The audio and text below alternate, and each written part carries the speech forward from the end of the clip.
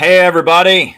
I am so glad to be here with all of you this afternoon. We are going to see if we can do 5 hours. Let's see if we can do it. It's just a little after 3 p.m. Eastern Standard Time. I've got a nice open afternoon. I am headed to Florida on tomorrow morning, pretty early.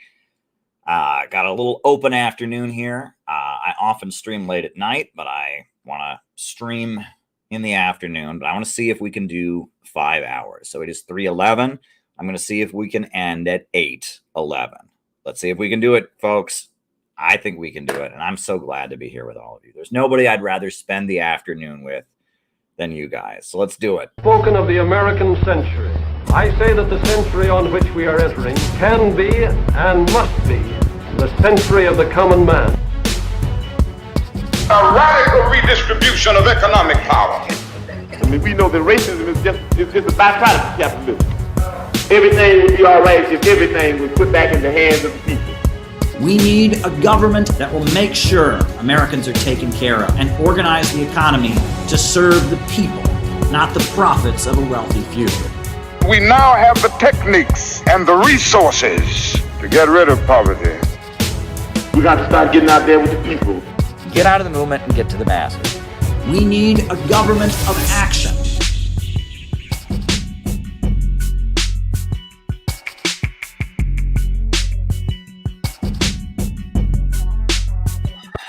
Welcome, everyone. I am so glad to be here.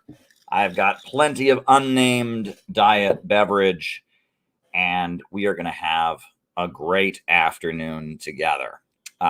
So my plan is to talk to you all for a little bit, and then from there, open it up and let people come on. We'll open it up. We'll put the link in the chat. If you got a phone or a webcam or whatever, you can hop on in and it'll be fun.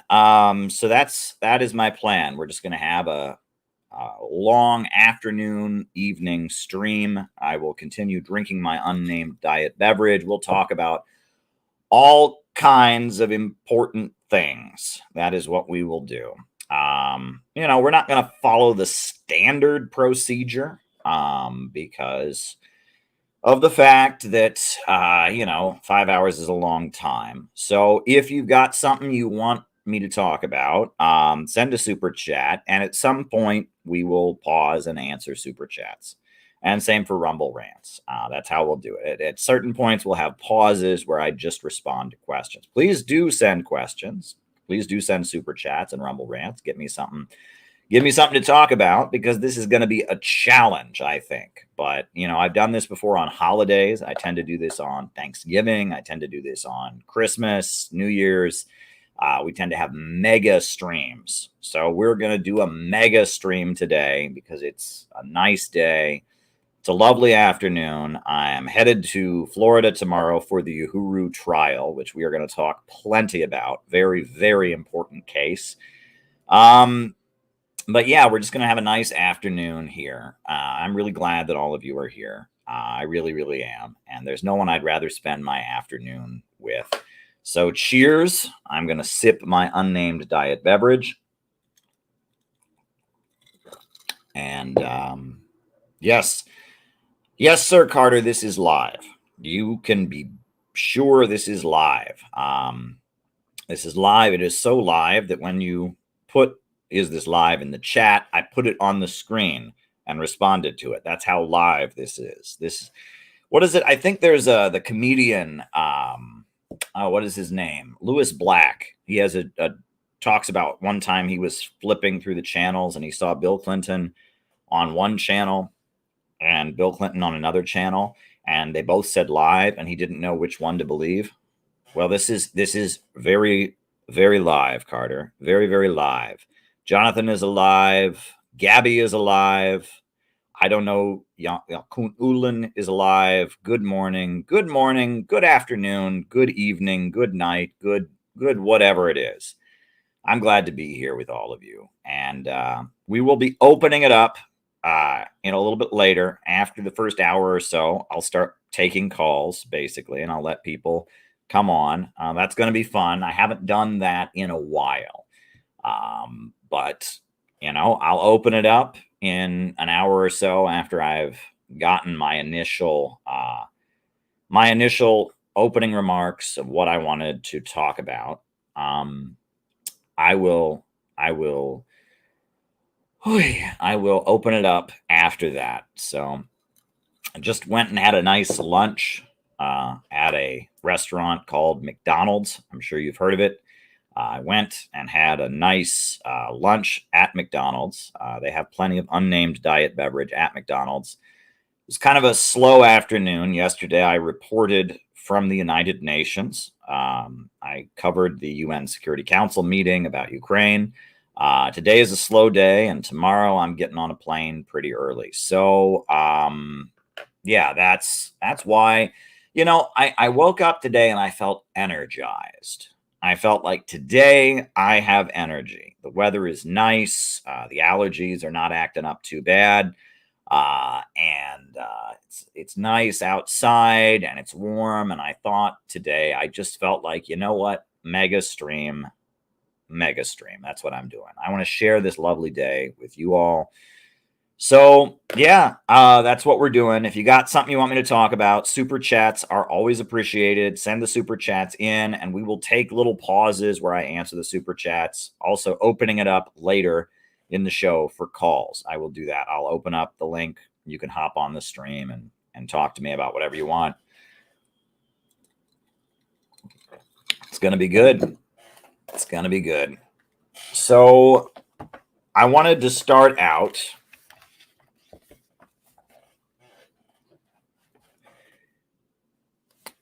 with my black magic marker and my notepad. And I wanted to start out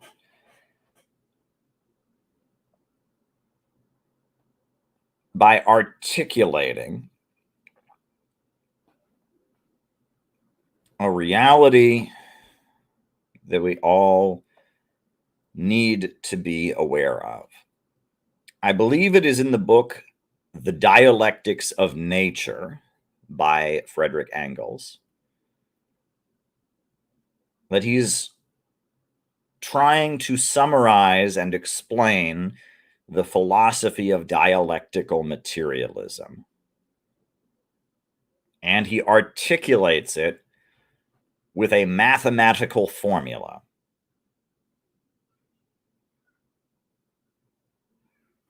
And he articulates it this way.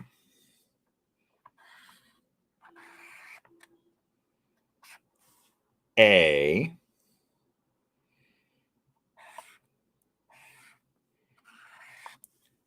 does not equal A.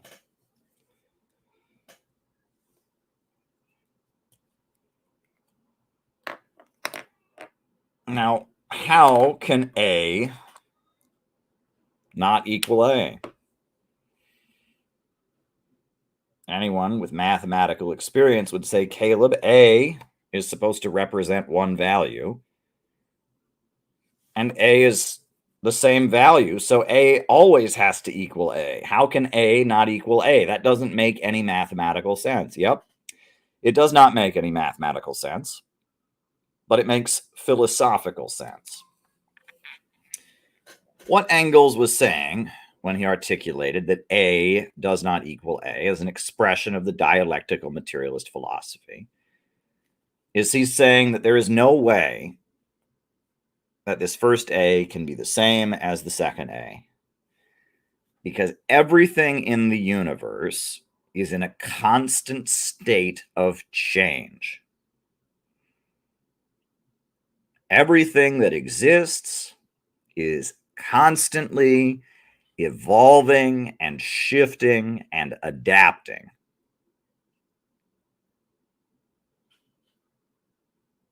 That's what A does not equal A means. And in some ways, I have gotten away from the dialectical materialist philosophy. I don't accept that material is all that exists. I do believe that there are spiritual forces. There is a non-material plane. So I'm not a materialist. And in terms of the dialectic, I do believe that history is driven forward through conflict, but I also believe that conflict can have a resolution. That conflict in and of itself is not necessarily good. That conflict is not something to be celebrated in and of itself. It can be part of an important process. So I am not a strict dialectical materialist in that sense. You know, materialism is the philosophy, right? That there's materialism versus idealism. The idealist believes that reality is a reflection of the mind. And the materialist says, no, the mind is merely a reflection of reality. Well, I would say it's both.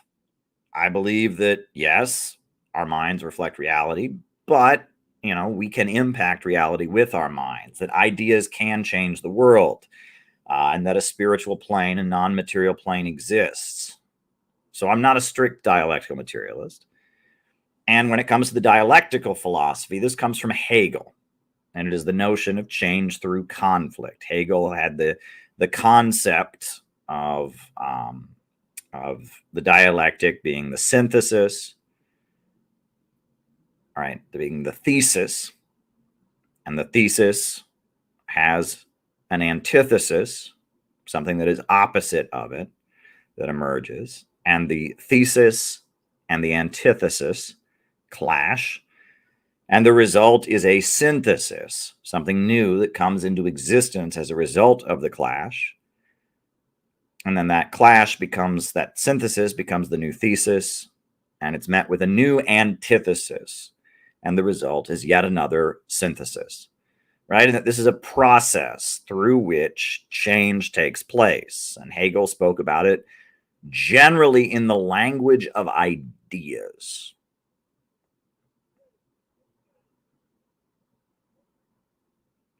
There is an idea that's very popular, and then there becomes an idea that is opposed to it. And the two battle against each other until the entire paradigm changes, and there's a new way of thinking that emerges as a result of that conflict between those two ideas.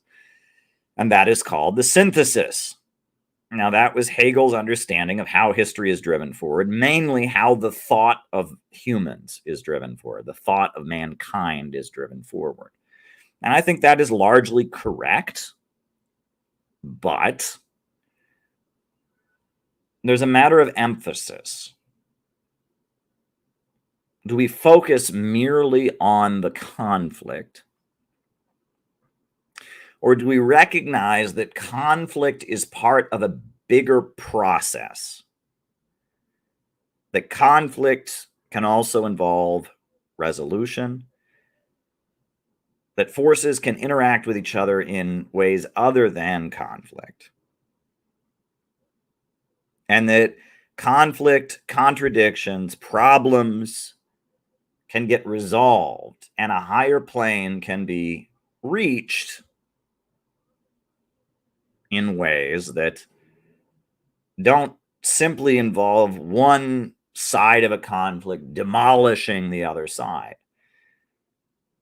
That this is a process that humanity goes through, that civilization goes through, etc. So I would argue that while the dialectical materialist philosophy, for me, it does indeed have some limits in its understanding, I still maintain that A does not equal A.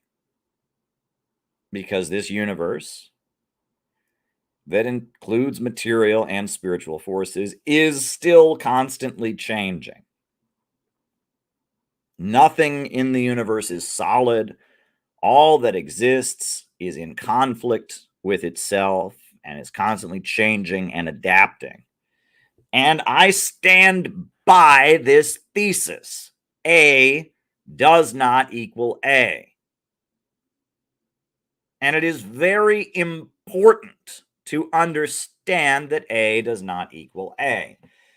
And the reason that it is very important to understand that A does not equal A is because in order to have a healthy relationship with the world, you must be able to live in the past and the present and the future at the same time.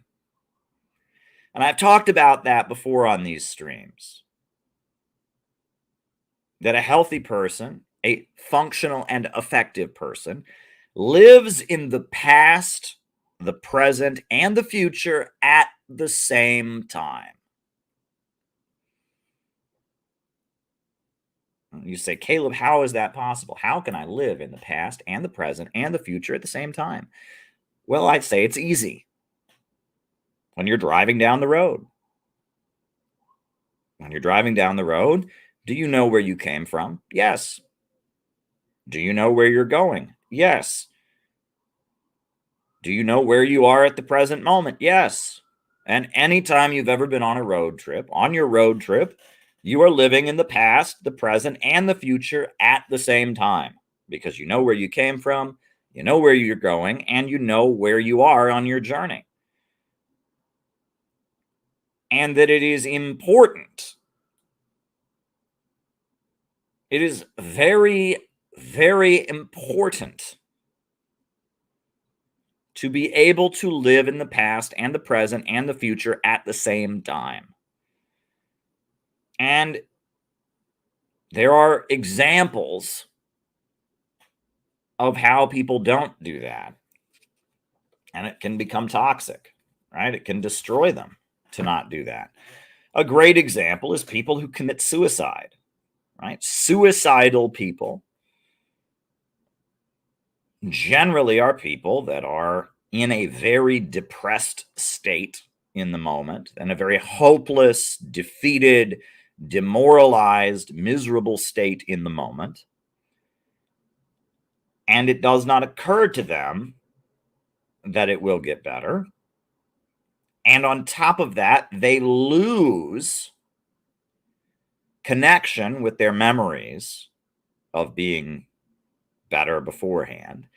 And they become consumed by a very painful present to the point that they take their own life. And it's a very tragic thing. But when people take their own life and when people become suicidal, and when people kill themselves, it is generally because they are consumed by a very painful present and they've lost track of the past. They only can remember the bad things about the past. They cannot imagine a better future. They're not really living in the future. They're not really living in the past. And they are consumed by the horror of the moment, by the hardship of the moment. And because of that, they become so overwhelmed that they take their own life. In order to not get into that state, one has to be able to live in the past, in the present, in the future at the same time. And that is easier for some people than it is for others. But it is a skill that one must develop if one is going to have a happy, successful life.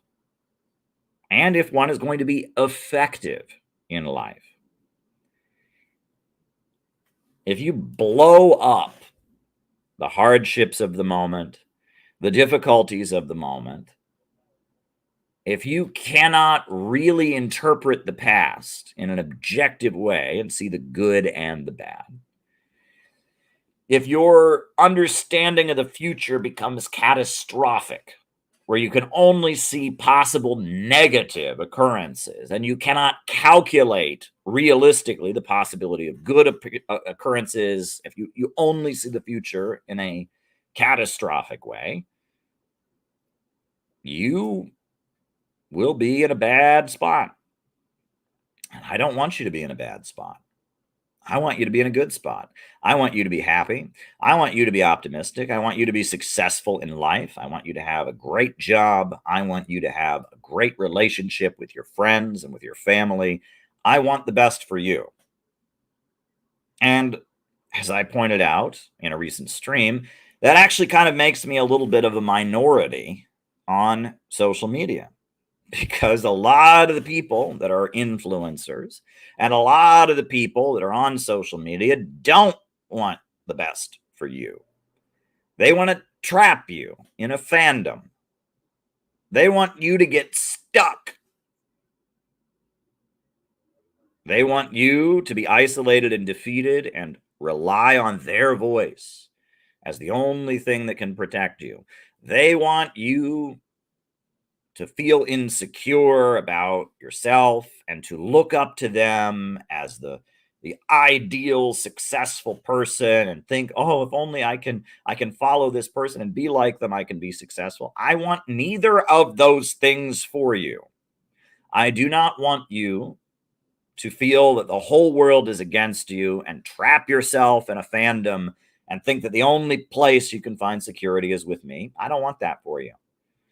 And I also don't want you to look up to me and think that I'm some kind of ideal, successful person and think that, oh, I need to model and mimic Caleb in order to get where I'm going. I don't want you to feel that way either.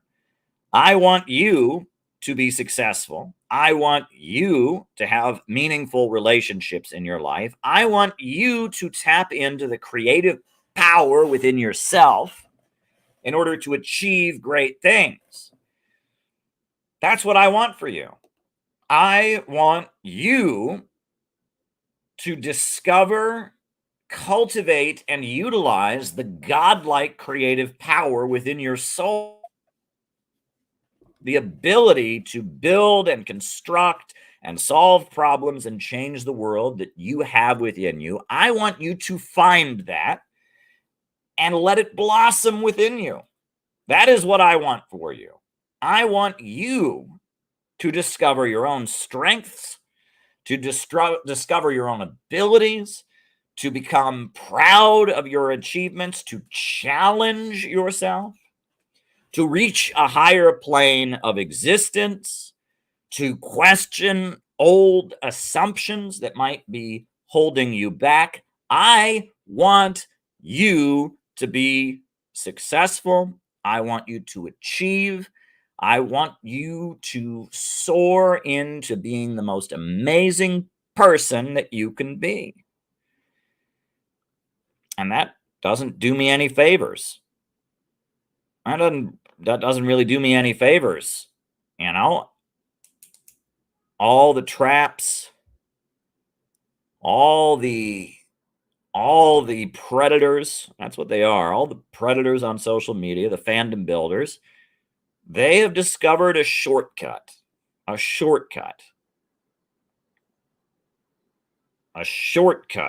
to their own financial and egotistical gratification, which is to weaken you and to harm you. But I have committed to being here for the long haul. Being here for the long haul. This is live stream number 785. Did you hear that? This is live stream number 785. I have live streamed on YouTube 785 times.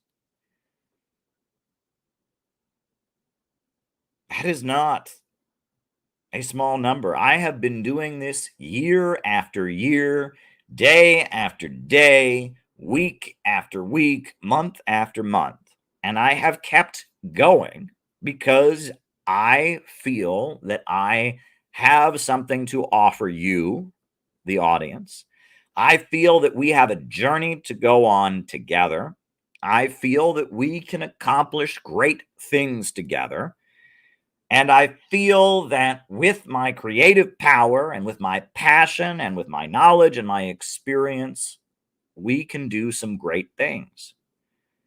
That's what I feel And I've kept doing this. These live streams started out as a weekly thing that I would do. Started out, I worked in an office, a studio as an RT reporter, and every Saturday I would make a live stream, either Saturday or Sunday, and I would do it. But then the pandemic happened, and just before the pandemic, I had the opportunity to engage in a debate with Destiny, and I wiped the floor with him. I just completely wiped the floor with Destiny, Stephen Bennell. And one thing led to another, and then the pandemic and the lockdowns happened, and I started streaming every day, and I haven't stopped since then. And I have been live streaming and engaging with people all throughout the pandemic, January 6th, and I kept going. And I just keep going. And I have an enduring ability. And I want you to have the same enduring ability. And I don't want you to worship me and think that, oh, if I'm just like Caleb, I'll have it. No, I want you to find your own road to success. I want you to find your own road to confidence. I want you to find your own road to achievement. That's what I want for you. We've built an organization called the Center for Political Innovation. We've made alliances. We've built connections. We have learned as a group. We have constantly been wrangling with ourselves about how we can do better and how we can improve. And we just keep going. And you are an essential part of this.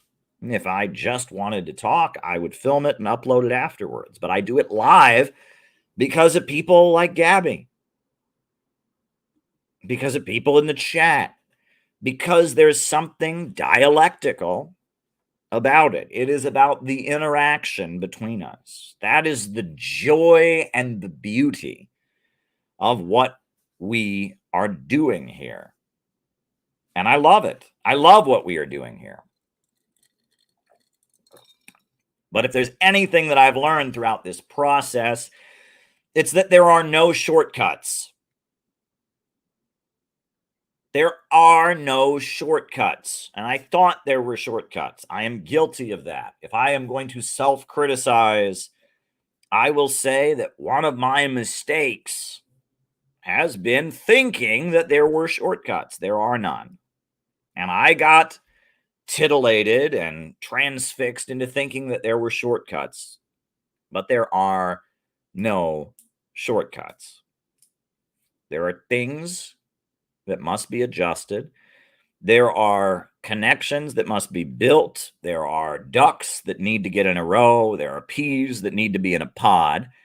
There are no shortcuts. And I continue to go back to a short anecdote that Vladimir Lenin was very famous for telling. If you read any biography of Lenin, if you read the reminiscences of Vladimir Lenin from Krupskaya, his widow,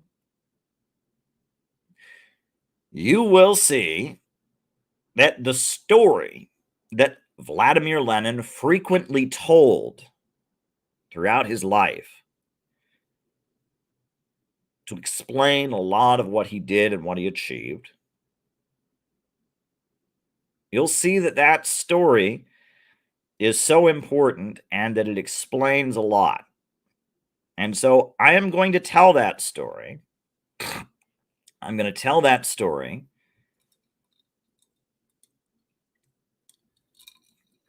because I want you to understand it. Because it's taken me years to really understand it. When I first moved to New York City, I worked in an office. Well, it wasn't when I first moved to New York City. After I'd been in New York City for about a year, I worked in an office where they had the complete works of Lenin. And there was an old friend of mine who said I should just grab a random volume every day and read it on the subway, on the way home, and then on the way to work. And so I did that. On my way to the office, I'd be reading one of the volumes of Lenin. On my way home from the office, I'd be reading it. And I did this for a couple of years. And through reading and through engaging in activism, I came across this anecdote that Lenin frequently told. And I thought I understood it. I understood it on some level. But Years later, I came back to it. And now, here in 2024, I come back to it yet again.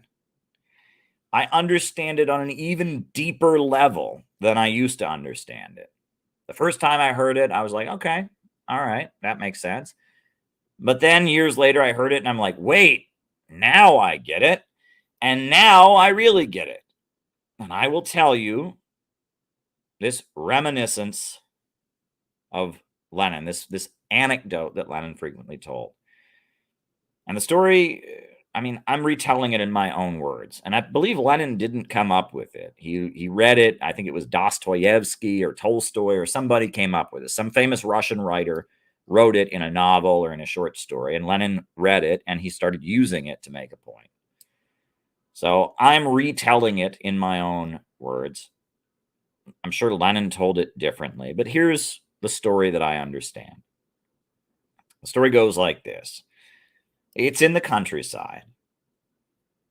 It's in a rural area, all kinds of fields and woods and in a rural area, middle of the countryside. There's two men that are walking in the countryside. And they're walking and they're seeing the wide open spaces and the fields and all of that. And as they're walking through the countryside, they see a man up on a hill from a distance. There's a man up on the hill. They can see him from a distance. And he's waving his arms around like crazy.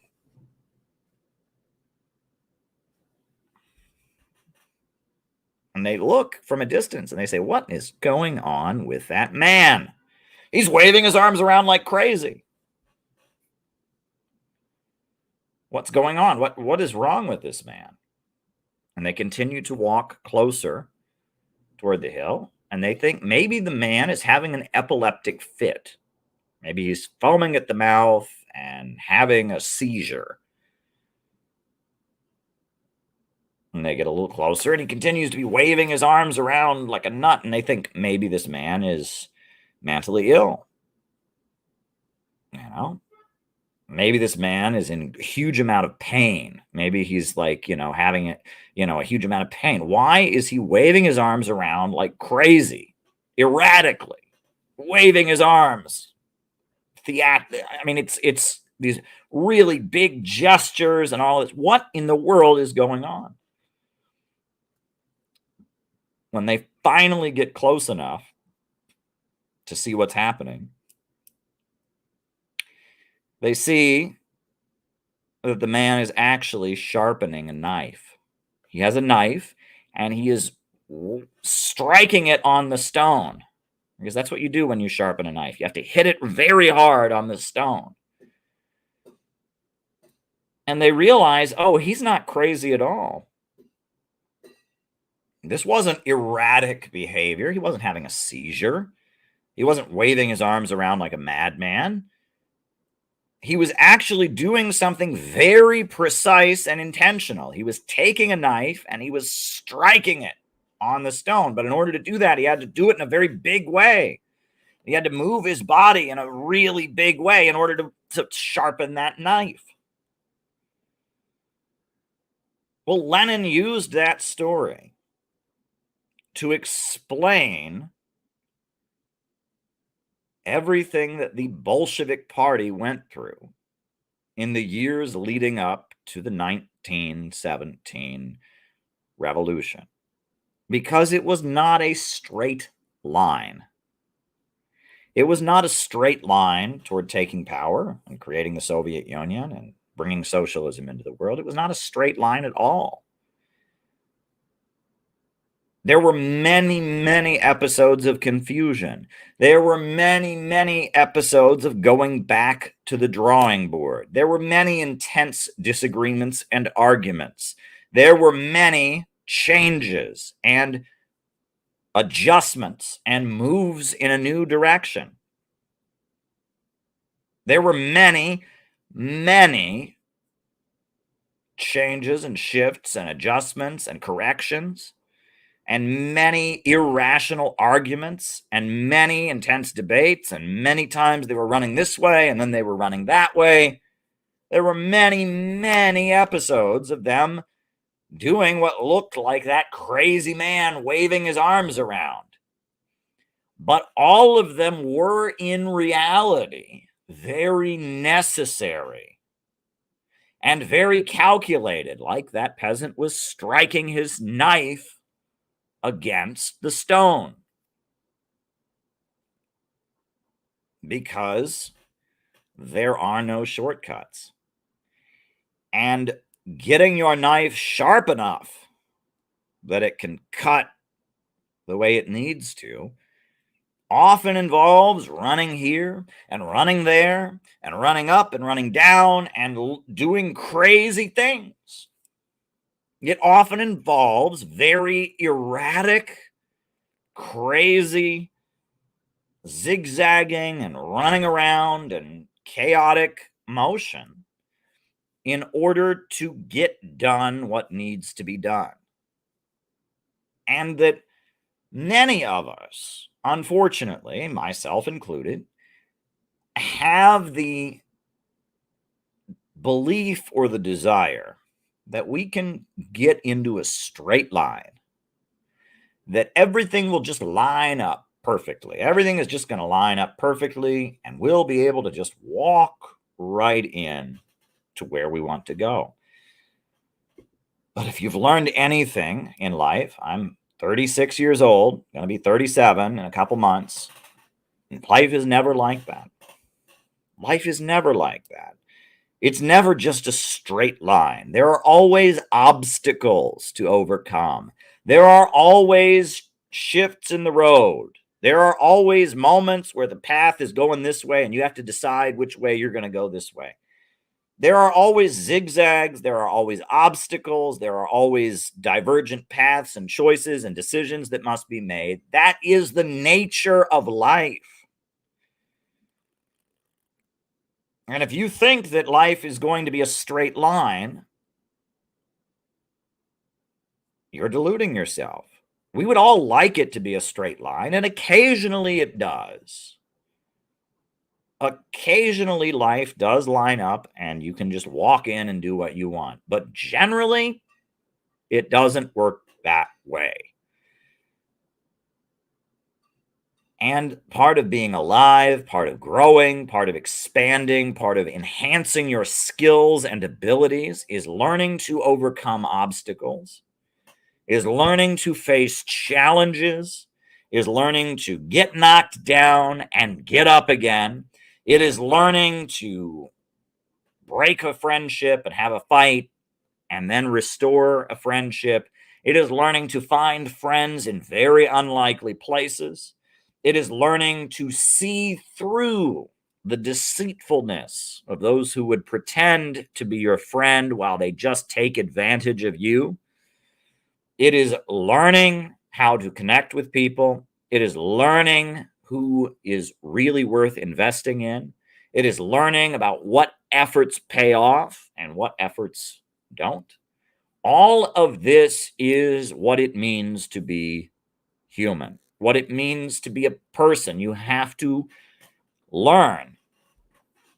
And I feel like we are on a journey together. And that is what we are doing as the Center for Political Innovation. Our organization is overcoming obstacles and growing and enhancing our ability. But it's not easy. It is not easy. And sometimes the weak links in your chain have to break. And sometimes there has to be a rupture in a relationship. And if you don't adjust it, if you just continue to proceed with problems lingering, it won't get better.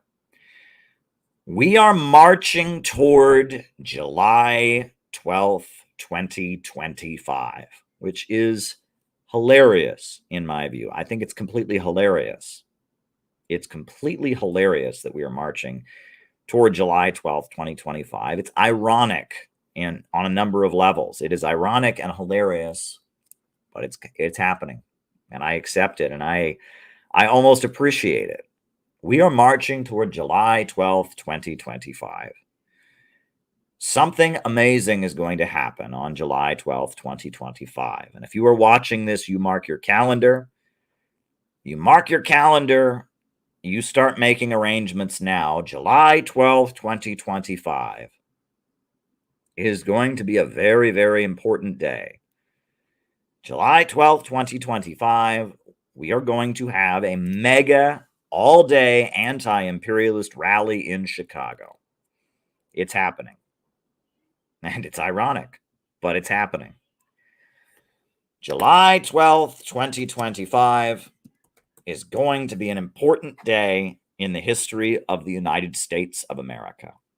July 12th, 2025 is going to be an important day in your life, if you choose for it to be one. On July 12th, 2025, in the city, near the city of Chicago, in the Chicago area, we are going to fill up an auditorium with more than 400 people for a large, massive anti-imperialist gathering. It's going to happen. We have decided this. We decided it a couple months ago. It is going to happen, and we are going to do it. In the past, the Center for Political Innovation, we've had conventions and conferences, and usually there are 100 to 200 people there. And that, it's all of our friends, all of our members. We call up everybody, and they all come, and we have 100 to 200 people there. Well, I ain't going to cut it. Our country's marching toward World War III, marching toward a low-wage police state. The Uhuru movement is about to go on trial, and if convicted, they could face 15 years in prison. They have raided the home of Scott Ritter. There's a lot on the line.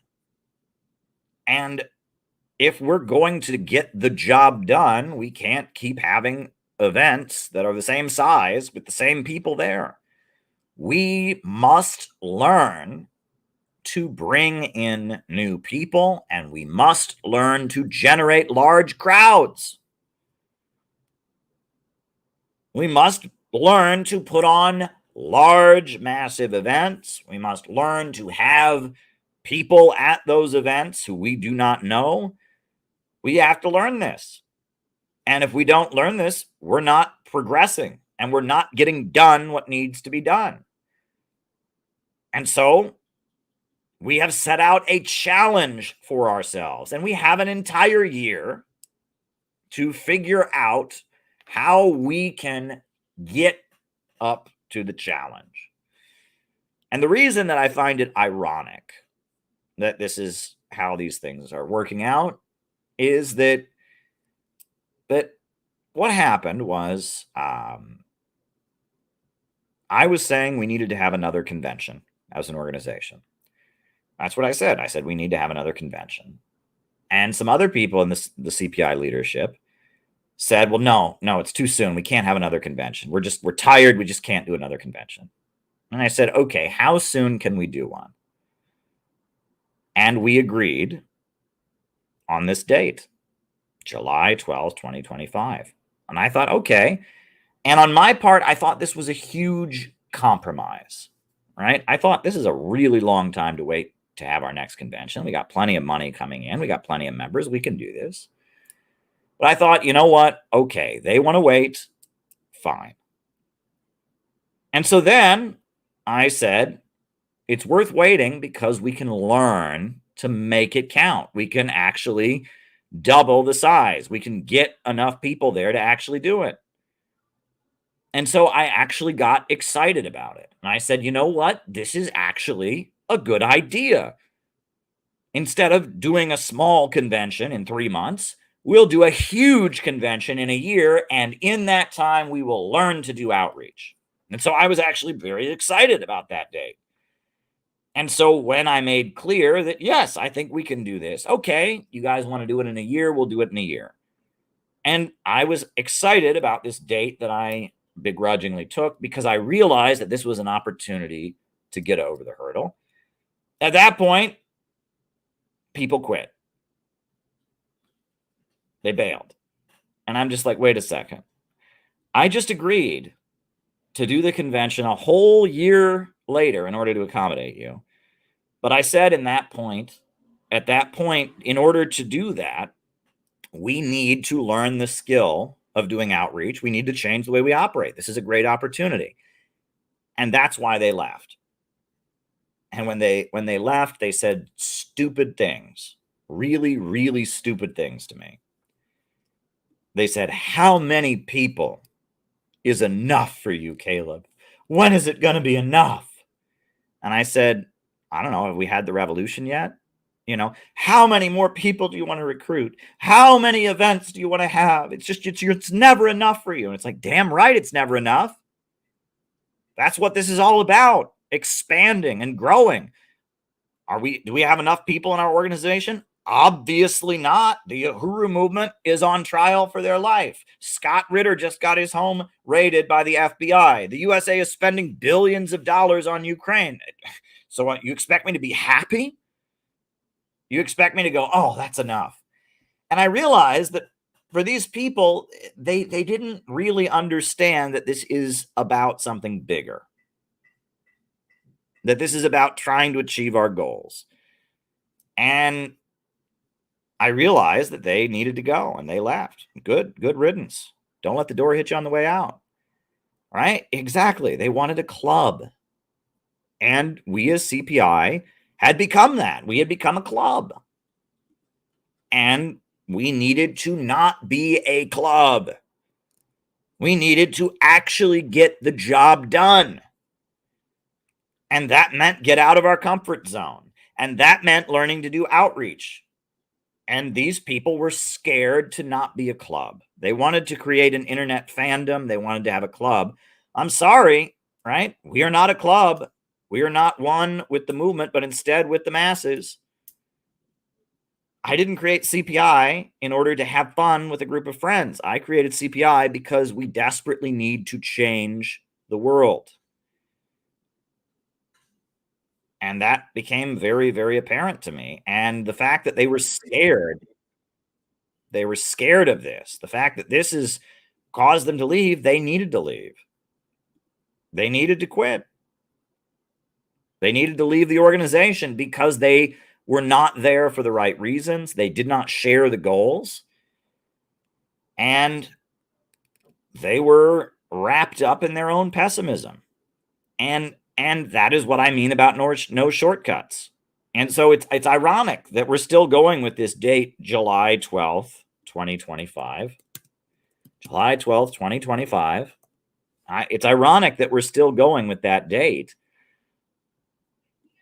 But it's a good date. It's a great date. And we've got shit to do. And we are going to build an anti-imperialist mega rally in the Chicago area on July 12th, 2025. We are going to do that. And anti-imperialism will be victorious. And we are going to build a massive anti-imperialist rally in Chicago. And we're going to get it done. And we've got a year to figure it out. We've got a year to do outreach, a year to build it, a year to make connections, a year to figure out who's going to speak, we got a long time to do it. But we're going to do it. We're going to do it. And one thing that I continued to point out to people is that MAGA communism is a dead end. And I mean, I'm saying MAGA communism to be facetious. I was never a MAGA communist, even though I wrote the book, right? That's the irony, right? I myself said that the term MAGA communism is really not strategic, right? MAGA communism. Anyone who's MAGA hates communism. And anyone who's a communist hates MAGA. MAGA communism is the stupidest brand ever, because it is designed to appeal to a really, really small group of people. It is dumb, you know.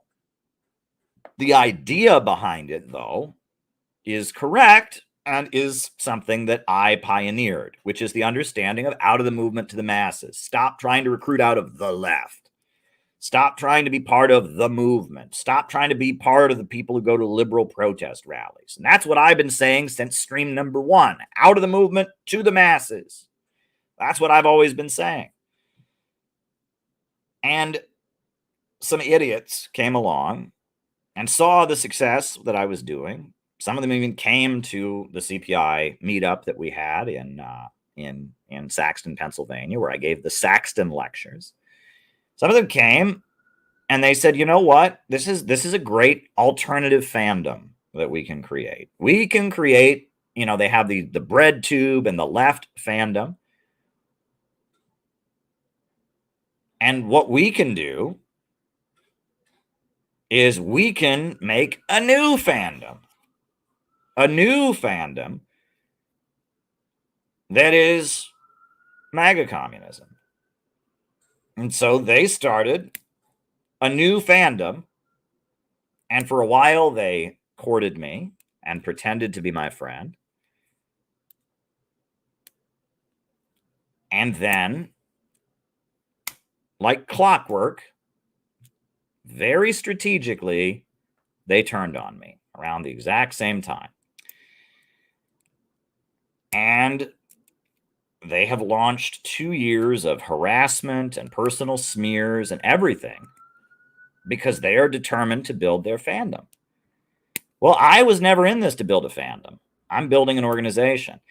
And the irony is, I never embraced MAGA communism. I had said I liked the idea. And I then wrote a book laying out my understanding of things and how the divisions in the ruling class that brought us Donald Trump could lead to a revolution. This book is about to be published in Chinese. Okay, it's going to be one of the only Marxist books in the English language circulated, or only Marxist books written by an American, contemporary American, available in Chinese. Right? And I wrote the book. And, they're out there, talking shit about MAGA communism. I wrote the book. And I made a much more coherent argument for what they claim to believe in than they ever did. Because I actually believe this stuff. I'm not trying to build a stupid internet fandom. And, we march forward. We are pioneers here. And we are building a real organization. We are building a real community. And I saw for myself that these people hate their fans. They hate their audience. They think their audience are a bunch of freaks and losers and weirdos, and they laugh at their audience. They are sinister grifters. They think their audience are freaks. They think their audience are weirdos. They think their audience are stupid and suckers. And they're playing a game, basically, is what they're doing. And I'm sorry, I'm not interested in that. I have believed in this from the beginning, and the whole reason that I'm still doing this is because I believe in it, because I couldn't do anything else. Because the passion and energy that drove me from where I am to where I'm going, that passion and energy is still with me. And I couldn't stop doing this if I tried. I couldn't stop doing this if I tried. I have this boiling in my soul. I have to do this. I have to do this because it must be done. And that's why we're supporting the Uhuru movement, right? Because I look at what's happening to the Uhuru movement. This is wrong, and something must be done about it. Now, y'all, I am going to put on the video about the Uhuru case. I'm going to take a quick break while I put that video on because I have to go to the bathroom. I'm just being honest with you all. And I'm going to put this video on about the Uhuru case, and then I'll be back and we're going to talk more politics. But there we go. After the rioting was done, U.S. media kind of forgot about those communities. Well, Uhuru, they went out there because they saw black and brown people like themselves that were out there protesting and rioting, and they stayed there. And they've been there since 2014, providing services in the community, giving these young people in the community something constructive to do, not just go out and break shit to raise awareness about the conditions they're in, but ways to actually feed people and serve the community. And they've been there in St. Louis since 2014 doing constructive work. They have really escalated these programs. They have a farmer's market. They provide classes and services to pregnant mothers, and in particular in St. Louis, Missouri, and in St. Petersburg, Florida. They're trying to undo the damage that the U.S. Department of Justice and the state police and the local police and all the forces have been doing in communities like Ferguson, Missouri.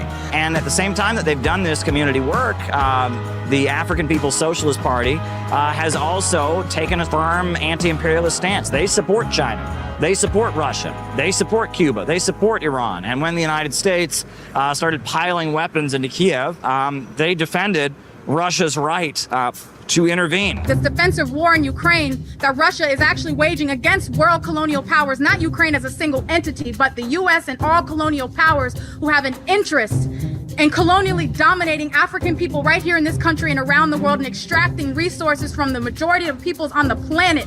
That system, this current system, is in severe crisis and they cannot rule in the same old way. Because of that, their homes were raided. Then months later, the federal government came out with an indictment, and it's charging them with being Russian agents. And it's trying to allege that the election campaign that they ran in St. Petersburg, Florida, was somehow interference in the U.S. electoral process. 4 activists associated with the People's Democratic Uhuru Movement and the African People's Socialist Party have been indicted by the U.S. Department of Justice. The indictment from the U.S. Department of Justice accuses them of spreading Russian propaganda and cites simply some web conferences that they had, some Zoom meetings, some emails they sent out, as well as the fact that they have run routine election campaigns. Is this of concern to the Secretary General as an attack on human rights, freedom of assembly, etc.? I frankly was not aware of the case before you mentioned it. Let me look into it and I will get back to you. What's going on in Africa is directly connected to what's going on here. What's going on in Ukraine is connected to what's going on in Harlem. You know what I'm saying? It's an international global economy that's all connected. Because they go to conferences in Russia, this constitutes Russian meddling in the elections. The whole thing is ridiculous. It's completely, utterly ridiculous. They've been running these campaigns for years, since before I was born. Back in the 1970s, they were running people for office. Their platform of reparations, I mean, Marianne Williamson, she's a major Democrat candidate. She also says she believes in reparations. I mean, it's not a unique message that they have in that sense, but they have been targeted because they're doing what you're supposed to do. I mean, you know, at all of our meetings, we have a picture of Fred Hampton up on the stage because Fred Hampton, he built a free breakfast program. He organized what he called a rainbow coalition, uniting low-income people, white, black, brown, Arab, Latino, into one organization, you know, trying to build up community empowerment, trying to do community service projects while teaching Marxism and socialism. You know, we look at Fred Hampton as a great example of the American revolutionary tradition. And, you know, the African People's Socialist Party and the Uhuru movement, you know, they don't like that we wave the American flag. They don't like that we consider ourselves patriotic. They have their own kind of unique analysis. They talk about what they call the colonial mode of production. That's not traditional Marxist thinking. And we don't agree with them on a number of issues. But it doesn't matter. We support them. We all have to stand up and oppose the ideology of division and support an ideology of unity based upon our material interests, you know what I'm saying, to work together. People who can't understand that, people who can't get past, you know, this or that, like, we got to put aside our differences and say that if they come for them, they come for all of us. If they go after them, they got to deal with all of us. That needs to be the attitude among anti-imperialists. All right, everybody, I am back. Thanks for waiting. So I'm going to go over just a few of the principles upon which our community is founded, a few of the concepts and beliefs that we espouse. So first things first, what is capitalism? Capitalism is a system where production is organized for profit. It is the system of production for profit, where the banks and the factories and the industries and the centers of economic power are operating as the private property of owners, and the owners are using them to maximize profits for themselves. That's what capitalism is. Capitalism is production organized for profit. Capitalism moved toward the stage of imperialism starting in the 1890s. We entered the stage of capitalism called imperialism, capitalism in its monopolistic stage.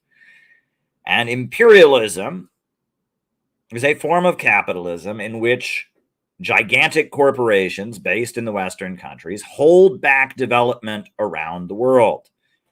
And that's capitalism in its monopolistic stage. In regular capitalism, the capitalist makes profits and the worker is exploited to make those profits. In imperialism, the Western capitalists make super profits and the workers of the colonized world are super exploited.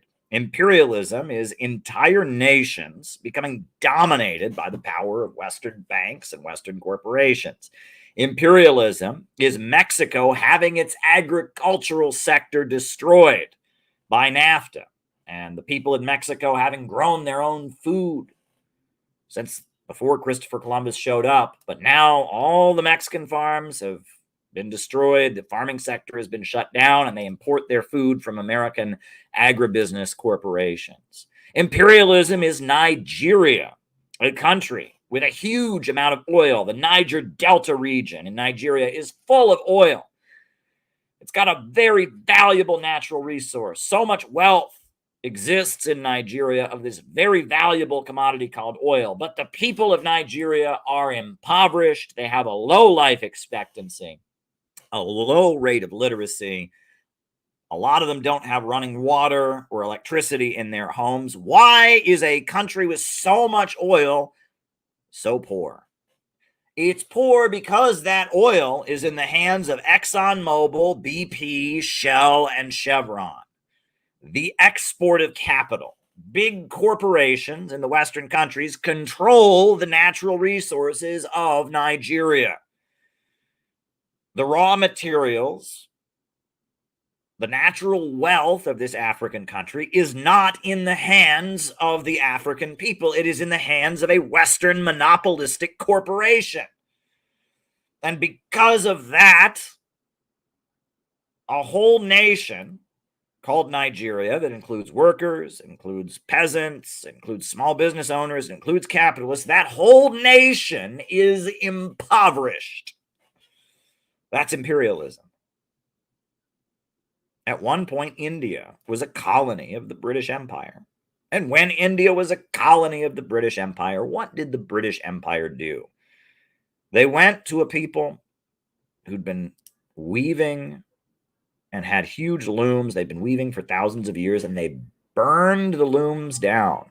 And they forced the proud people of India to import their cloth from Britain to secure a monopoly for the British textile industry.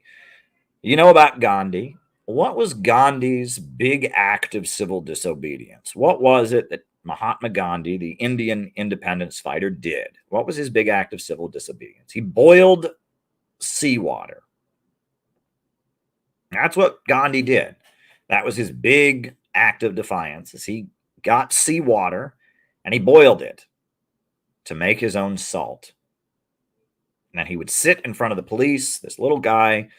He got a big jug of salt water and he put it on top of a fire and he lit a fire underneath it and he boiled salt water and the police arrested him.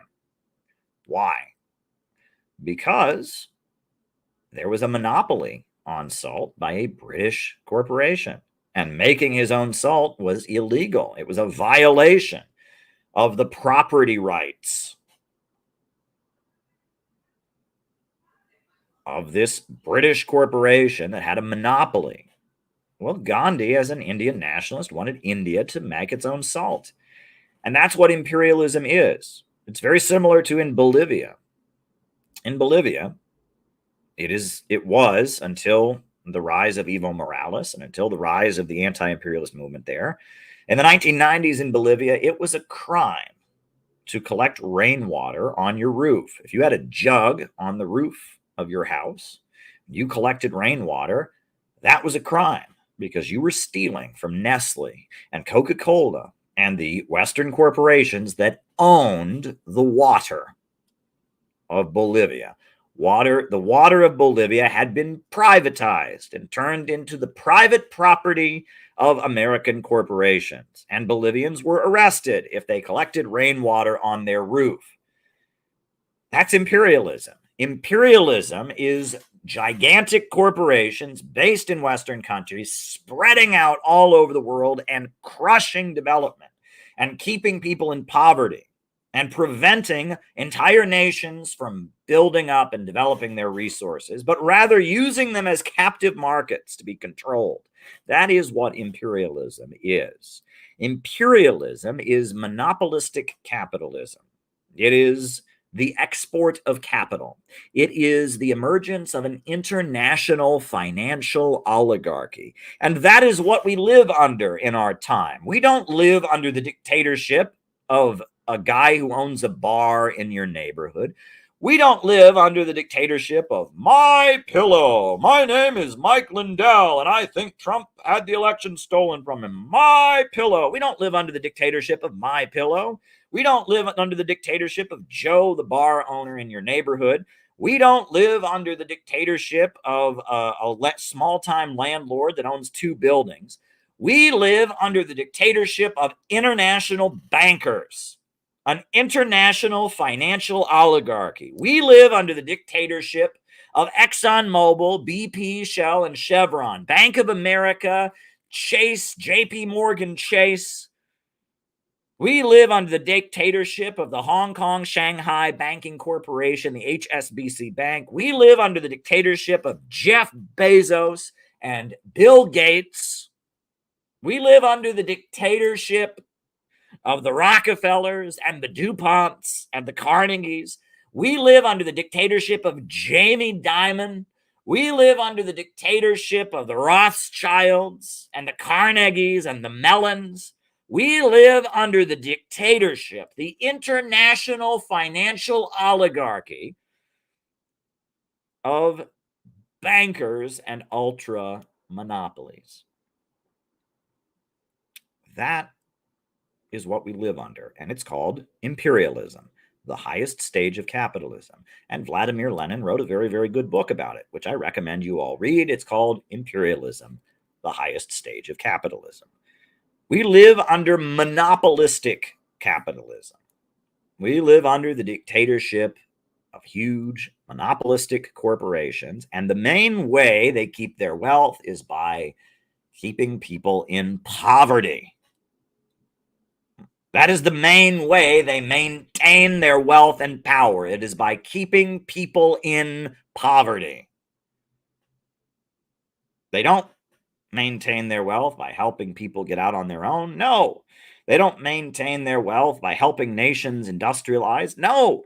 They maintain their wealth by impoverishing the world and holding back development.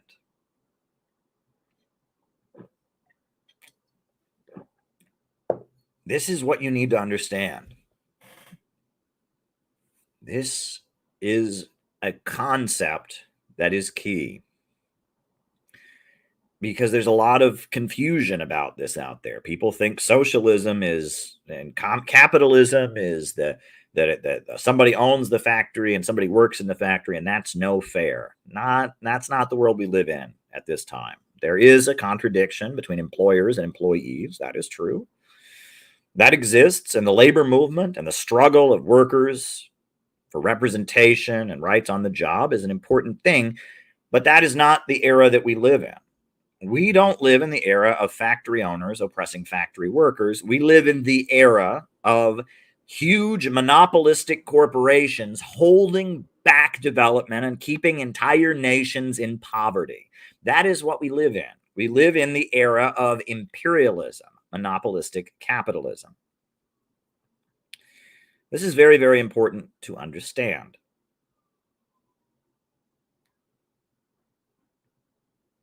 Very, very important to understand, because there's a lot of confusion about it. And if you just go back and read Marx, you're going to get confused on this point. And if you go back and you stick with the old classical communist contradiction, you're going to be very confused on this point.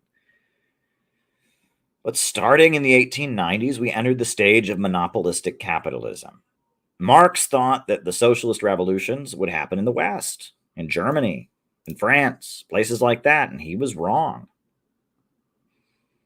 And Marx thought that socialist revolution would happen on the basis of workers in factories rising up against their employers, and he was also wrong. He was wrong on that point as well. Socialism has come into the world as a result of entire nations breaking free from imperialism.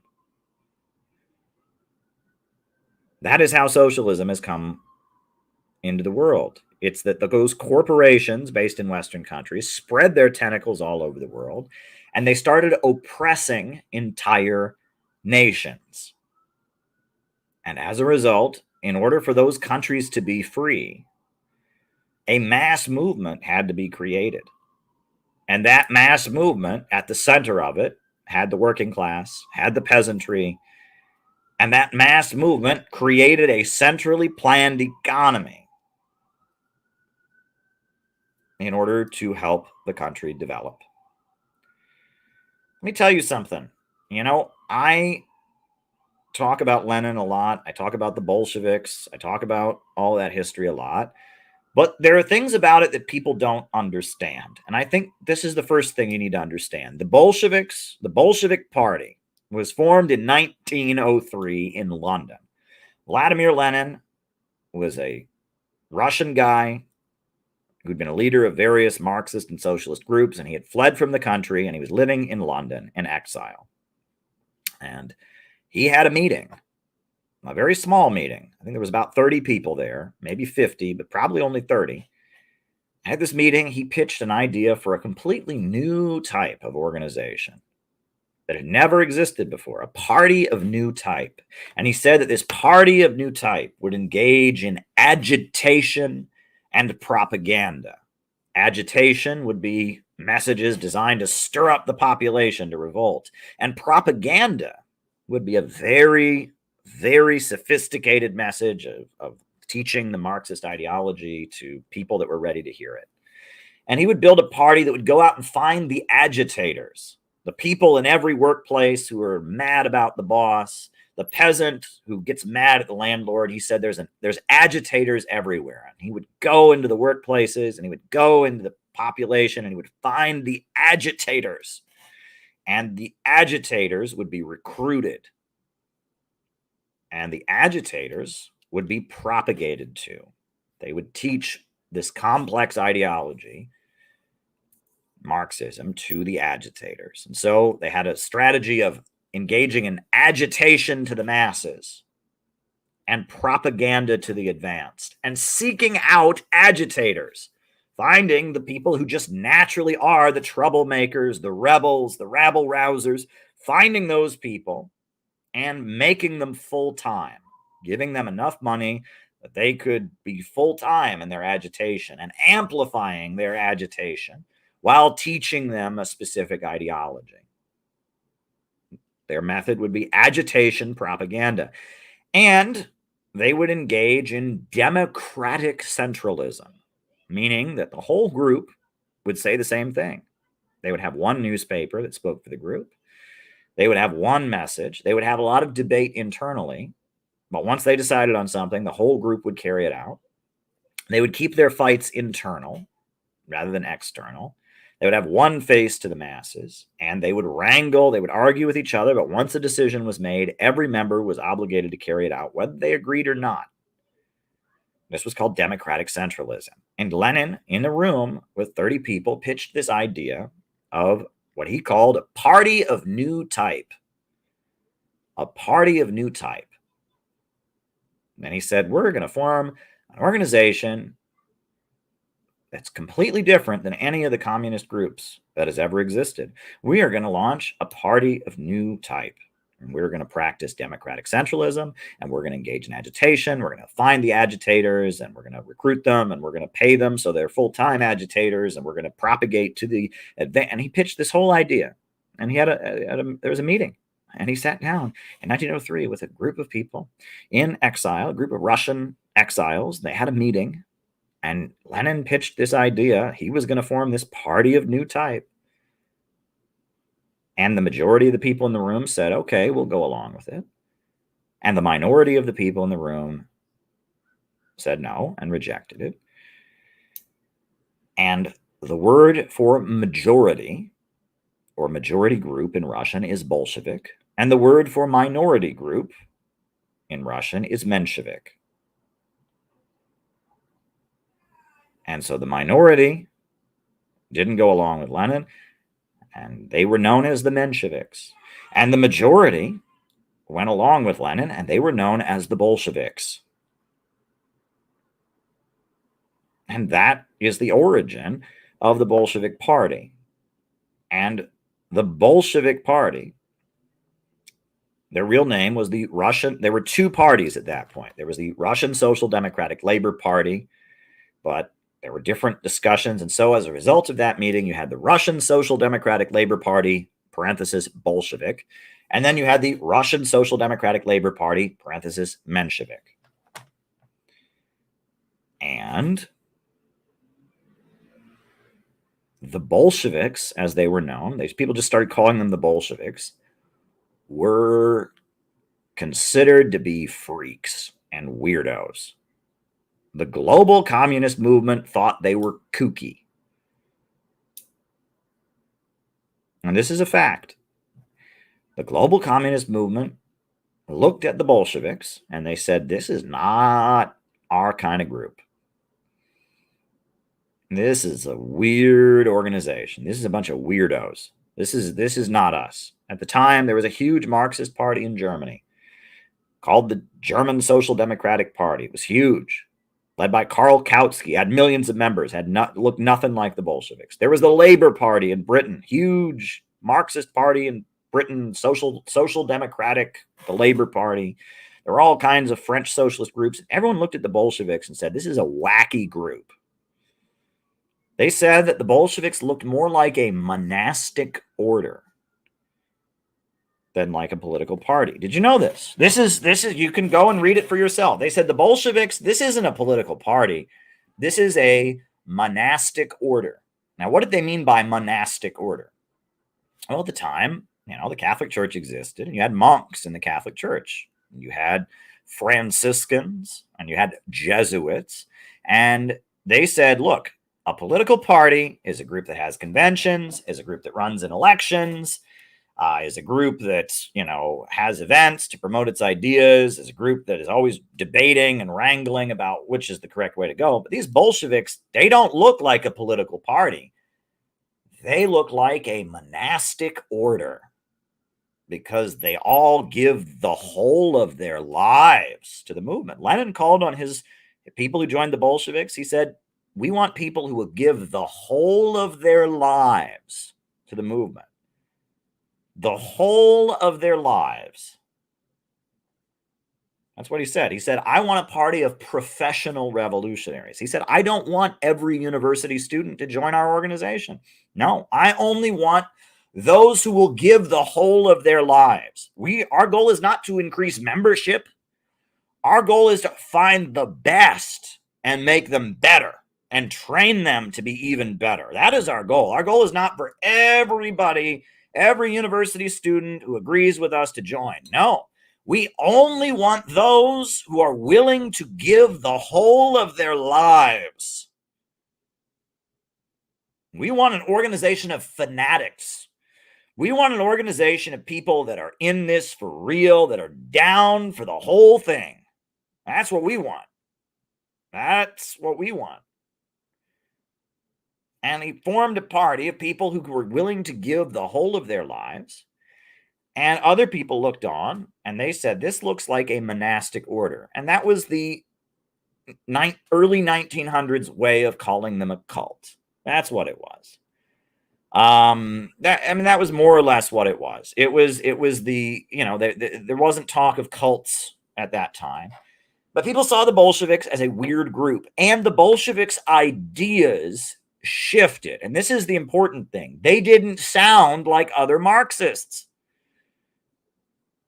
Marxism opposed nationalism of all types. There are no nations. It's just the workers and the bosses. Lenin says, no, actually, nationalism of the oppressed is a good thing. We want nations of oppressed people to break free from imperialism. We support the nationalism of people that are fighting against colonialism. That was a completely unacceptable view at that point. Marxists had opposed nationalism, had opposed all nations, the idea of a nation existing, etc. Nope, can't have it. Well, he came up with this new theory that we support nations. And he said, we're not fighting against regular capitalism. We're fighting against imperialism. Capitalism has entered this new phase called imperialism, which is the domination of the world by bankers, not factory owners. And we are fighting to build a movement against the rule of the bankers, against the bankers that are dominating the world. And we're fighting for whole nations to be free from the bankers. Lenin is saying we're fighting for whole nations to be free from the rule of the international bankers, right? If fascism had existed back then, they would have called him a fascist. They would have said, that's fascism. You're promoting nationalism. You're saying you want to defeat an international financial system. We're talking about workers and factory owners, and you're talking about whole nations being free, and you're talking about bankers, and that's what Leninism is. Leninism was a break with standard Marxism. Regular Marxists were not talking about imperialism, the highest stage of capitalism. Regular Marxists were not talking about nationalism of the oppressed people being a good thing. Regular Marxists were forming debating societies and big clubs. As long as you agree with 5 points, you can join. And he was forming a group that called on people to give the whole of their lives. Lenin was doing something fundamentally different than what any of the global Marxist movement was doing at that time. And this is what people need to understand. Lenin was engaging in political innovation. He was not going along with the standard way of doing things. He was engaging in developing new methods and a new theory, a new type of organization, a new understanding of the world economy, a new tactical orientation. All of this was developed by Vladimir Lenin. It was innovation on a massive scale. It was a break. The global Marxist movement thought the Bolsheviks were a bunch of weirdos talking about imperialism, the highest stage of capitalism, this group that requires you to give the whole of your life to be in it. This is weird. They support nationalism. Everybody knows there's no nations. It's just the workers versus the bosses. Duh. Right? I mean, everything that Lenin was doing was a complete divergence from standard Marxism, and that was good. Thank God for that. Because if he hadn't done that, what would have happened? People don't seem to understand this. Leninism was a break with the global Marxist movement. And Lenin spoke about Kautsky, and he spoke about the global Marxist movement in angry, fiery terms. Lenin said the Second International was a stinking corpse, and he condemned it in fiery words. The reason they called themselves the Communist Party was because they didn't want anyone to think they were anything like the Social Democratic Party. They were a completely different thing. They looked different. They sounded different. They had different beliefs. They had a different ideology. This is what I'm trying to get you to understand. And if Lenin had just gone along with what people believed at the time, it would not have been what it was. Leninism was a complete divergence. And as somebody who has met Alexander Dugin, as somebody who has spent time in Russia, I must say this: Leninism was much less Western. Leninism was an Eastern adaptation. Marxism originated among the radical middle class of France and Germany and Britain. And it was the intellectuals and the students who were unsatisfied with the French Revolution. The French Revolution had promised to build an egalitarian society, liberté, égalité, fraternité, and it didn't achieve it. Right? It created a society full of injustice. And so people that were inspired by the ideals of the French Revolution, inspired by the aesthetic of the French Revolution, the red flag and the guillotine and the down with the oppressors, people that were in the mystique or the spiritual aspect of the French Revolution. People that were influenced by the attitudes of the French Revolution. And people who were part of what in 1848 was called the Spring of Nations, which was an uprisings all across Europe inspired by the French Revolution. Republicans, that's what they called themselves, people fighting for the creation of a democratic republic. Republicans throughout Europe that were inspired by the creation of a democratic republic, who wanted to make the ideals of the French Revolution come true. That's where Marxism and communism started. It was very Western. It was very middle class. It was very Eurocentric. It was people that were disappointed with the French Revolution, trying to figure out how they could make the French Revolution, make the dreams of Robespierre, make the dreams of Jean-Paul Marat come true. That's what Marxism started out as. Marx was a young Hegelian, a left Hegelian, and he wanted to make the French Revolution come true. And Bolshevism was the first step away from that. It was the first step out of Europe. And the Party of New Type was very similar to the secret societies that had existed throughout Russian history. In Russia, there were the old believers, people who, when the Russian Orthodox Church changed its rules and became very modern, held on to the old rules. And they were persecuted, and they had secret signs and gestures. The old believers, that's a big thing in Russia, right? The old believers had big beards, right? Because Russian Orthodox tradition is that men should have big beards. Well, when the Russian Orthodox Church changed its rules, some of these men wouldn't shave their beards, and they had a big crackdown on beards in Russia. And there was a punishment, a fine. If you were a man and you had a big beard, you had to pay a fine, right? The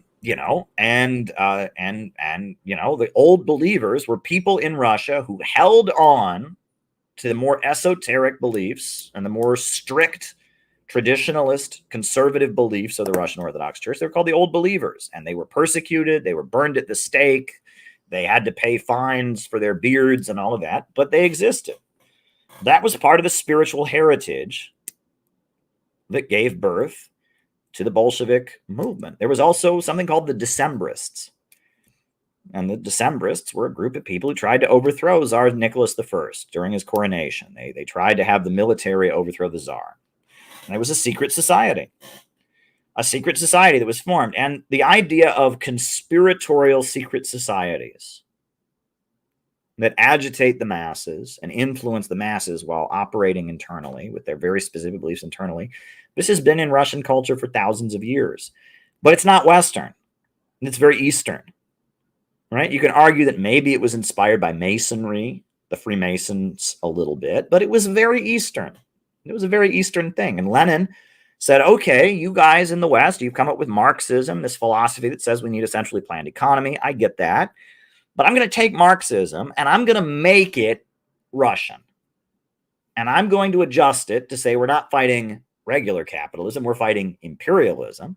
I'm going to adjust it to say that we support nations that are struggling for their national liberation, where it's not just workers against the bosses. I'm going to adjust it and say that we're going to build a monastic order, a secret society, which is in our culture. I am going to take these Marxist ideas that I got from Europe, and I am going to adjust them for Russian conditions. And I am going to develop socialism with Russian characteristics. I am going to develop a movement that will work here in our time that is different than the movement that currently exists. That's what Lenin did. And it bothers me, it frustrates me that people don't understand this. If Lenin had just copied what all of everybody was doing at the time, we would never have gotten Bolshevism. Bolshevism was a deviation. Bolshevism was a change. Bolshevism was a switch. Bolshevism adjusted. And Bolshevism was very defensive. It had to argue. And if you read the writings of Lenin, you read the Bolshevik literature, They're constantly arguing, yes, we are the real Marxists. Constantly. They're constantly saying, yes, we're the real Marxists. We're the real Marxists. And they have quotes from Lenin about the Irish freedom, or quotes from Marx about the Irish freedom struggle, quotes from Marx about Poland and its struggle for independence. They're constantly on the defensive saying that we're the real Marxists. And so if you just read that literature, you'll think, oh, well, they were just the real Marxists. But you're missing the point. Why did they have to say that? Why did they have to say that? They had to say it because they were so different in how they appeared and what they believed and what they advocated than the Western Marxist movement. They had to write endless pamphlets proving and explaining with quotes and all of that they were the true Marxists, because the majority of the Marxist movement sounded nothing like them, didn't believe the same things that they believed, didn't organize the same way that they operated. They were the black sheep, or I guess the white sheep, if you want to call it that, of European Marxism, okay? And I am emphasizing this point over and over and over again because I just want you to understand this, right? If you don't understand this aspect of Marxism, if you think that Lenin was just doing the same thing that Karl Marx was doing, you're wrong. And it's good that he didn't. And it makes sense that he would argue he was the true interpreter and all of that. But the movement that Lenin built was in opposition to the existing Marxist movement. It was completely different from the existing Marxist movement. It was more Russian. It was in favor of nationalism. It talked about imperialism, the highest stage of capitalism. And what was the big thing that Lenin did? I haven't even mentioned this part.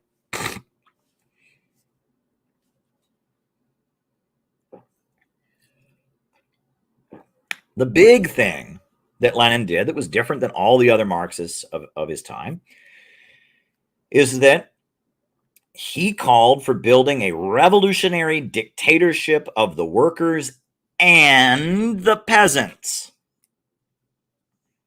Oh boy. Marxism says that it's the working class, the industrial factory worker, that is the class that's going to lead to advance. But Lenin looked at Russia and said, we don't have many of those people. The majority class in Russia is the peasantry. So the Bolsheviks, Marx had called for a dictatorship of the proletariat. And Lenin said, we can't have that in Russia because we don't have that many proletarians. And even the word dictatorship of the proletariat is not a great word, right? Because when we think of dictatorship, we think of guy in a military uniform yelling. We think of like Hitler or something. Dictatorship just means rule. Marx had written, we are fighting for the rule of the working class, the rule of the proletariat. Well, Lenin comes out and he says, we ain't for the rule of the proletariat because there ain't that many of them here. You know, we have a largely agrarian economy. So Lenin changed what Marx said about the dictatorship of the proletariat, and he replaced it with the slogan that the Bolsheviks had everywhere. If you asked them what they were for, the Bolsheviks said, we are for a revolutionary dictatorship of the workers and peasants. We are for a revolutionary government, the rule of the working class and the farming class, the peasantry, the workers and the farmers. We're for a worker and farmer government. We are for the rule of workers and farmers. The direct translation is the revolutionary dictatorship of the workers and peasants. No, you can't do that. It's only the working class that's advanced. Oh my God, peasants are a backward class. They all want to become capitalists. They all blah, blah, blah, blah, blah, blah. Well, I'm telling you, Lenin was an innovator.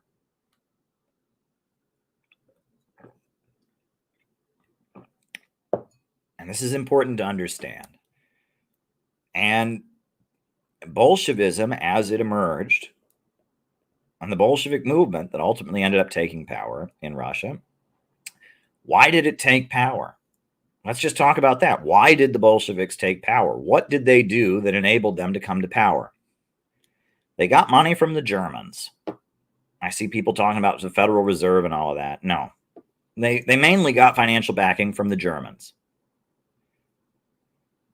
Right? World War I was happening, and the Bolsheviks were against World War I. The sellout party, the Mensheviks, supported World War I. All the big Marxist parties in Europe all supported their own government in World War I. The Bolsheviks were against World War I, and the Germans were fighting the Russians in World War I. And it is a historical fact that the German intelligence, the German secret police, met with Lenin and gave Lenin lots of money and arranged for Lenin to come back to Russia because they wanted Russia to pull out of the war.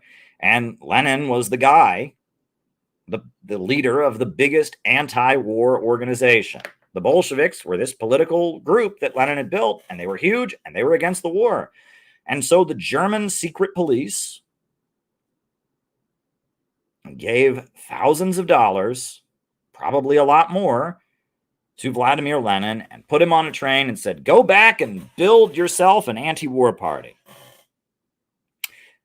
And Lenin came back to Russia on a sealed train with money from the Germans, and he dramatically changed the tactics of the Bolshevik Party with the April Thesis, where they completely changed the way they operated. They changed their name to the Communist Party, and they made opposing war the center of their activity. And that's how they came to power. And that's where the Soviet Union came from. And I'm telling you all of this because I want you to have perspective. I want you to have perspective. We're not trying to copy what they did.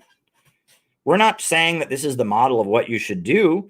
We're saying the opposite. We're saying that Bolshevism was political innovation. Bolshevism was adapting and adjusting and going in a whole new direction. That's what we're saying here. And that's what I would really like you to understand, that people don't seem to get that. That what got Lenin to the Finland station was his willingness to do things completely differently than the way other people were doing them. And I get frustrated because people don't understand that. People don't understand that he changed dictatorship of the proletariat to dictatorship of the workers and peasants. And I could go over all of it again, but Bolshevism was massive political innovation and change and adjustment. And no one in America had ever heard of the Bolsheviks until the Russian Revolution, because they were this weird group that had weird ways of doing things that were very, very Russian and very, very not Western. And I want you to understand that, because in our time, there is a very, very big need for political innovation. There's a very, very big need to change and break with the old way of doing things. There is a lack of innovative thinking. There is an endless amount of dogmatism. There's an endless amount of tailism, and there's a lot of useless internet fandoms. And if we are going to save our country, the United States of America, from the crisis that it's in, and if we are going to build an anti-imperialist movement in America, we need to innovate, and we need to change, and we need to do things differently. And I get fired up about this because I see people making the same mistakes that have been made. And I see people acting a fool, and I get frustrated by it. And I just don't have it in me to go along with it. I just don't have it in me to let it be, to just let it happen. I just don't have it within my soul to let this go uncorrected. I am somebody who burns with passion. I am somebody who sees that imperialism is the main enemy of humanity. I am somebody who sees that the global anti-imperialist movement has changed and that Soviet-style Marxism is no longer the way these groups and the way the global anti-imperialist movement is operating. I am somebody who sees that millions of working people in this country are struggling. I mean, I see so many things that I cannot keep silent about. And I am determined to intervene in history. I do not believe that I am powerless. And I do not believe that history will just take its course, regardless of what we do. I believe in the power of the individual. I believe in the power of the human will. I believe in the power of our choices to make a difference. And when I see how our country is marching toward World War III and marching toward a low-wage police state at the same time, I see the urgent necessity of doing something about it. And not getting internet famous, but actually building a movement and doing something about it. And this needs to happen. We need to intervene in the historical process. It needs to happen. We need to intervene in history, and we need to get things done. We need to change the world. We urgently need to change the world.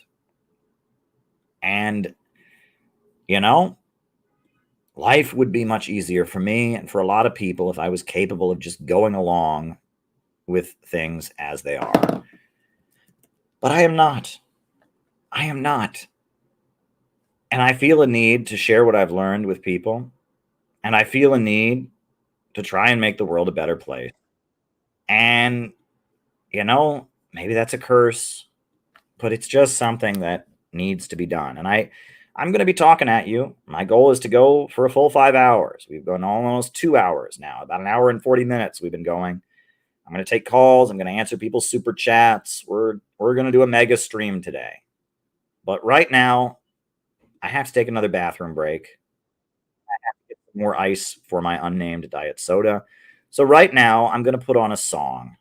I'm going to put on a song by the DPRK choir. This is a video, I think it's from like the 80s, but this is the electrical music choir of North Korea performing the Chinese communist song Socialism is Good with their electrical orchestra from the 1970s.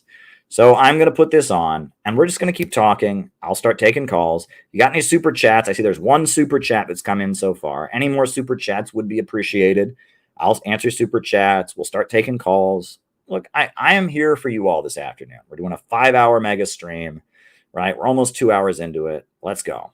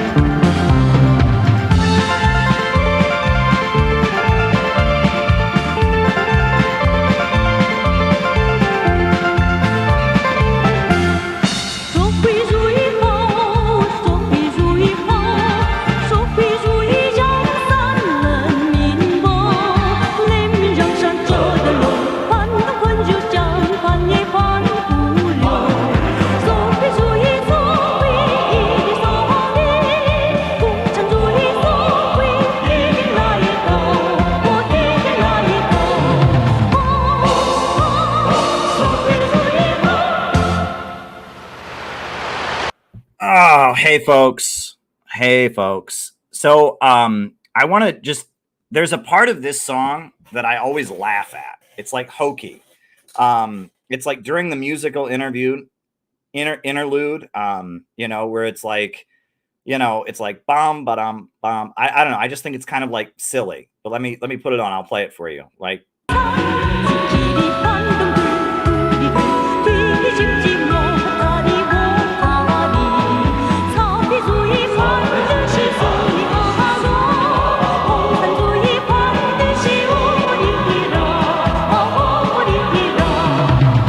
here we go. Here the interlude.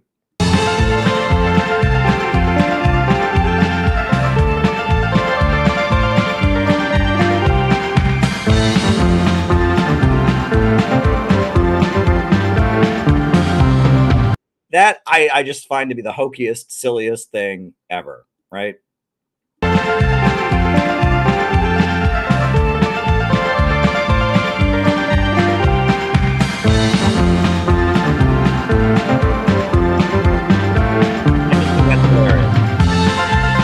I don't know why I find that to be so funny. I mean, it's not a joke. I just find that when they cut to the piano there, I just find it's just very, very silly. I don't know. I love that song. That song is Socialism is Good. Which the lyrics, sometimes the lyrics to those Chinese communist songs are very hard to translate, right? I mean, they just don't fit. But that one, it's socialism is good. Socialism is good. In a socialist country, the people have high status, beat down reactionaries, and the imperialists run away with their tails. Dun, dun, dun, dun. Yeah, that's basically what it translates to. Socialism is good. Socialism is good. In a socialist country, the people have high status, beat down reactionaries, the imperialists flee with their tails. That's what it translates to. So there we go. You see, I refilled the ice on my unnamed diet beverage. What a day. What a day it is. So I am going to open it up for calls. I'm going to drop the link to open it up for calls. We'll do that. Now, I don't know how soon people will call in. Sometimes I do this and there's like 20 people who immediately come in. Other times I do this and nobody shows up. And so it's fine. Join the show, right? But if you want to come on, I do have a couple rules. Number one, I have to be able to see your face. Number two, you have to be wearing a shirt. You have to be wearing a shirt. Put a shirt on, right? I have to be able to see you. I'm not going to have a voice come on here. Number two, I have to be able to see your face. Those are my rules. And I will remove you at any time if you act a fool. Swearing, don't start cussing me out. I might remove you, but this is a channel, we're on YouTube, but generally, those are my rules. So if you want to join the show, you can join the show right now with this link. That is the link to join the show. I will drop it on the Rumble also. So, if you want to hop on, if somebody wants to hop on, you can do it. Join the show. That's the link. Anyway, see, there you go. I'm free associating again. But that's the link to join the show. So if you want to join the show, that's the way you can do it. Like I said, got to see your face. Please have a shirt on. And, if it gets wacky, you're out of here. But that's the way this works. So I will keep talking about what's on my mind while we continue, right? It's 5 o'clock. So we've been doing this for almost 2 hours. We were 11 minutes late started. We started at 3:11 and we are going to continue until 8 p.m. tonight. At some point, I'm going to have to stand up and turn the lights on as it gets dark here in Brooklyn. But I'm here in my lovely Brooklyn apartment. We're having a mega stream. Tomorrow morning, I'm getting on an airplane and I'm headed to Florida to support the Uhuru movement. I'm very excited for that because it's a really important case. That's kind of what's going on. So I was talking to you all about Bolshevism and Lenin and what I learned from it. And the reason I was talking to you all about that was I wanted you to understand why our project that we're doing, the Center for Political Innovation, is so important. I wanted you to understand that things change. I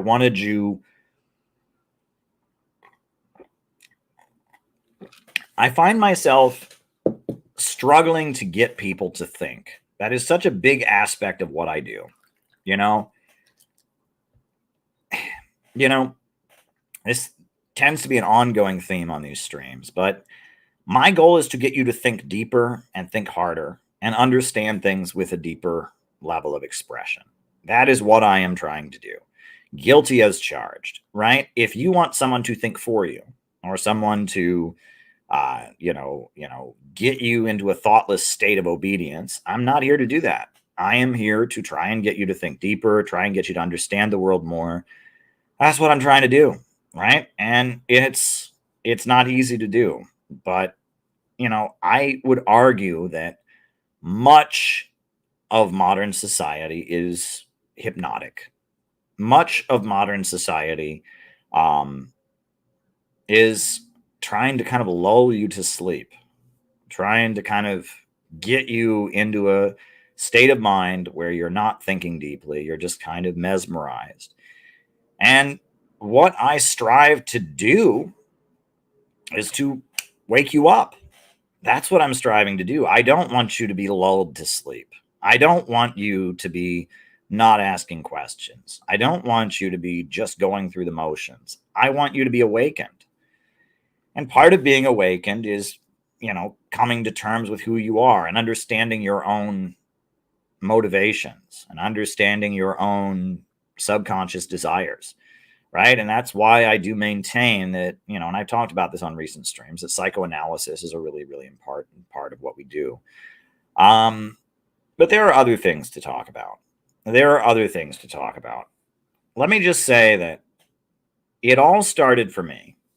The whole reason that I'm here doing this, my whole life went in one direction because of the fact that at a very young age, I saw that the emperor had no clothes. Right? Do you know the story of the emperor who has no clothes? Classic fairy tale, right? There's an emperor and he hires a tailor who is a con man. And the tailor gives him, takes his measurements and he says, "Oh, I'm giving you some clothes. And these clothes are so magical that you can't see them. They're invisible. They're so magical that that only people that are really magical or whatever can see them." And the emperor is impressed, and so he starts walking around naked. He's got no clothes on. And nobody is brave enough to say to the emperor, "You've got no clothes on. Dude, you're naked." And the story is that one small child has not been socialized enough to be obedient, has not been socialized to know that the emperor is always right. You never question him. So the emperor walks out naked in his fancy new clothes. And the story goes that a small child who just hasn't been disciplined and socialized enough to know to just go along with the crowd, a small child says to the emperor, "You're naked." And the emperor looks in the mirror and is like, "Yeah, I'm naked. This tailor, he didn't give me any magical clothes. He just conned me." And the kid becomes a hero because he has the ability to just say, "Look, emperor, I know you're naked, dude. You are just completely naked." Right? And the story goes, thank goodness for that child's nonconformity. Thank goodness that child hadn't learned the rules yet. Because the rules of the society was the emperor is always right. You never contradict anything the emperor says. If the emperor says he's in fancy new clothes and he walks out naked, you say, "Thank you very much. I love your new clothes, Mr. Emperor." But this child, they realized that the emperor has no clothes and said so. And by breaking social norms and not conforming and just pointing to the obvious that everyone was socialized away from believing, made a huge contribution. And that story gets referenced a lot, and it's very relevant because a lot of times those of us who are advocates of social justice, those of us who are involved in anti-imperialism, we feel like that's us because the things that we point to are very obvious, but everyone is socialized not to point them out, not to believe them. Look, I have only ever been on CNN one time in my life. Only once in my life have I ever been on CNN.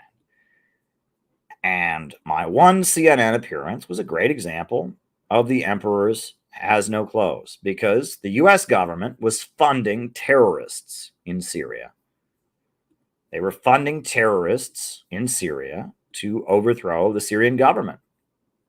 And those terrorists were very similar to Al-Qaeda. And they were trying to overthrow a secular society in Syria and replace it with a Wahhabi Muslim dictatorship. And so CNN made the mistake of having me on CNN. And I will show you, this is my only CNN appearance. They will never let me back on CNN after this. And that's fine. I am proud of it. I think it was a great thing that I did. I am very proud of the fact that during the Syrian civil war, I worked for Ramsey Clark and I went on CNN. I will pull up my only CNN appearance. Didn't think I'd be showing it today, but hey, it is what it is, right? Let me just find my only CNN appearance. Here we go. This is the only time I have ever been on CNN. So as Congress makes up its mind on whether to take military action against Syria, anti-war groups are getting ready to stage protests in Times Square today. Rosa Flores joining me live now from New York. So Rosa, tell us more about the protests unfolding there in New York. Yeah, well, those protesters are making their way here to Times Square, and I'm actually here with one of the organizers, Caleb from the International Action Center. And I know that you guys are expecting dozens, if not hundreds, of people here. But first of all, explain to us kind of what is your mission? Why are you guys here? The last thing we need right now is a new war against Syria. Right now, they're cutting food stamps. Hospitals are closing. Schools are being shut down. There's a budget crisis in this country. We do not need more money for a new war against Syria. Every one of the cruise missiles they would send would cost over $1 million. That could be teachers that could be hired. That could be hospitals that could be opening. But instead, it's blowing up and killing people in another country, and that's not right.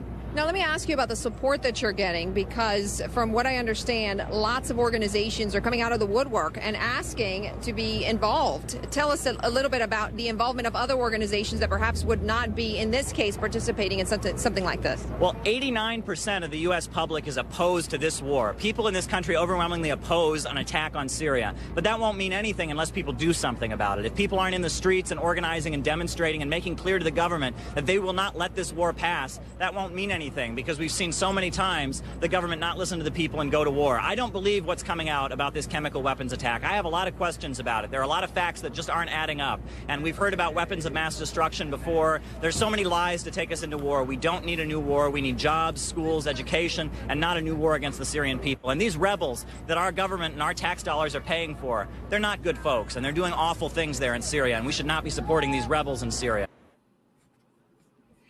So yeah, that was, and I will never be allowed on CNN again. I can almost guarantee you they'll never let me on CNN after I said that.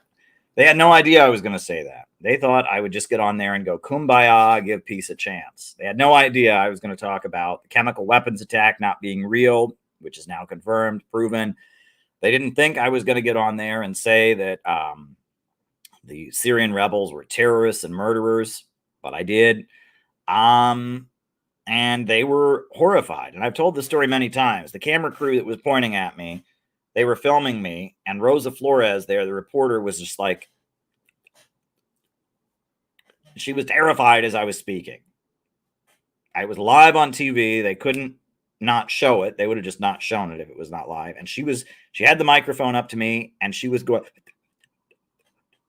it was terrifying for them. And, you know, I mean, I don't know what happened, but, you know, that was considered a big fuck up on the part of the deep state that they let me get on TV, and they've never done it since. And, you know, but I have no shame. What's also interesting, I have jokingly said that if another person sends this to me, my head will explode, but I forgive you all. I forgive you all, but I've jokingly said that if another person sends it to me, but there is a Netflix miniseries, and it's called How to Become a Dictator. And they use a clip of me from the next day when I was in Washington, D.C. at a rally at the White House, shouting, "You are a terrorist murderer," right? When I was shouting at anti-Assad forces that were backing up the Syrian rebels that were killing people. And I shouted at them, "You are a terrorist murderer." And they have used that clip in they use it like multiple times in this Netflix show, How to Become a Dictator. And people have sent me the clip and I'm like, yes, I know I'm in there. And they use me, it's like as the image of bad, right? As the image of bad, angry guy supporting dictators. But anyway, looks like we do have our first guest. And like I said, you can join the stream at any time, right? Join the show. We do have a link to join the show. We do have our first guest. It is Carter in Duluth. Welcome, Carter. Hey, Caleb. Nice to see you. I just wanted to show you something. This is for you. Oh, I don't know what that is. We don't know what that is. Unnamed Diet beverage. I've never seen one of those before. I've never seen one of those, you know, but go on, continue. I'm just kidding, of course. But go ahead. What's on your mind, Carter? I want to chat with you about Bill Clinton. I want to kind of pick your brain. What do you remember about the United States? What do you remember about Bill Clinton? Sexual relations with that woman. Go on. I did not have sexual relations with that woman, Miss Lewinsky. Miss Lewinsky. She sure is good looking, though. I find her attractive. Anyway, what's your question about Bill Clinton? What do you remember about Bill Clinton kind of growing up? Because you kind of grew up in the 90s, right? What year were you born? 89 or something? 87. So you must remember Clinton, kind of the later years. I do remember Bill Clinton. What I remember about Bill Clinton was, first of all, I grew up in a really small town that was very Republican. And so everyone at my school knew Bill Clinton was bad. And they didn't really know why, because they were kids. You know, so one thing I heard was that I remember when he was running the first time, I think, or maybe it was the second time or whatever, everyone at my school said Bill Clinton will make us wear uniforms to school. Because Bill Clinton had apparently said at one point, "I'm a supporter of school uniforms. I think it's great for young people to be learning to dress professionally." And so that was a big thing everyone talked about. Bill Clinton's going to make us wear uniforms to school. When Bill Clinton imprisoned his brother, do you remember this? Bill Clinton's brother was a drug addict, and Bill could have pardoned him and didn't. And he got like prison time or something. And everyone was like, "Oh, wow, that was such a great stance. You know, his brother is a drug addict and needs tough love or whatever." And so there was that, right? And everyone thought that was really, really heroic. I'm trying to remember what else. I don't know. I do remember the whole Monica Lewinsky thing. So I was a kid, right? And, you know, I want to know it as like a kid you thought, because you're hearing like blowjobs, cigarette inside. It's like, what the hell? Well, I was too young for that. See, that was a little too R-rated. But we all knew Bill Clinton had lied. That was kind of what we were told, is Bill Clinton lied. He lied, right? And Bill Clinton, he lied. He's a liar, and he was telling lies, and he lied, and you know, you should never lie. And like at my school, we had character education, which was like they would. Oh my God! We had the words of the month, right? And it was like the word for September was honesty, and then October was respect. And every year, like clockwork, whenever we were getting the honesty lecture, and then there was Bill Clinton, and he lied. You know, you know, they would bring that up. I'm trying to remember what else. What else about Bill Clinton? I mean, I don't know. People talked about him dodging the draft. That was a big thing, right? I did not inhale. You ever hear that? Yeah, people talked about that too. I mean, I heard that more later, but he didn't inhale, right? But the main thing they talked about was he dodged the draft, right? That he didn't serve in the army. He went to Europe to avoid military service. They talked about that. He was a draft dodger. You know, and the other thing that I do remember, which is kind of interesting now, there was a little bit of like, you know, now the right are anti-establishment, right? You know, like there's the whole, you know, I mean, Trump is, you know, very anti-establishment and all that. There was a little bit of that in the 90s. People would see black helicopters, right? That was, have you ever heard of black helicopters? Do you know, you ever I've heard of heard that? a little bit, like where people think they're being stalked or whatever, kind of like. No, it was like the Bill Clinton. It was like a right-wing conspiracy theory was that that Bill Clinton was going to take away the sovereignty of the United Nations and make it a colony of the UN.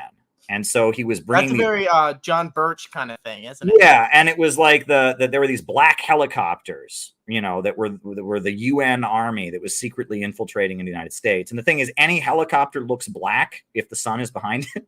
Right. And so people would see black helicopters, you know, and that was a thing, like, you know, in my town, you know, and the people that were really into like the gun culture, they were a little more anti-establishment and conspiratorial. And, you know, I saw a black helicopter the other day, you know what I mean? You know, that was a thing that I certainly remember. People saying that they saw black helicopters, and that also that Bill Clinton wanted to take away our guns. That was a big thing. Bill Clinton wanted to take away our guns. He did. I mean, he did pass assault rifle or whatever, the banning of assault rifles. I mean, he did that. You know, Obama never even came close, you know. Yeah. So, yeah, I'm trying to think what else I remember about Bill Clinton. Other than that he lied about sex. That was a big thing. And he could never be elected again. He was, you know, he was quite popular at the time that he left office. I mean, yeah, he could have, if there was no term limits, he would have ran until like, you know, 2008 or something. I mean, that guy, he loves politics. He was always popular.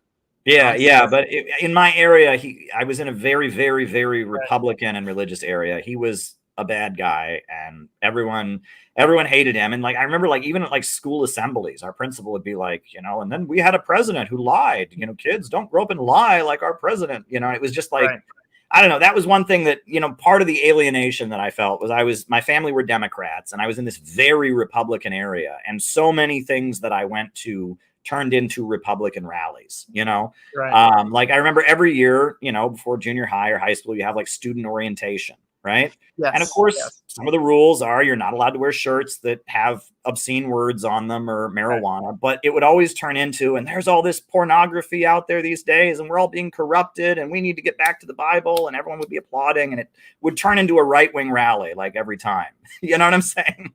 Right. So yeah, I don't know. What else is on your mind? One more thing about Clinton, the Clinton years. I remember reading some kind of book about Trump and Clinton. And they made the what do you call it? The example that the Clinton, like there was a whole book, a lot of books being sold about Clinton by the right. And it was like, it spawned an industry. And people said that's the closest to the Trump years, where like every month there's a new Trump book. And that somebody tried to make that to Trump and he just wouldn't have it because he believes all the Clinton conspiracies. So he's like, well, they had a point with him, but not with me. So he's like, yeah, Vince Foster, all that shit. That's very kind of Trumpist. Well, you know, some of that stuff, and this is one thing that it took me a while to learn, is that often with a lot of these like right-wing conspiracy theories, like Vince Foster, the birther thing, there's a story there that's actually really interesting and complicated, and the right wing just comes up with like a really stupid Benghazi. Yeah. I mean, there's actually like a really interesting story there.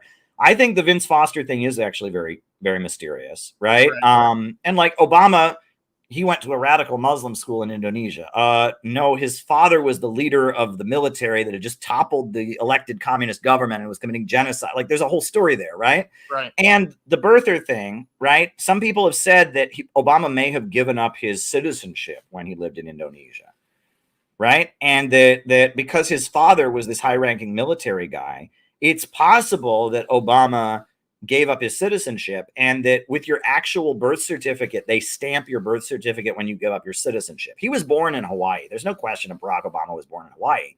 Right. And then they have the certificate of live birth. They have the birth announcement, but there's no birth certificate. And some people have speculated that's because when he was, you know, the son of his mother's stepfather, they could have stamped his birth certificate. That's very interesting. And also the fact that his stepfather was the head of this military that was, you know, committing genocide, and the USA toppled the Indonesian government in 1965. All of that is what people really need to hear. And instead we hear he went to a Muslim school. Of course he did. It's a Muslim country. Like, I mean, Indonesia Islam is the state religion. Like, and it was a public school. It wasn't some like elite Muslim boarding school. So another question about kind of the mirage of right-wing conspiracies and a hint of truth in them. What do you feel about the whole Bill Ayers? Because they always brought up that he was friends with Bill Ayers. I mean, you watch any 2008 thing. I got to tell you, I knew about that before anybody else did. Really? And I told my family about it. I was a college student. It was 2008. Oh my God. And the reason I knew about it was I was in the Workers' World Party, and that one of my Cleveland comrades, her sister, lived in the same apartment building as Barack Obama and Bill Ayers. And her sister is not a political activist at all. Her sister is just like a Zionist or whatever, and just kind of a Zionist school principal in Chicago. But her sister lived in that apartment building, right? And so she said to me, oh, well, Barack Obama used to live in the apartment building that my sister lived in and that Bill Ayers lived in. Right. So I told my family, I said, it's going to come out that Barack Obama lived in the same apartment building as the guy who was the head of the Weather Underground. Right. And my parents and my brother and all of them were like, oh, that's crazy. That's stupid. No one cared. No one's ever heard of the Weathermen. It's an obscure thing. And I'm like, no, I'm telling you, it's going to come out. And I was right. And it was very satisfying for me to be right about that. But I will also say that Bill Ayers, I have met the guy on several occasions. I mean, I don't know exactly the trajectory, but he is not a communist at this point in any conceivable way, right? There is not an anti-imperialist bone in him at this point. So, there was the Weathermen, and then he and Bernardine Dohrn surrendered in 1980, I think, right? And then the people that were still locked up, that refused to surrender, they became the May 19th Communist Organization, and they were doing bombings and stuff, and they all got caught and were went to prison. And Bill Ayers, there was the Prairie Fire Organizing Committee. Do you have the Out of the Movement to the Masses? No, I do not. Okay, well, if you get it, in chapter 3, I talk about all of this, right? So there was the like above ground wing of the Weathermen was called the Prairie Fire Organizing Committee. And so it was like college kids who supported the Weathermen and would like publicize their bombings and stuff, right? So then after Bill Ayers surrendered, he and Bernardine Dohrn had Prairie Fire Organizing Committee, and they had a magazine called Prairie Fire, and it was like this woke, it was like they were really into the white privilege, like white people are not working class, white people benefit from imperialism, and it was in Chicago, and it was like Bernardine Dohrn and Bill Ayers' little like ego trip, basically, and they raised money for Black political prisoners, and they supported the Sandinistas of Nicaragua, and they hated white workers. Like white workers were the enemy, and like they were really into like, if you're white, you need to like donate all your money to Black political prisoners, and it was like kind of a weird, and Bernardine Dohrn and Bill Ayers were the leader of it because they were like sexy, because they were like badasses, because real revolutionaries. Yeah, right. And it was around throughout the 80s and the 90s, and it was just this group in Chicago called Prairie Fire, and they had an office and they had a magazine. And they were like third worldists, kind of. And at some point, that just stopped. And Bernardine Dohrn still kind of, she won't apologize for what she's done, and she, I don't know, she says she didn't vote for Obama and stuff like that. And I think she, to some degree or other, still has some of her beliefs. But Bill is just a Democrat. But his family are billionaires. I mean, they're like the wealthiest family in Chicago. The state monopoly on electricity is owned by them. And he just kind of has inherited the family's money, and he has big cookouts, for the Democratic Party, and he's just a Democrat at this point. And I think both him he found himself in a weird thing in the 70s and has been trying to live it down since, kind of, where he's like, he fell into this whole communist thing, and it's like, well, I don't want that. I just kind of want to be a Democrat, but I guess the thing about the Weathermen is almost all of them are the children of millionaires or billionaires. I think Bernardine Dohrn, her father was like a state senator in Illinois, right? And you almost get the impression like among the ruling class, there were a couple like rich kids who decided, oh, wow, the Soviet Union's going to win in the long term, so let's get ahead of this. Right. Let's build a reputation as the pro-communist wing, because give it a couple decades, the Soviet tanks are going to roll in, and we want to be the ones that they put in charge when that happens. That's what it looks like to me. I hate to say it, but it looks like there were some renegade rich kids who were just like, okay, in the long term, the communists are going to win, so let's make sure that we end up being the ones who get to be in charge when that happens. That's my theory. But there you go. The other thing, though, about FBI stuff, it is weird that they all turned themselves in right before Ronald Reagan became president. Right. And that makes me think that like Reagan wouldn't have given them the deal. and that there was some kind of communication between them and the Department of Justice, right? That, okay, if you turn yourselves in while Carter is still in office, we'll fix all this. Because Abbie Hoffman did the same thing. Abbie Hoffman was underground too. He turned himself in right before, you know, Ronald Reagan left off. Right before Ronald Reagan came in. And you almost wonder if like the Carter wing of the deep state was kind of helping them all along.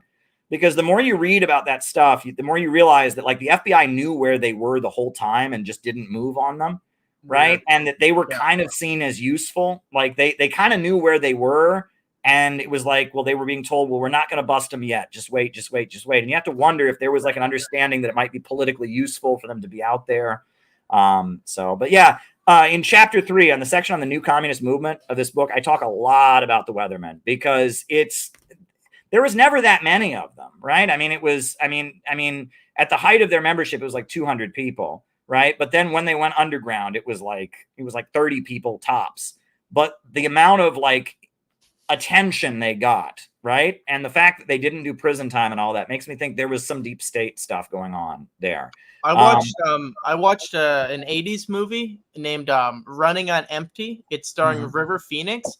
And what happens in it is his parents are like underground people running from the police. I always found it so weird that there's like a cultural understanding of like this phenomenon of like aging hippies that like went too far in their 20s and now are like okay, well, you know, we killed people or whatever. It's like we bombed a building and it's like, wow, what the fuck happened? You know, we went out of hand. Well, first, I mean, have you seen Across the Universe? Yeah, a little bit of it a few years ago. Have you seen Forrest Gump? Yes. Yeah, Forrest Gump, Across the Universe, and there's another movie too. It's called like The 60s. It's like a mini series that was on TV in like the early 2000s. It's called The 60s. It's like in 5 parts or something. They all like the Weathermen become part of this story of like, you know, the hippies started out as believing in truth and love, but there was some of them that were just bad deep down. And like Across the Universe and the 60s miniseries both have the townhouse bombing in them. Like they blew themselves up, right? Right. And it's like the girl starts dating a guy and she thinks he's a really good guy, but he turns out to be Terry Robbins, you know, who blew himself up in the townhouse. Right. And it's like that happened once. And that was like, I don't know, but it's part of the narrative. And see, it's weird because especially since the Black Lives Matter spring, and it's good. This narrative has kind of gone away. But for a long time, like when the invasion of Iraq happened, the narrative was we should never protest a war. Because during the Vietnam War, these hippies, these nasty hippies were spitting on our soldiers and disrespecting our country. So you just have to support the war. And that was the Gulf War line and all of that. And the movie Forrest Gump was a really big part of that, right? It was a really big part of, you know, in the movie Forrest Gump, the hippies are portrayed as like, you know, some of them meant well, but they were disrespecting our soldiers or something like that, you know?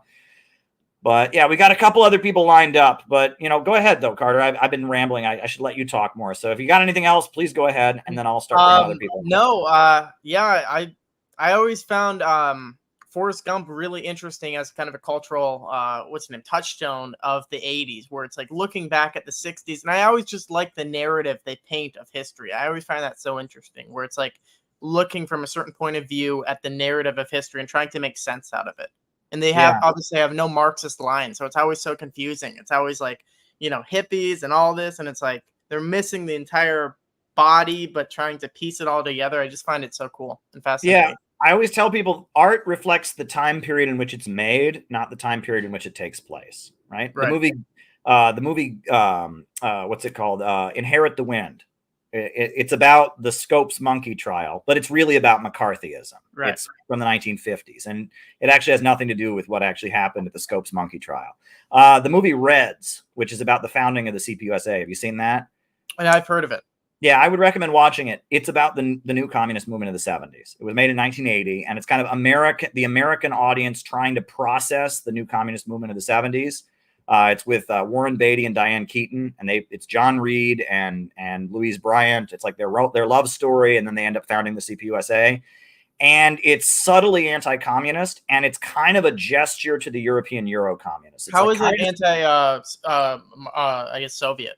Well, at the end, so John Reed, he goes to the Soviet Union and he wants to go home, and they tell him, no, you can't go home. And they make him go around on a train, like in the southern USSR. And at one point they translate one of the big scene towards the end of it. Spoiler alert for everyone who watches it, right? Is so John Reed is this idealistic journalist who's exposing workplace malfeasance and sticking up for the working class or whatever.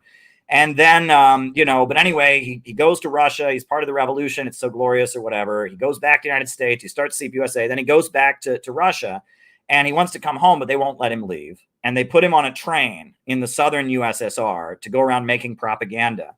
And so then they take him to this like area, and it's supposed to be like, it's like a desert. It's like Muslim areas, and it's the southern USSR, and they have like a burning Uncle Sam, and it's all these guys in turbans. And so he's reading his speech, and they're translating his speech. And at one point he says something in his speech, and then all the Muslims pull out their swords and start shouting, Allahu Akbar, or something like that. And he's like, what happened? And they said, oh, we translated your speech to call for jihad against the Western infidel instead of class war, because that's what's best for the revolution. And he's furious. He's like, no, I would never call for that. And that was clearly like an attack on communists for supporting the Iranian Revolution. That's what that was about. It was like, you've hit rock bottom if you're supporting the Ayatollah, right? Because that was 1980, right? And the Iran hostage crisis had just happened.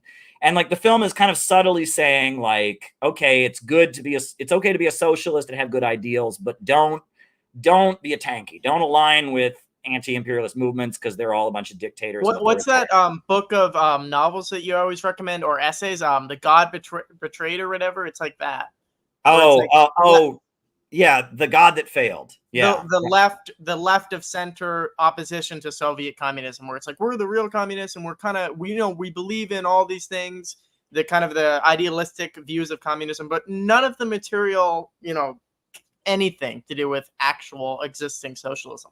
It's kind of like that. Yeah, a lot like that. Well, Carter, it's really awesome to have you on here. I hope you come back on again soon. It's always great. These are all really interesting questions. You sounds like you read a lot of history. You're a smart guy. So thank you. Have a good one. All right, be in touch. All right. Okay, so next we're going to bring on ZN Clithar. Hey, ZN. Hey, I can't hear you. Do you have audio? You got any audio?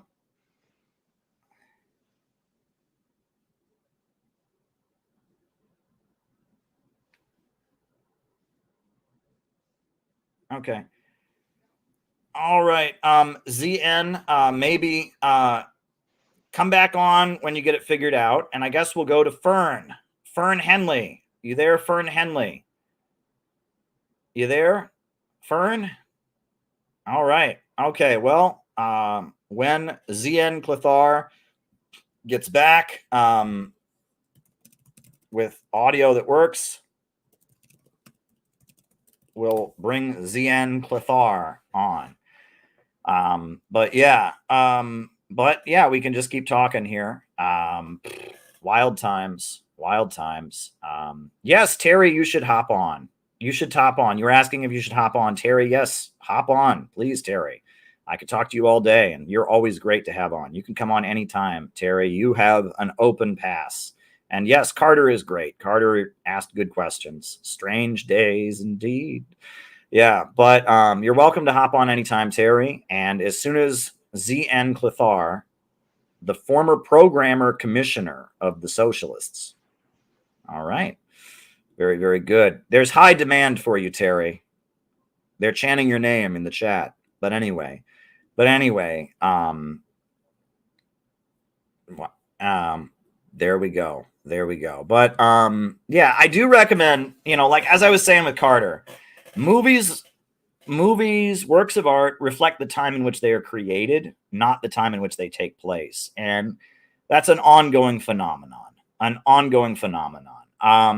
movie the movie Inherit the Wind, not Gone with the Wind, Inherit the Wind. It's a movie about the Scopes monkey trial. So in Tennessee, I think it was, Tennessee or maybe it was Kentucky or Tennessee in 1924. There was a teacher who was arrested for teaching Darwin's theory of evolution. And they made it a huge media event. because the state had a law against teaching. You had to teach biblical creationism in the state. So the teacher was arrested for teaching Darwin's theory of evolution.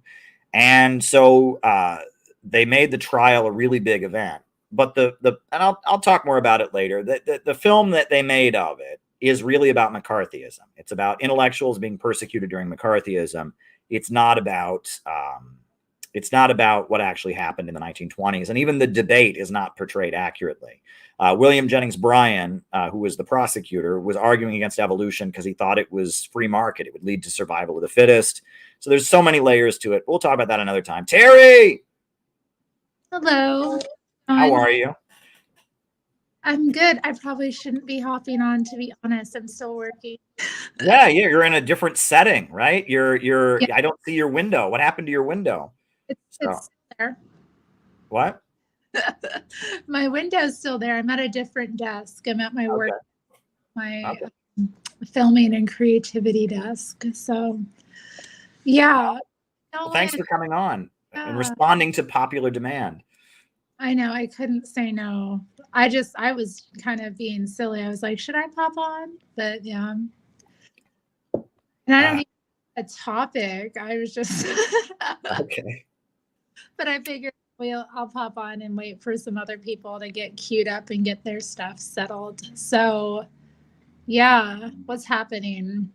Well, I'm going to Florida tomorrow for the Uhuru trial. Got an early morning flight.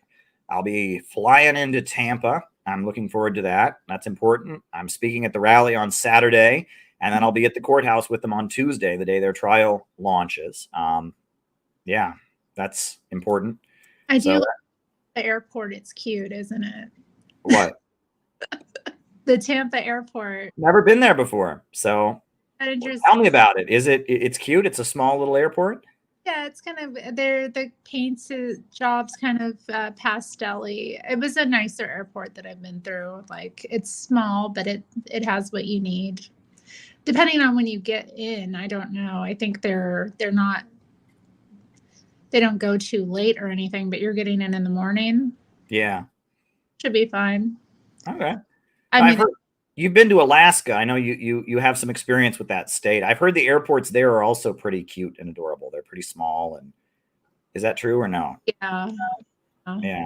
But I mean, it was pretty small. I never flew out of the other airports, though. We always would just drive if I had to go to Fairbanks or something. But yeah, I grew up in Alaska. Interesting differences. Well, tell me about Alaska, because it looks huge, but people don't live in all of that area, right? It's not densely populated, or is it? Like, no, it looks huge. I mean, there are people out in the wilderness living. There are people who have land and homesteads and live kind of rurally or off-grid, however, or living kind of, I don't know, cabin life. You know, they live without plumbing. They live just... I don't know how to describe it. People live without plumbing? Oh yeah, I did for a while when I was little. Yeah, we didn't have plumbing in a cabin I lived in, and then you had outhouses. Yeah, awful. Wow. How did you shower? Well, you could go into town to shower. Okay. Have like places where you could go that were nearby that you could shower, or a lot of people would just boil water, you know, on your stove and then, you know, do like a sponge bath type of thing, you know, or like a bath. I mean, when I was really little when we didn't have plumbing, so I could easily pop into a little basin and have a bath. It wasn't so awful. By the time I got older, you know, we did have plumbing and running water and all modern conveniences. So wow. Well, I remember my mother telling me that in the 1960s, when they had gym class when she was in high school, right, you were required to take a shower in gym class. It was like a requirement, like it was not optional. And that was because a number of people in like rural areas didn't have running water, right? And so it was like a hygiene thing that every kid got a shower every day because they got one at school in their gym class. And I had never heard of that, but that was part of, you know, that was. I'm surprised that they don't really do that in school, because by the time I was in high school, they stopped. There were times after gym I wanted to have a shower and I would have one. My classmates thought, but it was rare, because I wasn't gonna go through my entire day being like disgusting, especially if you have an early gym class. You don't smell like sweat, especially teenagers. They're so insecure. But yeah, I'm surprised they don't have more of that. They didn't give us any time really to change, like 10 minutes. Well, that's why I never showered in gym class, because you didn't have time, right? It was like, a shower takes a long time. And it was just an option. It was like they had showers there, and people would shower after their athletic, after football practice. You work really hard or whatever. People would shower, but for gym class, nobody showered, because why? I mean, it was just like, you didn't really sweat that much in gym class, but I don't know.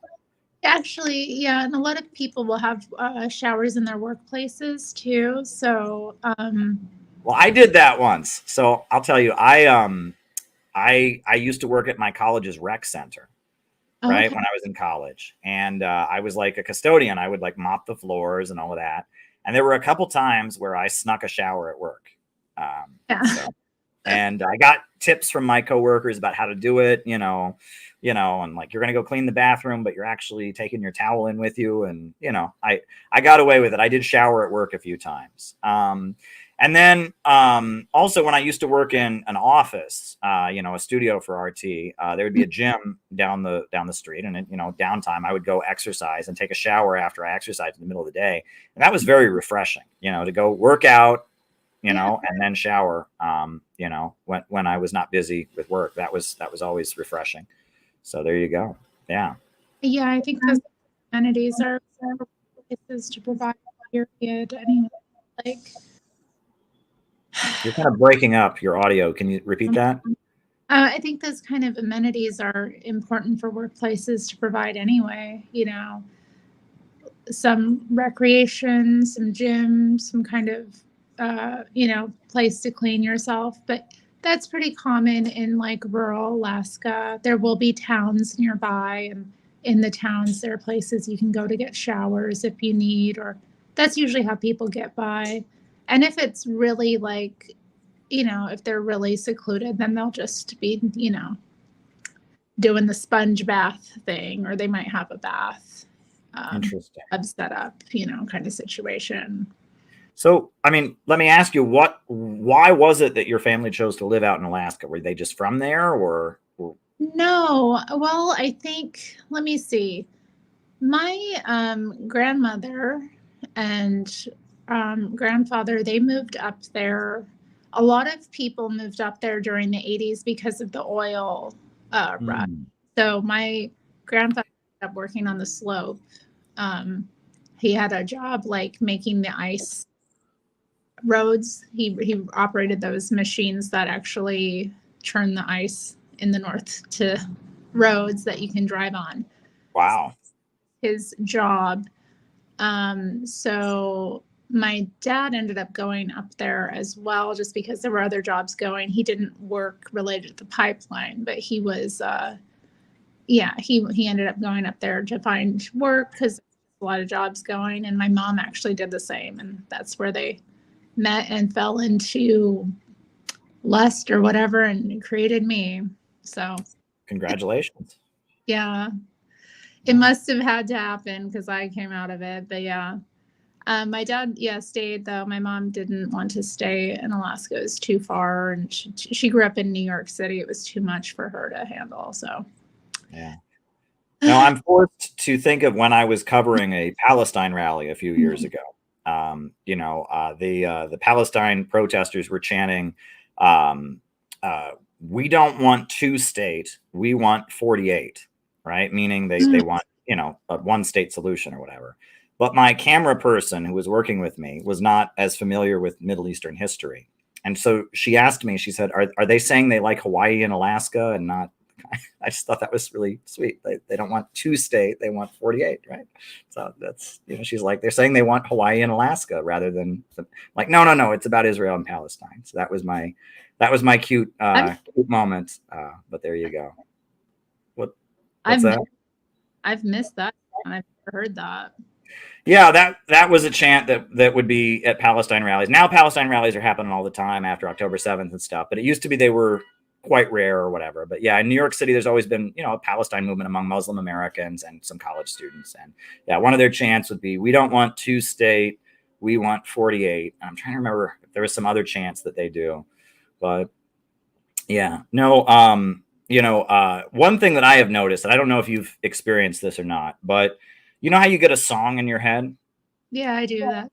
Yeah. If you go to protests enough, you start getting the chants in your head. You wake up in the middle of the night and you're like, "Free, free, free Palestine, free, free." Yeah, it's weird. It's weird. Have you experienced that or no? Are you lucky enough to have avoided that? I've had that happen. I don't do that anymore. My protesting days are over, but I mean, they happen a lot around here, so they're hard to avoid. And yeah, I have come across them just happening. I'm reminded though, the Free Palestine one. There was a big rally happening kind of across the street where I was, and I was like, again, I don't participate in rallies or anything anymore. So I was in the area, and every time they chanted Free Palestine, there was this homeless man who was very agitated, and he was kind of walking my direction. He responded every time they chanted, and he had another chant in response to that. So now every time I hear it, I think of him. What was his chant? Oh, he was shouting free victimhood. He says he had another one that he said too. I can't remember it though, but I remember that. It was so out of it was a moment. I don't know. Movement stories. One of the funniest things I ever heard of was apparently it was in Minnesota. There was an anarchist group called the Revolutionary Anarchist Bowling League, Rabble, which I just think is a hilarious name. I've used them as an example. Yeah. And Rabble, apparently they had a newspaper that came out pretty regularly that was distributed anonymously. They would just leave in coffee shops and stuff. But once a year, they would throw a bowling ball through the window of a business. And then they would write why they did it in their newspaper. So they were kind of a legend. And so I always just found that to be hilarious. And so often when I'm referencing organizations or whatever, I will reference the Revolutionary Anarchist Bowling League. And also the acronym Rabble. I think that's kind of cool. Yeah, right? it's an acronym, yeah. And the idea of bowling. Mm-hmm. Bowling is fun. Do they do that in Alaska? It's like an ice sport, right? Or no, that's not bowling. It's well, I don't know about ice bowling, but I did do some indoor bowling in Alaska. Okay. Really? Bowling and such. Yeah, there was a couple of years I was really into it. My uncle was doing it quite a bit, so we'll regularly meet up. No, my wife and I went bowling a couple weeks ago, or about a week ago, or maybe 2 weeks ago, and it was a lot of fun. I had not been since I was a child, and I had a really good time, and I was getting better at it as I was doing it. I even got a spare. I didn't get a strike, but I got a spare. I was getting better at it. It's fun. I know it's stereotypically working class. It's 1950s working class. I think Fred Flintstone is on a bowling team, if I remember correctly. Yeah, right? And he. Yeah. I mean, fun. I think it's one of the more fun activities to do. So, but I don't know, nowadays for me, but I always had fun doing it. And then there's always good things happening at the bowling alley. They've got snacks. There's drinks usually, arcades, fun for the whole. Absolutely. Well, thanks for having me on. I don't want to stay much longer. That's okay. Get back to work. But it's always fun to have you on, Terry. You were brought on by popular demand. Thank you for appeasing the mob. Well, take care, and I'll be in the chat. All right. Talk to you soon. Bye. All right. Always great to talk to Terry. Now, we still have Fern and ZN Clothar.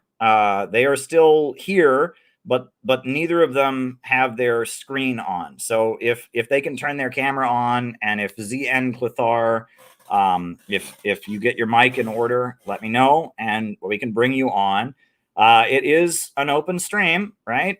You can still join the show. You can still join the show anytime. So yeah, just dropped just drop the link again. I guess ZN Clethar needs the link again, so I'll remove your other one. But ZN Clethar, I just dropped the link once again. If you can hop on, this is the link to join. Good to have you on. Yeah. Also, we do have one super chat that has come in, but if other people want to send super chats, that is appreciated. I can answer people's questions, so that's always fun. But yeah, we just like to be on here. We just like to engage with people. It's just, this is one of those mega streams, right? We've been going for almost 3 hours at this point. So we have 2 hours and 20 minutes remaining. We're just going to try to keep going. That's the way we're going to do it. So yeah, good times. Good times.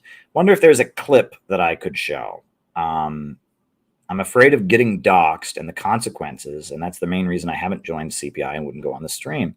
I feel guilty, but I can't afford to lose my job over politics. Now that is interesting. I respect that, Perpetuus Augustus, and that shows you how evil cancel culture is, right? I mean, that shows you. And it also shows you that the targeting of me that they have done is done with that intention. Right. The intention is to scare people out of speaking. Right. That's also important. So ZN Clethar, are you ready? Do you have a good mic? Are you ready? Are you ready? Give me a thumbs up if you're ready. ZN Clethar, just give me a thumbs up when you're ready. And we'll. Oh, okay. Welcome. Can you hear me now? I can hear you now. All right. All right. Welcome, ZN. Happy to be here. Cool.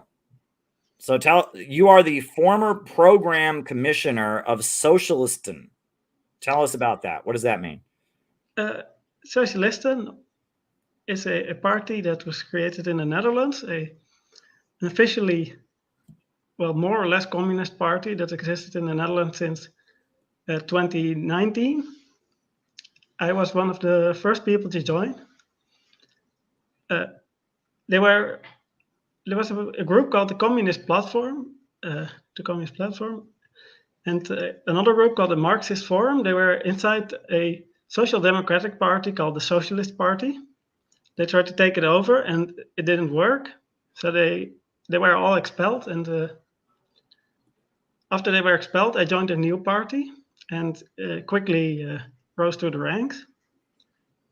Within a year, I was on the leadership. At first, they started off, they looked quite promising, but they were taken over by woke people, and, everything went to shit. So tell me, are you in the Netherlands now? Yes. Okay, very good. What's it like in the Netherlands these days? I know there's a lot of people in the Netherlands that like Russia and are not going along with the anti-Russian hysteria, right? It's... Compared to the rest of Europe, it's a little more promising here. There used to be a very large kind of pro-Russian conservative party. They were not quite very conservative. They were a right-wing populist party, but they were also open to more left-wing people and ideas. They explicitly said in the book written by their leader, Thierry Baudet, that they weren't right-wing or left-wing. They were just populist. They were trying to be a broad-tent populist movement.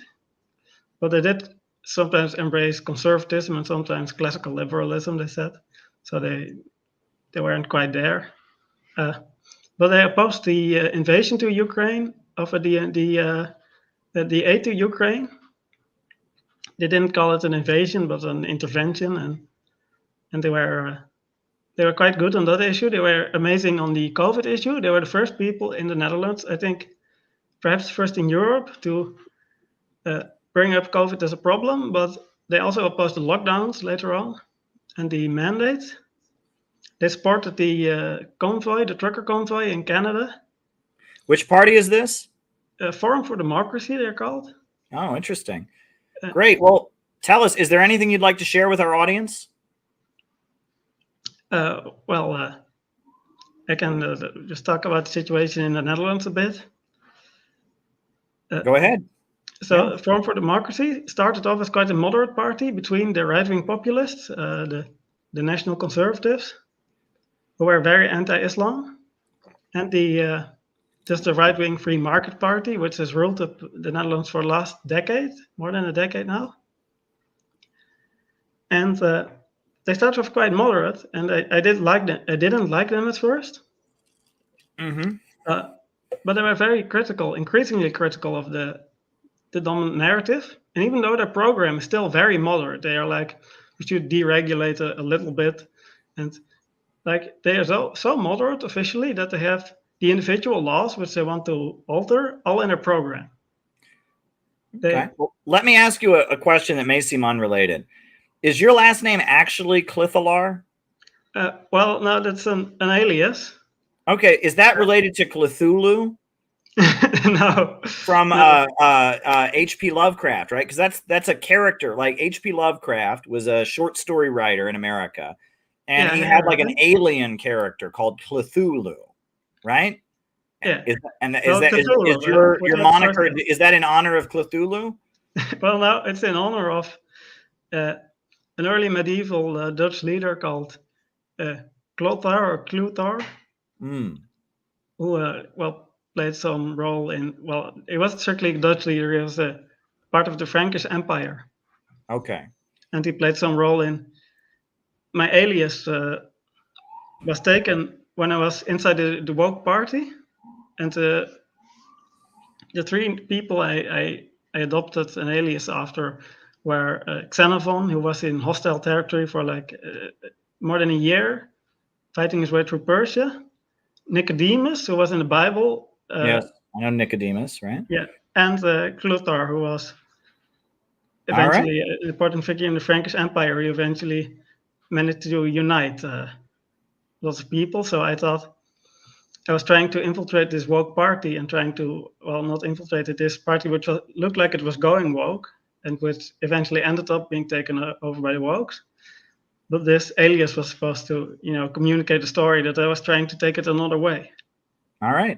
Well, listen, ZN, I'd appreciate having you on. There's another guest who's been waiting quite a long time to come on. Her name is Fern. So I'm going to bring her on because she's been waiting a long time. But thank you. And please come back. All my best greetings to everyone in the Netherlands and yourself. And thank you for that update. Thank you very much. See you later. Yep. All righty. All right. So that was great. Update from the Netherlands. Fern. Hey, yes. How are you? I'm fine in Western Virginia, not the northern D.C. part of Virginia, just the western part. We have refugees from Ukraine here. We have Muslim mosque opening up here as the primitive Baptist churches have kind of declined. So we're very ecumenical or something. We're very accepting of everyone. Sometimes I think too accepting, but I just wondered if you had noticed that person sitting behind Trump at the attempted assassination was Vincent Fusca, and he has a history of being around Trump in months past, for years, for a long time. And I just wondered, all of a sudden, boom, he pops up. And he hasn't been anywhere showing. And all of a sudden, on that particular day, that particular place, there he is. And I wondered what was up. Okay, well, I'm going to Google him. Vincent Fusca. I don't know much about this at all. Vincent Fusca. I don't either. Nobody seems to know too much about him. But it's the last name is Fusca, I believe, Fusca. Whether that's a real name or not, no. Okay. He was early associated with QAnon, I believe. Interesting. Okay. And he always played the role of like a bodyguard, for Trump. And then all of a sudden he kind of dropped out. We didn't see him for a long time anywhere. Then all of a sudden there he was sitting right there. didn't drop to the floor. He just kind of, kept surveying the scene. And then when Trump got pulled away, he calmly pulled his phone out of his cell out of his pocket and started coordinating with whoever, he was, working with, I guess. I don't know. It was really strange, though, that he would all of a sudden just pop up on that particular time and place. Yeah. So your bio says that you've been a student of LaRouche since 1999. Are you with the Schiller Institute or with LaRouche PAC? You would ask. I have maintained connections with both. I approve of both. Everybody. There's always two sides to a story. And I definitely visit with the people on the West Coast there in San Francisco, and of course with Diane Sayer running for Congress there in New Jersey. I definitely support her. Well, okay. I have never been a member of either of those groups, just full disclosure. For a while, I was having events and I would invite people from Schiller Institute to my events. And then after August, there was an event that we had together that we were supposed to be co-sponsors of, and they wouldn't let us speak at it. And then they did not appreciate me reaching out to the Unification Church to work with them around the Korean Peninsula. And then that was it. And so the Schiller Institute people have just completely, our relationship ended after years of, I've been over to Daniel Burke's house and I've been friendly with them, but for whatever reason, they were mad at me for talking to the Unification Church, and they were mad at me I was mad at them because they wouldn't let us speak at their rally, which we worked really, really hard to build. So, I wish them well. I agree with the majority of what they say, especially on international issues, but, I guess they've decided I'm part of the British Illuminati or whatever. It's sad. There's a paranoia that, I actually have learned a huge amount from Lyndon LaRouche, I will say. And in this book, in our textbook, there is a section about Lyndon LaRouche in the textbook. If you read chapter 4, I have a whole section, The Case of Lynn Marcus, where I talk about what I learned from LaRouche. I don't agree with everything with LaRouche, but he had some very key breakthroughs. And as as somebody who comes out of the left trying to piece things together and figure things out, I have really learned a lot from his work. He understood things that, this is the section, the Case of Lynn Marcus. We have a picture of him, a picture. Hold on. I'm just trying to get, this is an early picture of Lynn Marcus, and especially the literature that he wrote when he was still calling himself a Marxist. Old issues of the Campaigner magazine. I've really learned a lot from. Very old. And, there's documents like the conceptual outlook of the labor committees, socialism or fascism. Lyndon LaRouche, and was a very smart man, and his understanding that the divide would be between growth and degrowth, right? That was going to be the big division. He was 100% correct about that. And that the left was kind of being reduced to being the degrowth mob, right? That it was the mob of the foot soldiers, the foot soldiers of degrowth is what leftism was turning into. That's all very brilliant. And that's all something that I think was a great contribution. So I recognize the labor committees and LaRouche as an influence on what we're doing with CPI, right? And I don't deny that. And that I don't, there's no such thing as plagiarism in politics, right? I would argue plagiarism is almost the highest form of flattery, right? And that I wouldn't be where I am. I draw heavily from the work of William Z. Foster. I draw heavily from the work of Sam Marcy.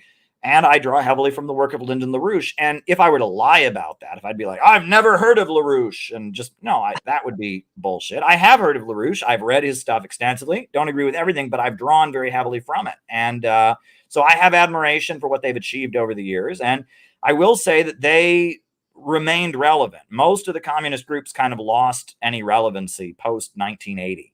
But LaRoucheism, they kind of evolved in a way that in the 80s and the 90s, even today, they play an important role. Diane Sayer plays a very important role as kind of an anti-war voice in New York City politics. I I think that they are, they're an important force. I'd be curious. You says since 1999. So what drew you to them? How did you come across the LaRouche people? Beats me. All of a sudden, one of the ladies started calling me, and I was saying, "Oh my gosh, who is this person?"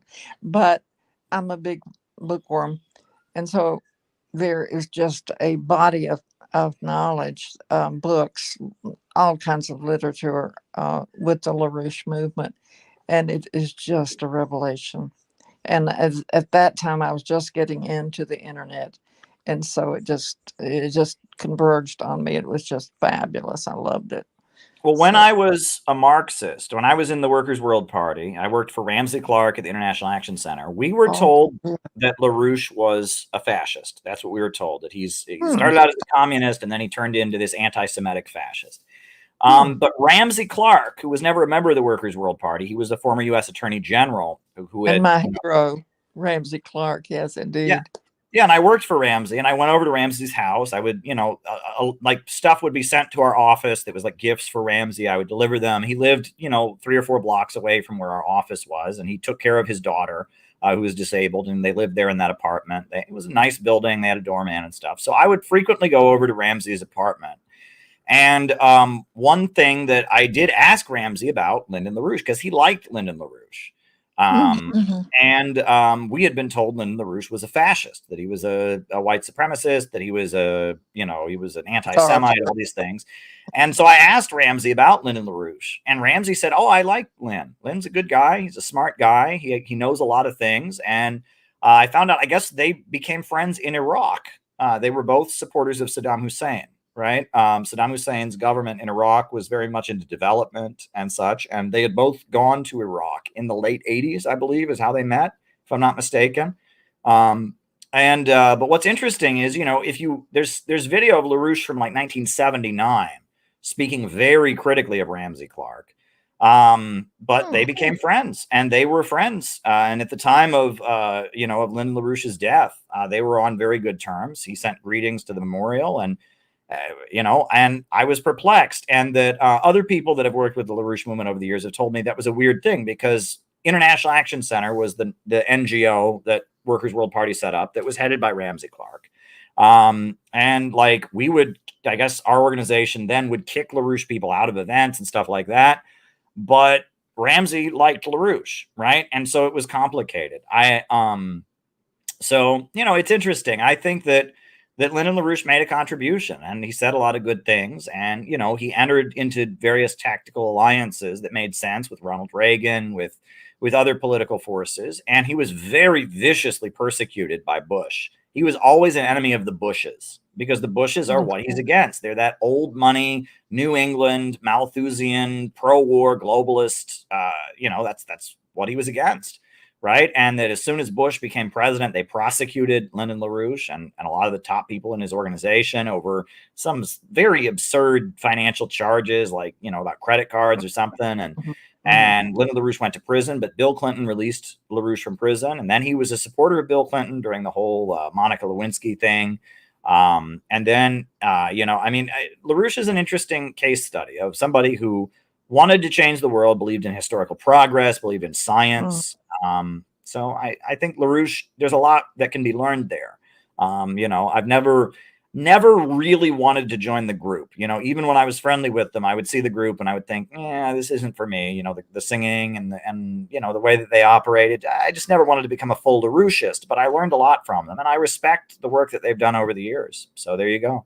And I hope at some point CPI can continue to collaborate with them. We want to get along with anybody we can. Really, we do. And that COINTELPRO, the way it works is that it's constantly making everyone suspicious of everyone else, right? Constantly making everyone think everyone else is out to get them and all of that. But there you go. Those are my thoughts. So what else would you like to share, Fern? What else is on your mind today? Another question is interesting to me, this Dr. Shiva person. He seems like he might be, a person of reason, and I just wondered, do you have an impression of his leadership? It has to be very minute because you just don't start draining the swamp. Yeah, well, If you have a large following, and like LaRouche, Shiva certainly doesn't have a large following, but LaRouche wasn't looking for. He was looking to educate people, to give people information. Well, my interaction with Dr. Shiva was I was told he wanted to come on my YouTube channel, and I thought, okay, he's a prominent individual, we can do that. He came on the YouTube channel. I gave him a very friendly interview. He said a lot of critical things about a lot of different personalities, but I just let him speak, and I kind of appreciated, because I agreed with some of what he was saying, and I kind of like smiled, but he was a little bit more like, this person's wrong, and this person's wrong, and this person's, it's a little bit more than that. And I mean, I agree with a lot of what he says, but I didn't appreciate that he live streamed me on his channel, but he did not he cut my name out of the video. Right. And the video that he put on his channel did not mention my name anywhere. Right. It was not in the description or anything. And it was like he went out of his way to make sure no one in his audience would know who I was. Right. And I didn't like that. Right. It was like he was trying to make sure none of his audience would go to my channel and subscribe. And it was a very, he strikes me as very competitive. Right. And it's very much it's him against the world. You're with him or you're against him. That's kind of his approach. And, I felt like I did a very friendly thing. I gave him a platform and I didn't fight with him. I just let him talk. And I don't know. I feel like he didn't respond in kind. You know what I'm saying? So, and then when I mentioned this a couple times on Twitter, I was sent some very crazy messages that were like big, long paragraphs, angry at me. I was just like, okay, this is crazy. I'm just going to go elsewhere. But, who knows? I really don't know him well enough. I do know there are people I respect who work with him, people that I've worked with before that are critical of the vaccine and work with him and find him to be a good guy. And I have no desire for a confrontation with him, but I feel like he didn't, I don't know. I feel like what's the right move? By not putting my name anywhere, by cutting my name out of his video, by not putting my name in the description in our interview and stuff. I didn't appreciate that. I felt like he's a little bit, there's too much competitiveness, right? In this social media world, people that are building a social media following, it's all about competition. And I want to build an actual coalition to get things done. And so that's kind of my response there, but I agree with the bulk of what he says. And, I wish him well and I hope he's successful, and who knows what could happen. And maybe at some point, maybe this was all a big misunderstanding about the email thing. I don't hold on to these grudges, but it is what it is. So, but Fern, thank you for coming on and for engaging. And I wish you and everyone else, you're in West Virginia, you said? Western Virginia. You're in Virginia, not West Virginia. All right. Well, I wish you well.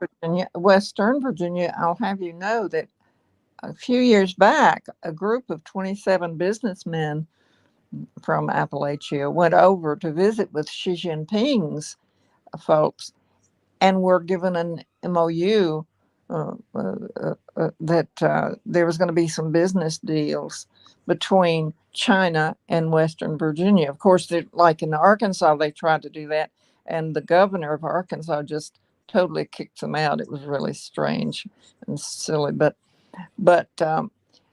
people in Appalachia really need help, and they were all about, let's join BRICS. Let's, go to town here. All right. Well, very good. Well, thank you, Fern, and my best wishes. Gabby. Hey, what's up? How you doing? I'm good. Just here outside.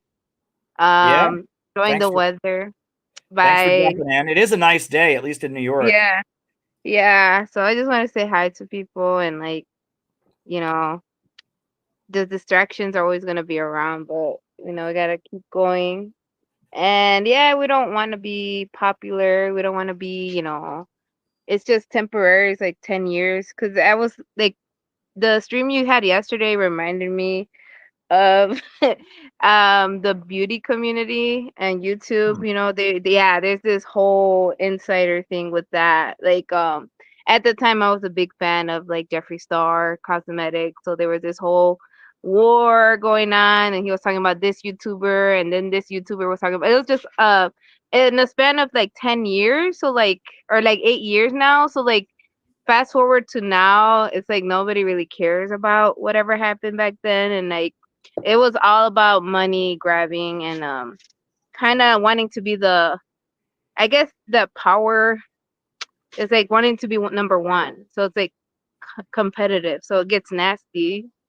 So I kind of compared it to that with everything going on and all these organizations that do things, and it's like it's about competition. It's really not about genuinely getting people started into getting things, you know, being innovationist and getting things started. You know what I mean? Like, so it's Yeah. kind of like that type of mentality.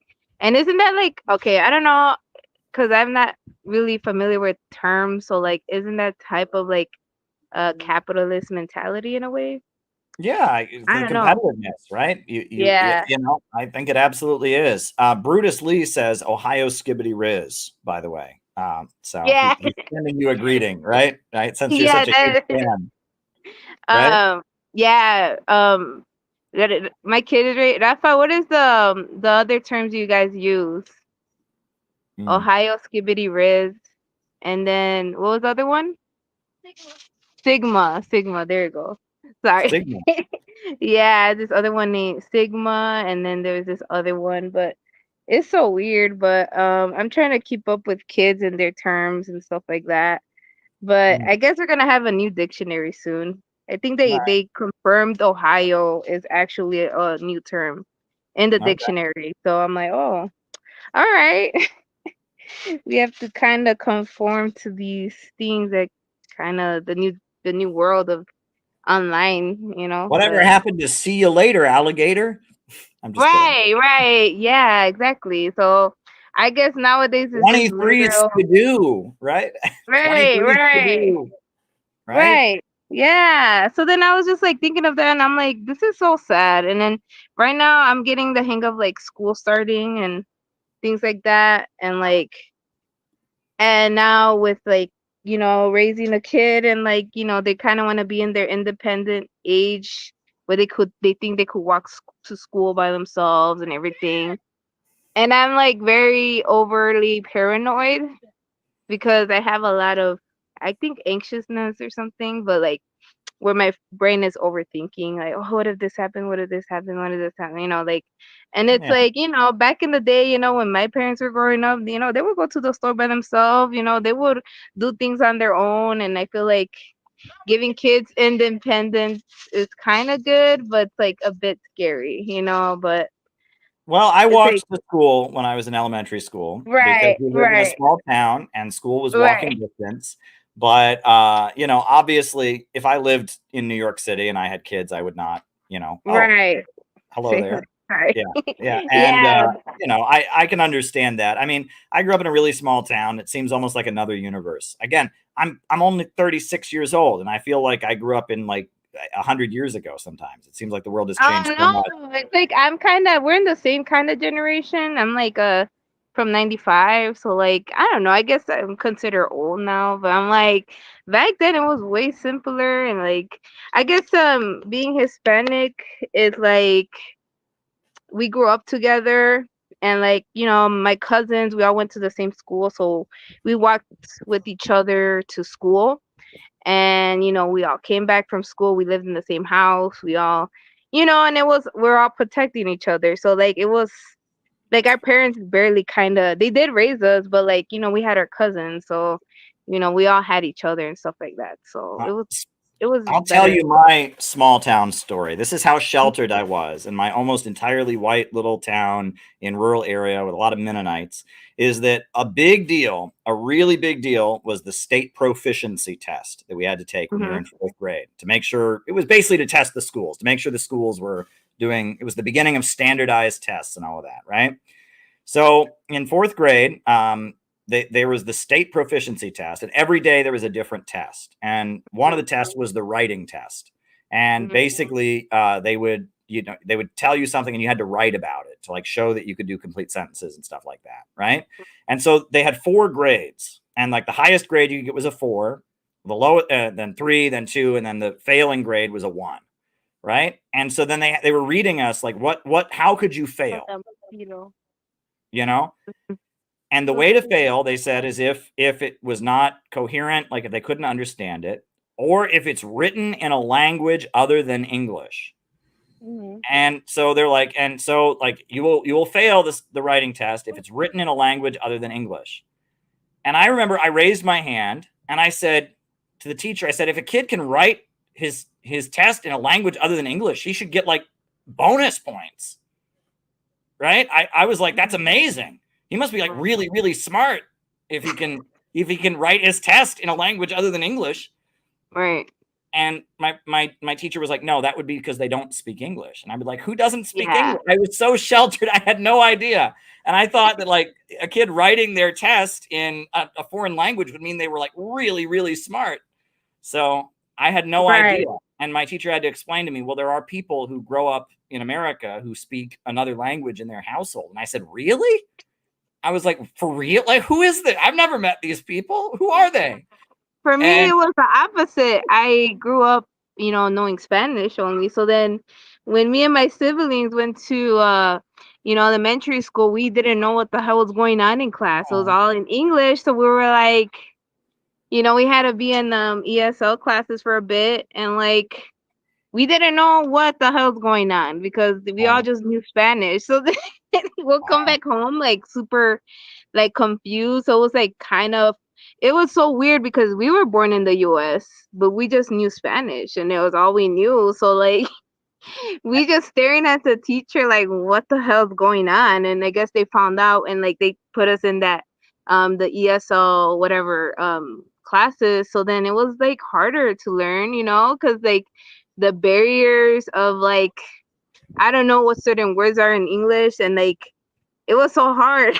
So then we had to like freaking push ourselves extra. And it's the weirdest part because it's like we were born here. And like, I guess it's like my mom only speak to us in Spanish, but like we just learned by force. But it was a good thing because like now it's like I'm good at Spanish, but like living in the US is like I did learn English, but then I forgot Spanish. So then my mom was like, oh, you can't speak English in the house, only Spanish. So then I'm like, dang it. So it was kind of hard with that, was it being bilingual, but I'm kind of glad in a way, because I had to force myself. And then I would travel to Mexico. So then they'll be like, oh, I'll be talking to them in Spanish and they'll be surprised, like, what the hell? Like, Spanish? You guys know Spanish? Because like a lot of people from the US, like the kids from, the Mexican Chicanos, when they go to Mexico, they don't know anything. So they were a bit surprised. And it's like back and forth. And I don't know if you ever seen the Selena movie. No. What's the movie? It's about Selena with Jennifer Lopez. Oh, okay. Go on. So there is this one scene where like I think Selena and her siblings didn't speak Spanish.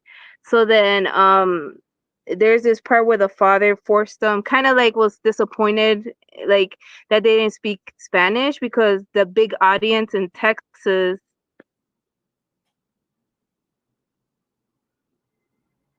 I lost you. Where did she go? Come back. Gabby, come back. All right, we lost Gabby. She was telling us about the Selena movie, and then she vanished. Come back in, Gabby. Come back. All right. Well, I hope Gabby rejoins. I hope she rejoins. Oh, here she is. Sorry. Is it okay? So what was I? I was in You're telling us about the Selena movie, right? Yeah, the Selena with the father. He forced them to like. He was disappointed because they all knew just English, right? And in Texas, there's a heavy presence of Mexican people and Latinos or whatever. So then, they're performing at these restaurants and they're all like his kids, they don't know any Spanish, so they're singing and they're like booed at, they're like, I think they were like booing at them. And then he's like, you guys need to know Spanish. Like, you don't know the struggle, what it is You know, when you go to Mexico, when you're in the Mexican area, you're not that Mexican enough. You're still American. And if you're in the American circles, you're just so you don't fit in the American circles because you're not American enough. So like you're in this like battle. And I think this happens to a lot of people who are like, you know, have a strong presence of like two cultures. And it's like it is difficult to kind of create something, but that's why I kind of feel a stronger presence of being born in the US. Like being a Chicana, it's like it's out, like I love it. So it's like you get a both of two cultures, and like, you know, sharing that. And like, because back then I used to not like to be American, and I used to hate being American. I'm like, oh, I'm Mexican, and like, you know, my ancestors. But then I was denying the other side of where I come from, which is the European side, I guess. And I hated that about like myself and everything. So it's like, so let me like ask you, trait. Yeah. Atslan, what do you think? Sun Belt, should the Southwest break away and form an independent country? Do you think what part is that? I'm sorry. Well, no, that's for a long time. There was a movement in the United States. They call it the Chicano moratorium and stuff, and they wanted Texas and New Mexico and Arizona and California Oh, yeah. to break away and form a Chicano country. Do you think that would be good or not? I mean, I don't know. I'm kind of like, I understand the sentiment of two sides. Like, yes, they did take our land, but like I said, I don't know how that would work. But I don't know. I'm kind of in the middle of those things, and I wish, but like, you know, we gotta take the L and just, you know, move along. But like I said, I'm in the middle of that, you know. But what do they say about it? What do you hear? I don't know. It's, you know, I mean, so that's, you know, communists are for the right of self-determination for nations, right? And so the feeling is that, you know, for a long time, the Communist Party, they were for the Black Belt, right? They were for, you know, the black people of the South, because they lived in the South, they were concentrated there. If they wanted to break away and form a black country, you know, for black people, so they could have the right to their own nation, their own territory, they would have the right to do that. And a lot of communist groups still talk about this. There's even maps and stuff. You know, let me pull up the Black Belt South communist map. I'll pull it up. You know, it's a big part of like, of like Maoist and communist stuff. My position has always been that it's up to the people there. If black people wanted to break away and form their own country, they would have the right to do it. But I'm not going to advocate that, because that sounds like segregation, right? This is the Black Belt. The Communist Party used to advocate that this area break away and form what they called the Negro Soviet Republic, right? Okay. And, you know, and then, but their position was always that if they wanted to, they would have the right to do it. It's not they had to. And my position, my feeling is, and it's the same with the Sun Belt. I'm not going to tell people in New Mexico or in Texas that they should break away and form their own country. Right. But if they wanted that, I would support it. And the same for like North Dakota, the Native Americans, right? They some of them, North Dakota, South Dakota, you know, some of them may also want to break away, but I'm not going to force them to do it. If they want it, I would be for it. And that is the nuanced position on the national question within the United States.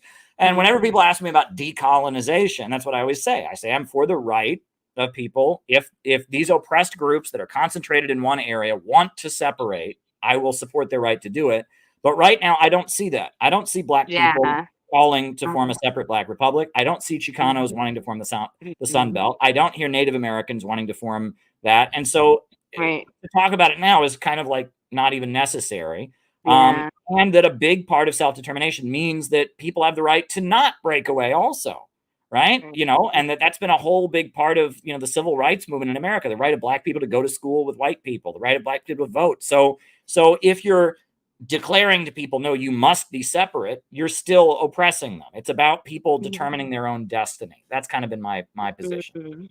That's true. Yeah. I agree with that, because it's like was it Nicaragua that they are pro-life or something?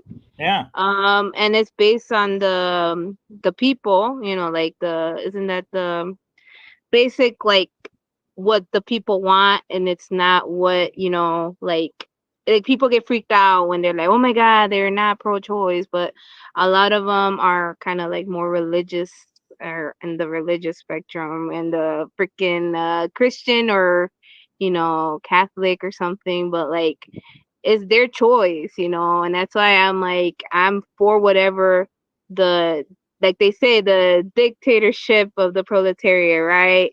But it sounds scary to people, but like what the people want and the needs of the people, and it's kind of voiced by the people and stuff like that. But yeah, I mean, it's kind of just that. But nowadays people, are scared, but like, I kind of, for like CPI, like I try to warm people up, because they just think we're another, another group that is, fight the power back and all this stuff, but we're Yeah, well, different. So right now we have to embrace the uniqueness of our project. That's what I was Right. telling Noah today. That there's no way around it. If we continue beating around the bush, continue trying to be just another communist group to make people Right. happy that are looking for that, we're going to fail. We just have to be Oh like, my we are doing something special here. Right.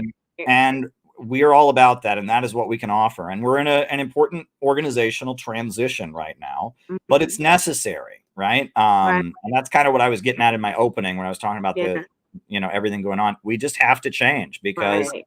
we are And what we obsessed are. with fandoms, and obsessed with like things that are like, and it's like, of course, like, because I felt the same way a couple years ago, and you know what, I feel like it was because of like 2020 pandemic kind of shut us down, and I was in YouTube a lot more often, and I was like in home, and feeling the the closures of everything, and like with everything, and like my way of escapism was going to YouTube, or following people, seeing the trends and all these other things. But I'm like, I'm tired of feeling like that, so I'm like, we could do something about it. So that's how it was like kind of soul searching in a way, when I was like looking for CPI in a way, like it was soul searching for me. And like it was like, oh, okay, I was finding other things and other orgs and other, I was trying to follow other things, but then I was watching Jimmy Dore a lot more too, but then I'm like, Jimmy Dore is not gonna do the, like, I respect his work, right? But I'm not gonna be like a fandom with Jimmy Dore, I'm not gonna like be obsessive. Like it turns into like a weird obsession in a way.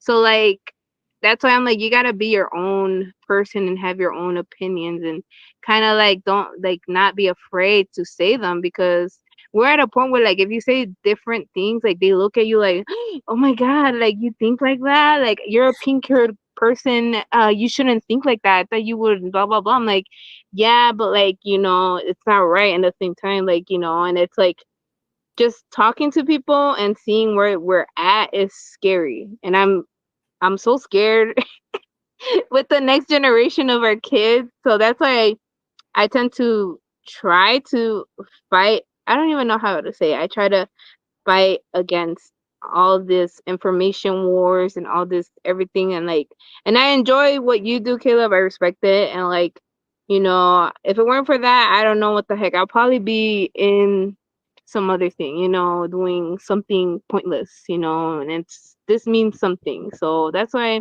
like you were talking about yesterday, was it dang it, now I totally forgot what I was gonna say, but it was the yesterday's conversation, like, for me personally, I was the outsider. I was always the outsider. I was always the weird one and blah blah blah. And it's like, because you're weird, because you're like you're doing what's right, you're doing what is standardized righteousness, and that's why we're different, and a lot of people try to do shortcuts and be corrupt, and that's how you could fit in, and that's why I'm like, no, we don't want to fit in, we want to do what's right, and that's why we're different. Absolutely. Gabby, it is always a pleasure whenever you come on. Thanks for coming Thank on. you. Thanks for staying strong. Thank you for the hard work that you do, by the way. You are No, thank you, man. I appreciate it. If it weren't for like CP, I don't know, I'll be on some loser stuff, like, I was not on the right track. So this kind of kept me on track personally. So I'm thank glad, you. and And for me, I mean, I wouldn't be where I am without the movement. You know what I'm saying? So Yeah. we're all on a journey of self-improvement, and Right. it's a It's great time for journey. more, improvement. So bye. Thank you. All right. Thank you. All right. All right. So now I am going to put on some music. I have to take another one of those breaks. I have to, switch to unnamed water beverage, and I'm going to put some music on while I take my little break, but we'll be back because, we're going to go for another hour and a half, it looks like, if I can pull it off. So, I am going to put on, this is a religious song, some religious music, and I'm going to get some water and take a bathroom break, and then we'll be back with plenty more to talk about. So here we go.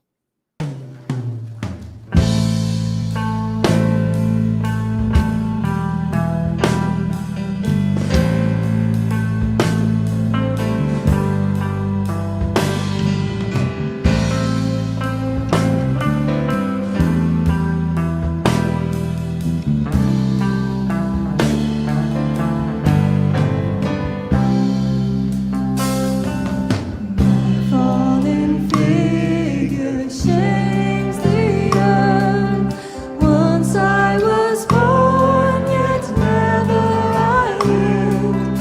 Never forsaken, you came to me, giving me life and breaking my chains.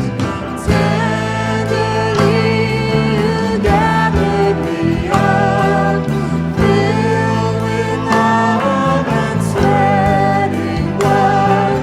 Ever patient, you taught me the word, carved in my heart it forever remained. Never I knew what life should be. All I can do is follow your way. Learn on the path I stumble and fall, turning with the courage I need. Though the path is narrow and steep, cruel thorns in the trail of God, still I pledge I will follow the way, follow as far as my Father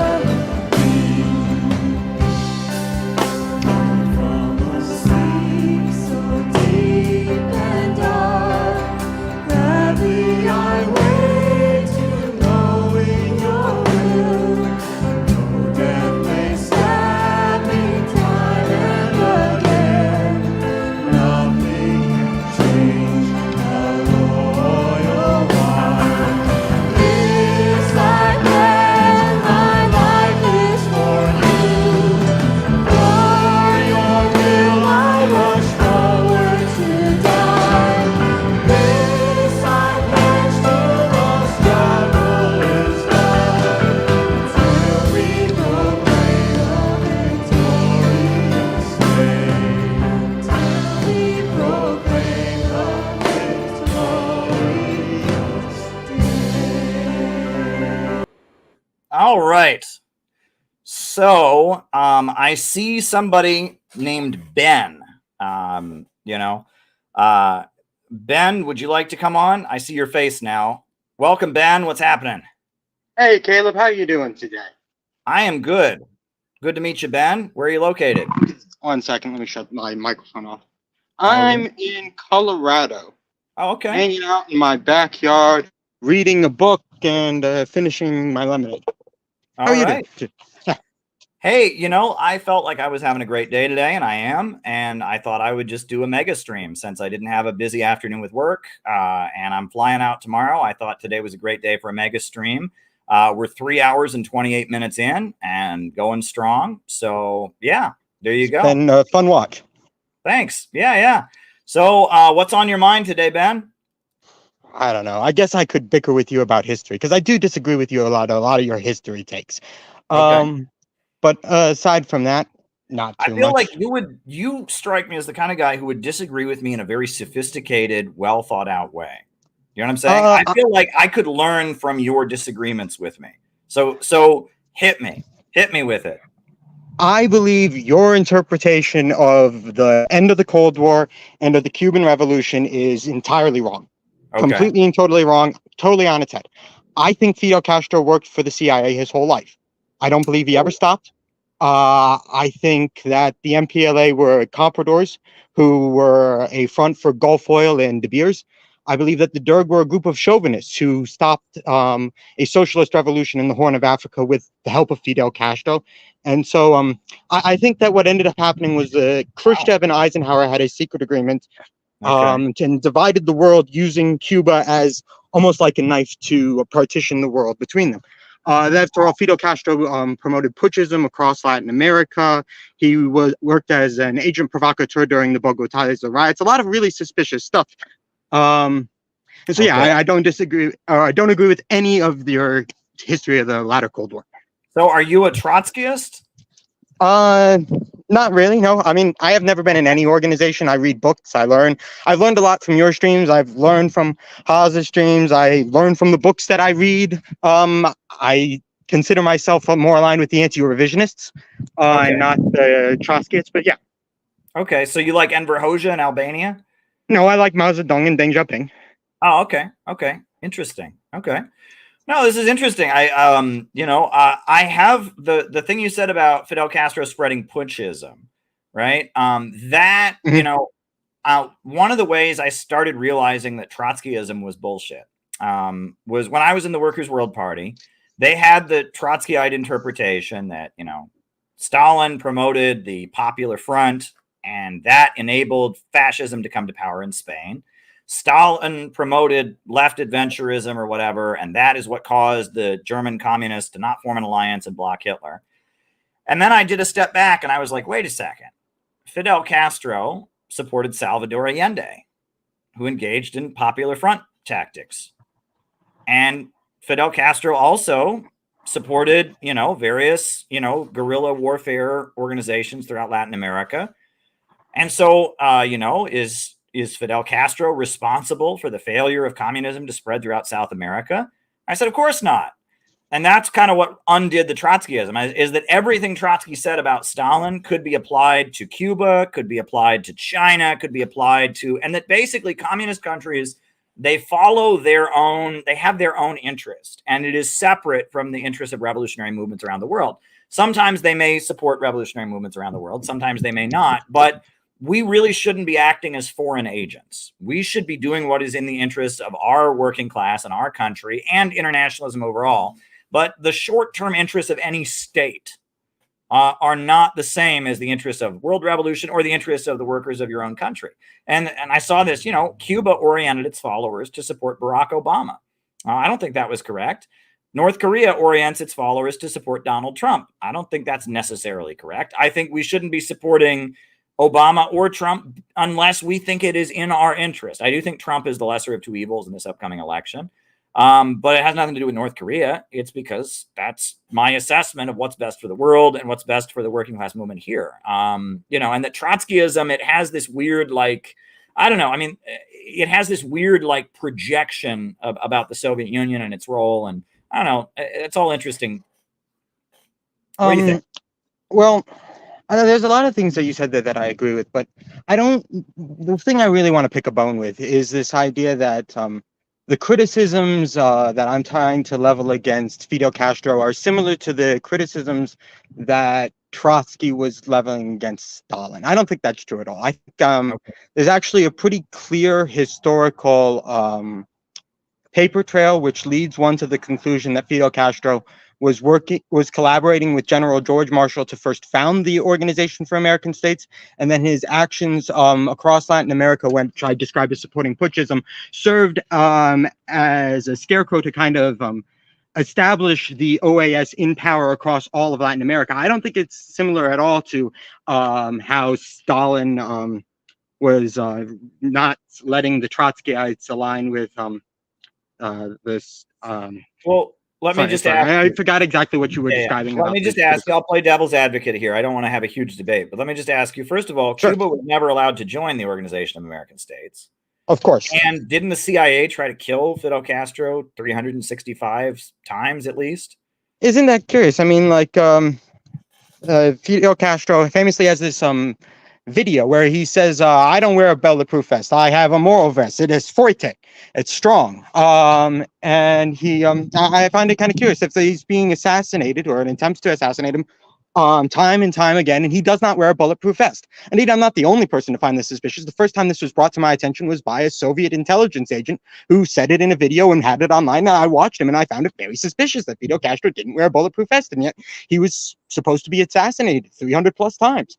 Also, I think these assassinations, a lot of them appear very ham-fisted and silly, like exploding cigars. Has anybody ever died from an exploding cigar in history? Has that ever happened?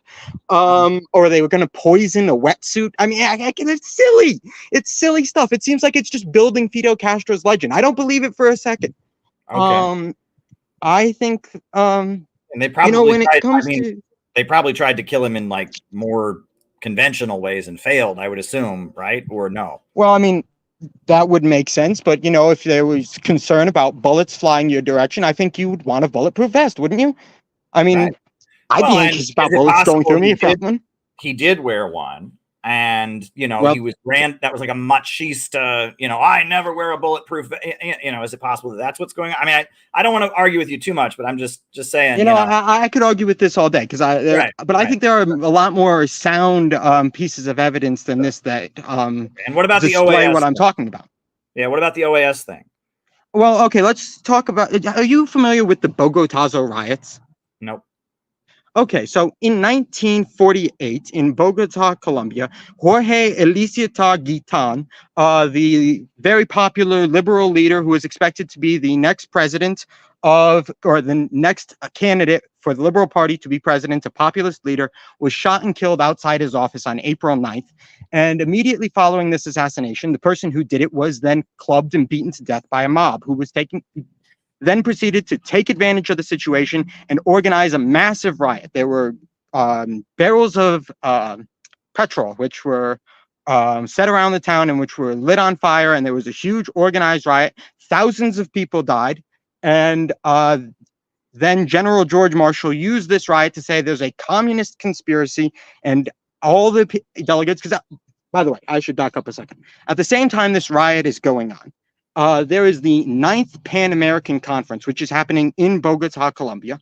And one of the people who is there is Secretary of State General George Marshall. And General Marshall is expected by all these Latin Americans to offer them free loans to rebuild their country, because that's what he did to the Europeans. And surely he wants the Latin Americans to prosper. However, when he didn't offer any such loans, they got a little upset at him. And thus, after this riot occurs, General Marshall is able to say there's a huge communist conspiracy, a great communist threat is coming to Latin America, and therefore we need to found the Organization of American States. Now, I've just left out one detail here, which is that Fidel Castro is deeply, deeply involved in this story. He is across the street from Guitán when he is assassinated. He is running around the streets, waving a rifle in his hand, calling for revolution. According to an ambassador to Brazil told a Senate investigation that, in fact, he heard Fidel Castro get on the radio and say, this is Fidel Castro from Cuba, and this is a communist revolution. But there's one thing to point out, of course. In 1948, Fidel Castro wasn't in the Communist Party. He was in the Cuban Party of Orthodoxy. So while running around claiming to be a communist at what is clearly an agent provocateur, Castro is participating in the deaths of these thousands of Colombians. And he's also participating in the foundation of the Organization for American States, as he is laying evidence which was then used by General Marshall to create it. So I think this is all extremely suspicious. And I think this also ties in then later to Castro's future of promoting insurrection in foreign countries, which was then used as a justification for the spreading of the Organization of American States. Okay. Well, that is a lot of information I did not have, Ben, and I appreciate you coming on and sharing it with us. Is there anything else you'd like to say before we wrap this up and I move on to other guests or whatever? I don't know. I appreciate you letting me come and express my bizarre historical views to you. That's okay. Yeah, this channel, I let people on generally. You know, there was somebody who was going to come on here, and he said he was going to talk about racial IQs, and I'm like, I'm not going there. I'm not letting him in. But you know, if you want to come on and talk about this, I find this all to be interesting. I was in the Workers' World Party for 8 years, and in the Workers' World Party, I learned the history of the Derg, and I learned they basically had the Cuban perspective, not the Soviet perspective, but the Cuban perspective. You know what I'm saying? Yeah, that would make, I think that's suspicious. Yeah. That they had the Cuban and not the Soviet perspective. And go on, tell me more. Well, I think that the Cuban perspective is a perspective that would be pushed by U.S. intelligence. And so I think that if that perspective was around in American socialist organizations, that would probably be the reason why. I don't know. It's funny. Let me just throw this out there, you know, since I'm just kind of throwing ideas at you. I feel like during the late Cold War in America, the Communist Party USA pretty clearly represented the Soviet line, right? They represented, you know, the Soviet position, which was the Democrats are better because they'll de-escalate the arms race, etc. And the Workers' World Party, they represented the Cuban, North Korean, Libya under Gaddafi, Derg, that line, which was aligned with the Soviets, but was not full, like was a little more radical than the Soviet Union, right? Yeah. And the LaRouche movement, it looks like to me, represented the people like Park Chung-hee, right? That were kind of the Bonapartist strongmen who were in the U.S. camp, but the USA didn't really trust them. Am I onto something? Do you feel like I'm correct? Well, no? I think that there's a certain pattern like that, because I think that these organizations play specific roles. And I think you've brought this up to me and started me thinking about this, because the Communist Party USA is playing a go-between between the Soviet Union and the United States. But the Soviet Union also has these revolutionary third world clients who it wants to contain. It doesn't really want a third world revolution.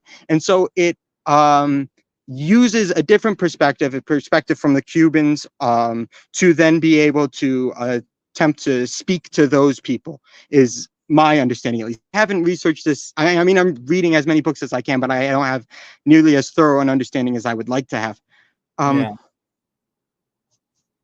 But yeah, it was great to come on, Caleb. I appreciated listening to me. I have other bizarre spiritual things I could talk about, but can I ask you one last question before you go? Of course, give it away. With your perspective, what do you make of the new communist movement and like the Maoist groups, the October League that like dissolved in the early 80s, and you know, the Maoist groups that were aligned with China and all of that? Like, I'm generally sympathetic to them. I don't like, they never took power, and so it's difficult for me to get a clear handle on what their geopolitical role would have been. Like, I mean, Cuba has like, it's a Communist Party in power. It has real relations. It has real effects on communist parties around the world. These groups were sincere? Most of the people, the vast majority of them are sincere. I believe there's only 2-3 intelligence operatives, a vanishingly small number of intelligence operatives. Okay, very good. Well, thank you, Ben. It was a pleasure. Thank you, Caleb. I appreciated you having me on. All right. Well, here's a blast from the past. Hello. How you doing? Hey, how's it going? It's been a while. What's new? Hold on one second. Recording in progress. All right, I had to do something. How's it been, Caleb? I'm being recorded. No, it's class. I got a class in 5 minutes. I can't stay long. Okay. So, Matrix Theory. Oh, man. Okay. Where are you at these days? I'm back in the United States. I left China a while ago. I was homeless for a while in California. Wow. So, must be hot wherever you are. I see the fan. A little hot, yeah. I don't like air conditioning, so I try to keep it off. Costs too much money. Yeah. What's new? Nothing much. I figured I'd see what you were doing. I was like, oh, Caleb's live. I'll see what he's doing. I was like, oh, I can just join the show. Great. Yeah. Well, I'm headed to Florida tomorrow for the Uhuru trial, right? The big rallies on Saturday. When it happened, I was talking about it with some people, and they got in bed with the Russians, and then the Russians, that's what got them in trouble real bad.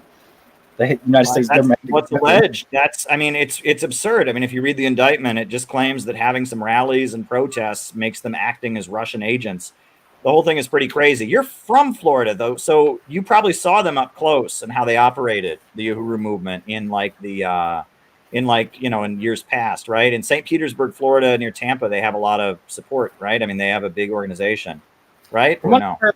I'm from the Northwest, the redneck Riviera part of the Panhandle, so I never personally encountered them, but I did read a lot of their stuff. I was always more interested in them after I started reading a lot about Rwanda, and I went back and tried to see if there was like what nationalists were saying about the whole Rwandan thing, and they were suspiciously silent on it. Like they would actually critique the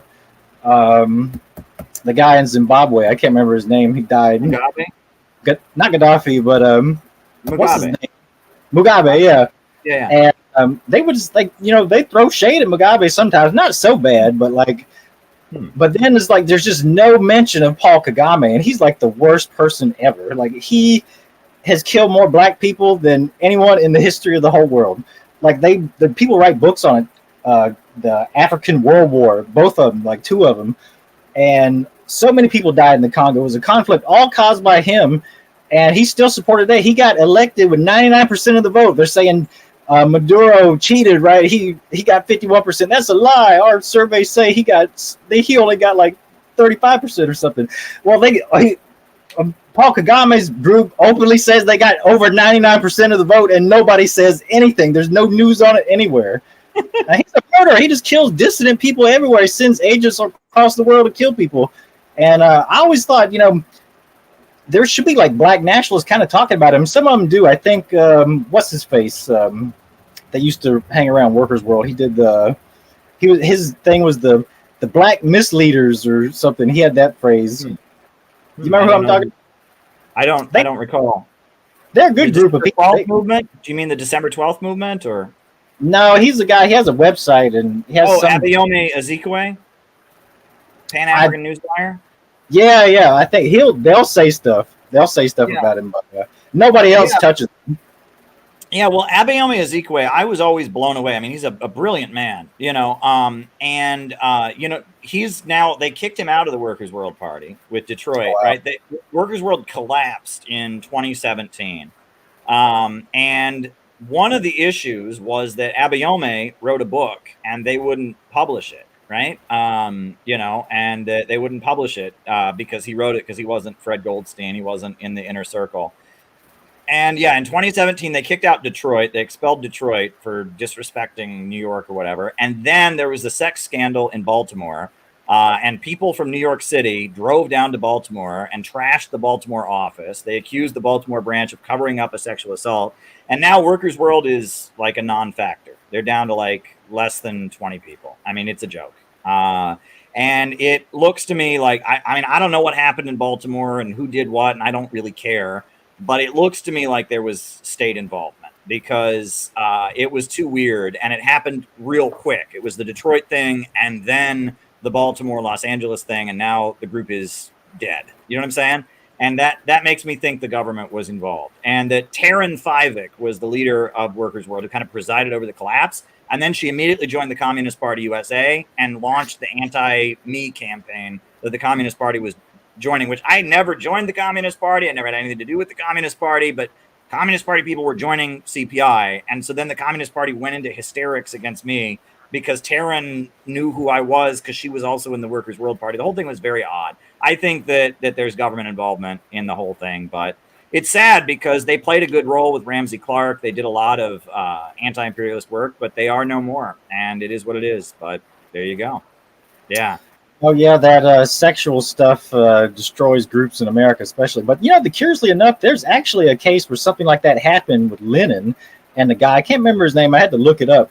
But a guy he actually really liked was accused of sleeping with this guy's wife, and then it became a thing. He impregnated her, and then he apparently made fun of her afterward. And Lenin was saying no, this guy's revolutionary. We got to keep him in, even regardless of all this other stuff. But nobody wants to follow that.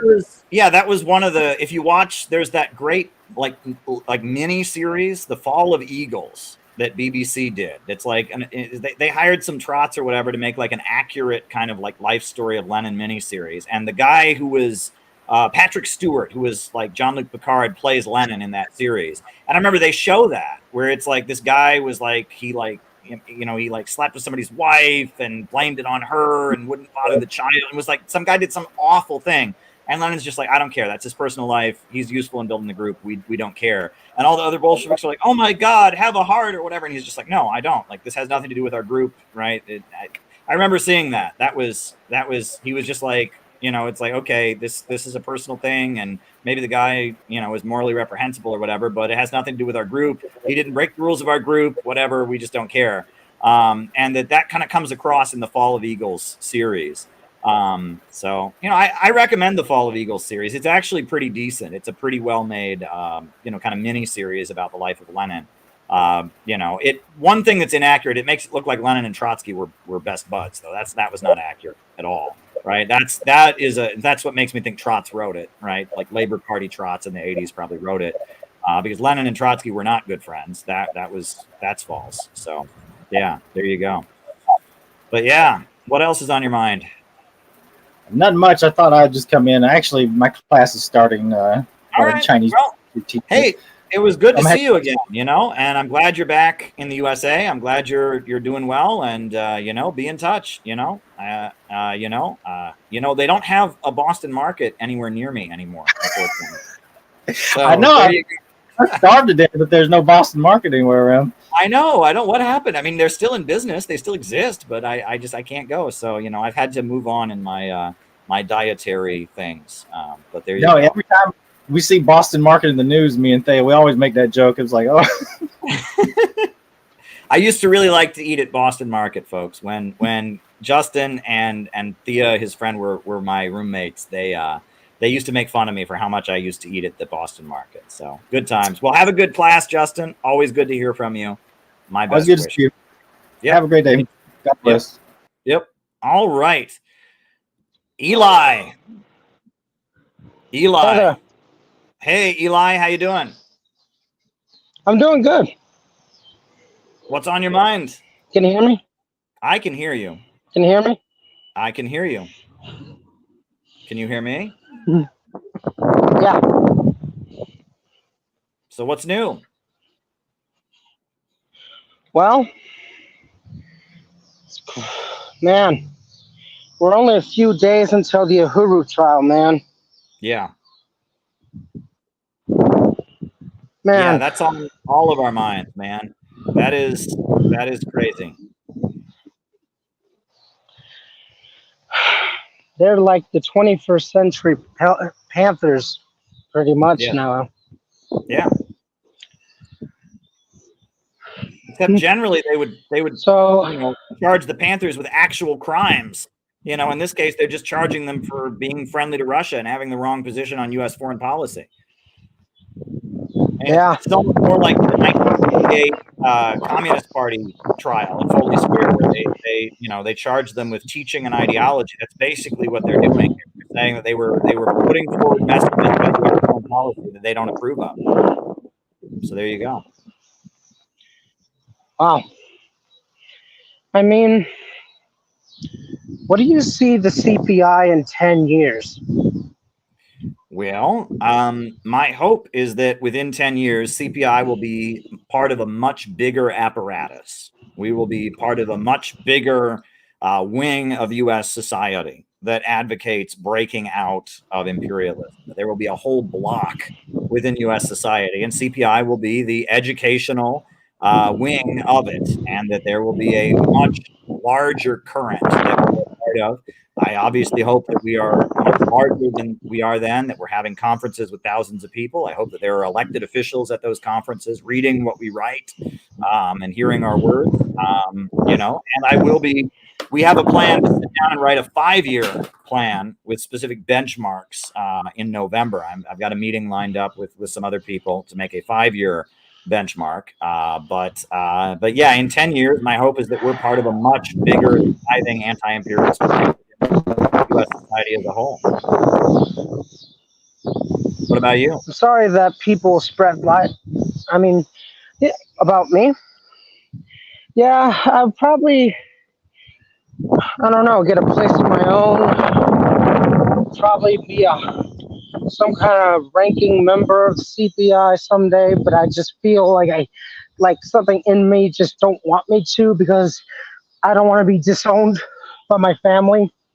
Oh. And maybe I'll probably have a home, a girlfriend, or something like that. Why do you feel you'd be disowned by your family? Well, they're liberals. They are Kamala Harris supporters.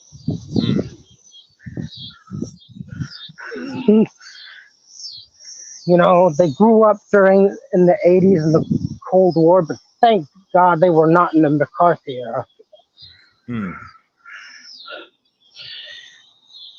Well, it must be rough, you know, but yeah, the door is open. People are welcome to join CPI. And, you know, I'm glad you wish us well. And, you know, I'm just going to keep doing what I'm doing. You know, you were saying before about people saying stuff. The main thing is we don't care. The main thing is we just keep going. And the other thing is that there has been something unique and special about our project all along. And that in the last couple months, we have come to terms with the fact we have to embrace that. We have to go all in to what makes CPI CPI. And as long as we try to just be another communist group, as long as we try to be, you know, as we have one foot in being an internet fandom, we're not going to be successful. We have to go all in and be CPI.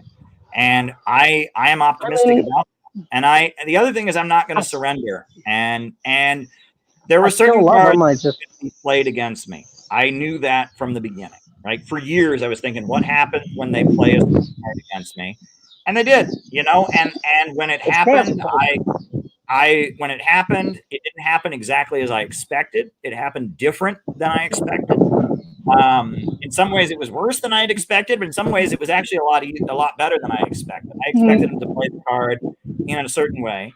But there was somebody who said to me, you know what, Caleb, they can never play this card against you ever again. And that is true, right? Because at this point, it's old news. And if people want to go there with me, everyone's just going to roll their eyes. And they're like, yeah, I heard that 2 years ago. I heard that 3 years ago. And you know what? It's fine. And that also I learned who is really my friend and who is really my ally and who is not, right? And that it forced everyone in my life to kind of be like, who are you? Because I had a lot of false friends and I had a lot of good friends that went unnoticed. Right. And that's important, right? You have to test people. And it was an important moment. It was a pivotal moment and it launched us forward. And since then, I have interviewed the president of Iran. I have spoken with President Putin of Russia. We have had way bigger conferences. CPI has actually done way more since the drama that happened 2 years ago. So I am.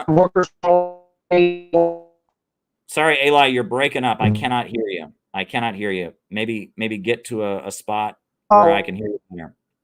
You're breaking up. I'm hearing like, sorry, say that again. Oh, the Workers' World Party.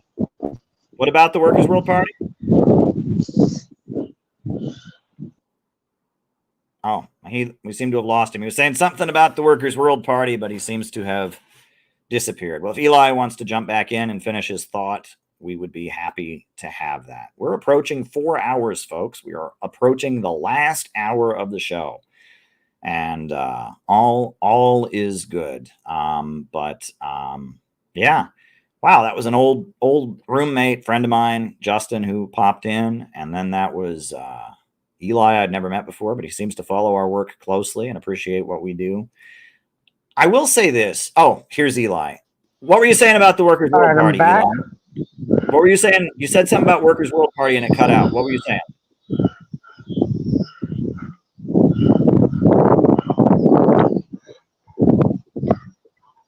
Eli, can you hear me?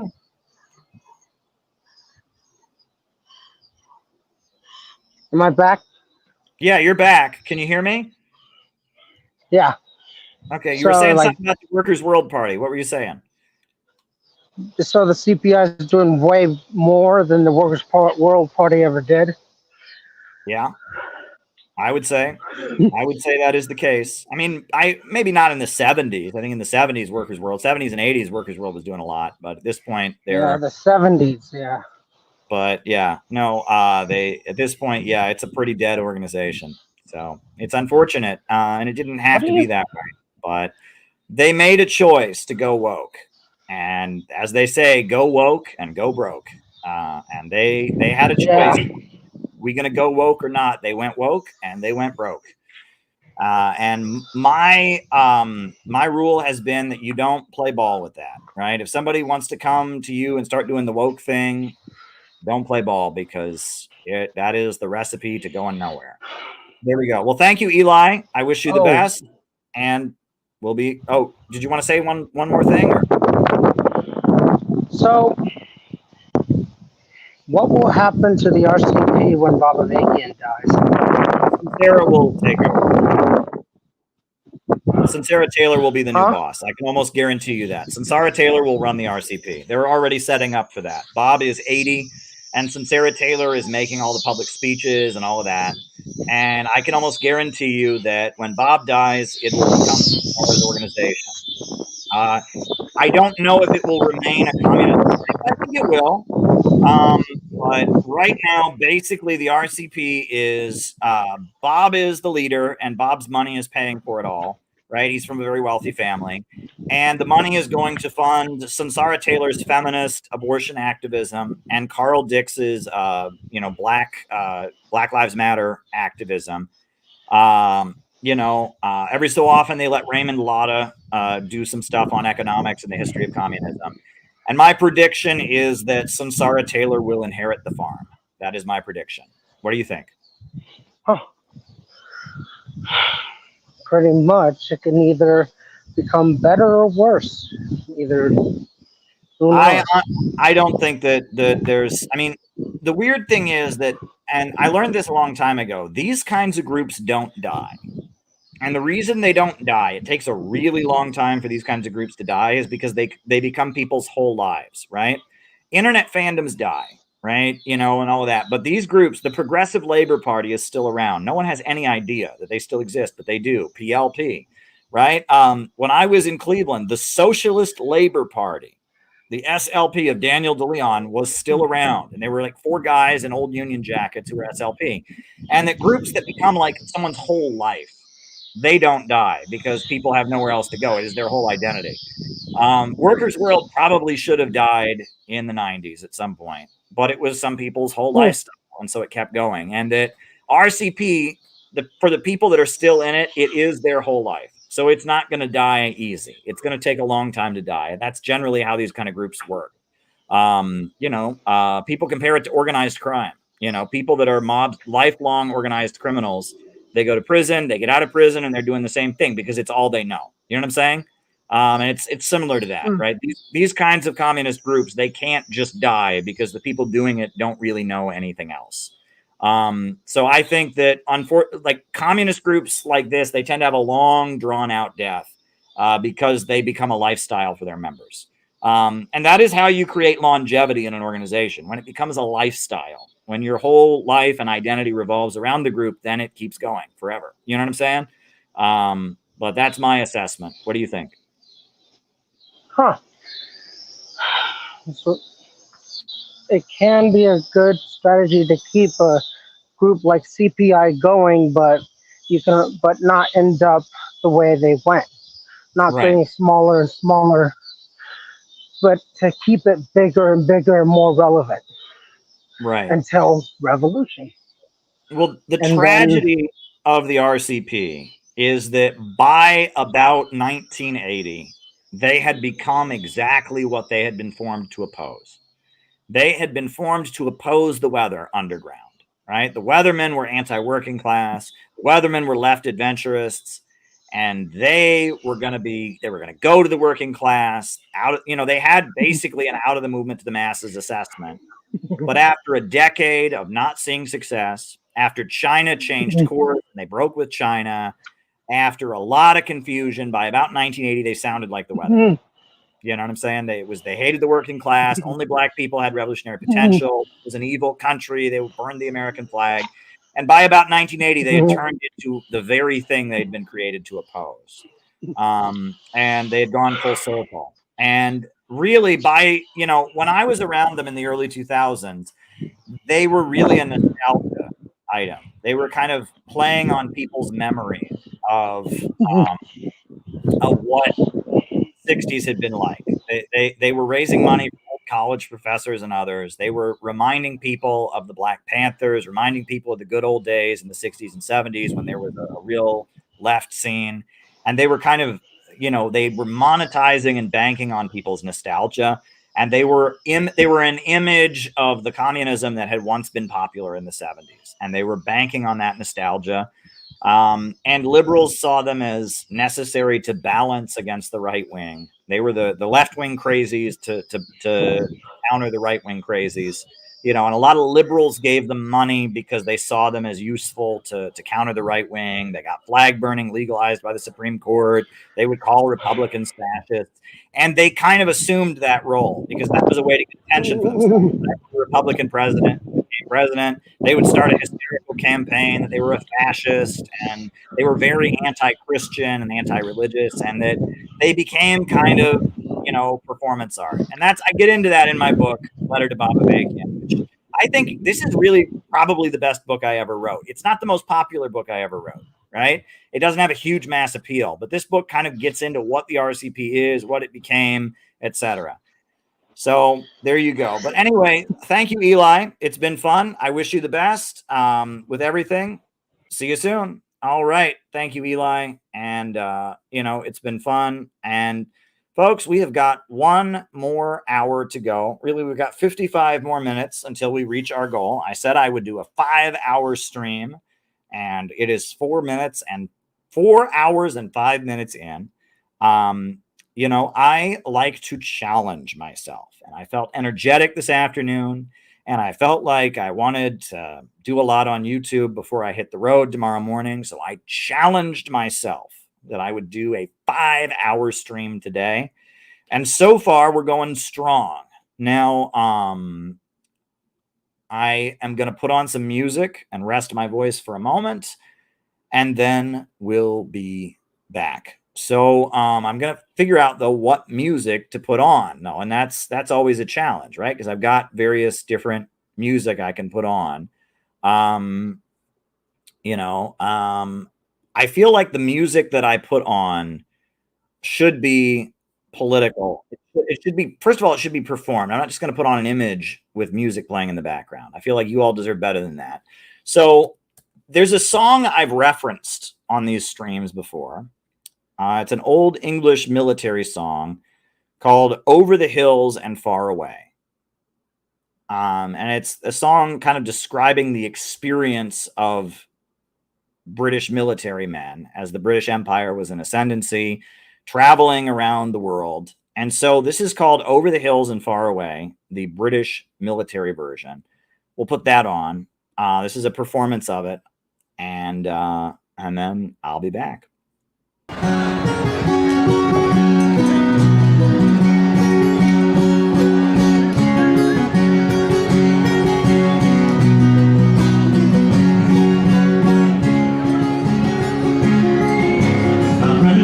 Someday now refused to wipe this scoundrel master's shoes, but now he's free to sing and play o'er the hills and far away. And it's all the hills and all the name to Flanders, Portugal and Spain. The king commands and we obey over the hills and far away. We all may be born happy lives, getting rid of rats and mice who stole and pulled both night and day. All the hills are far away.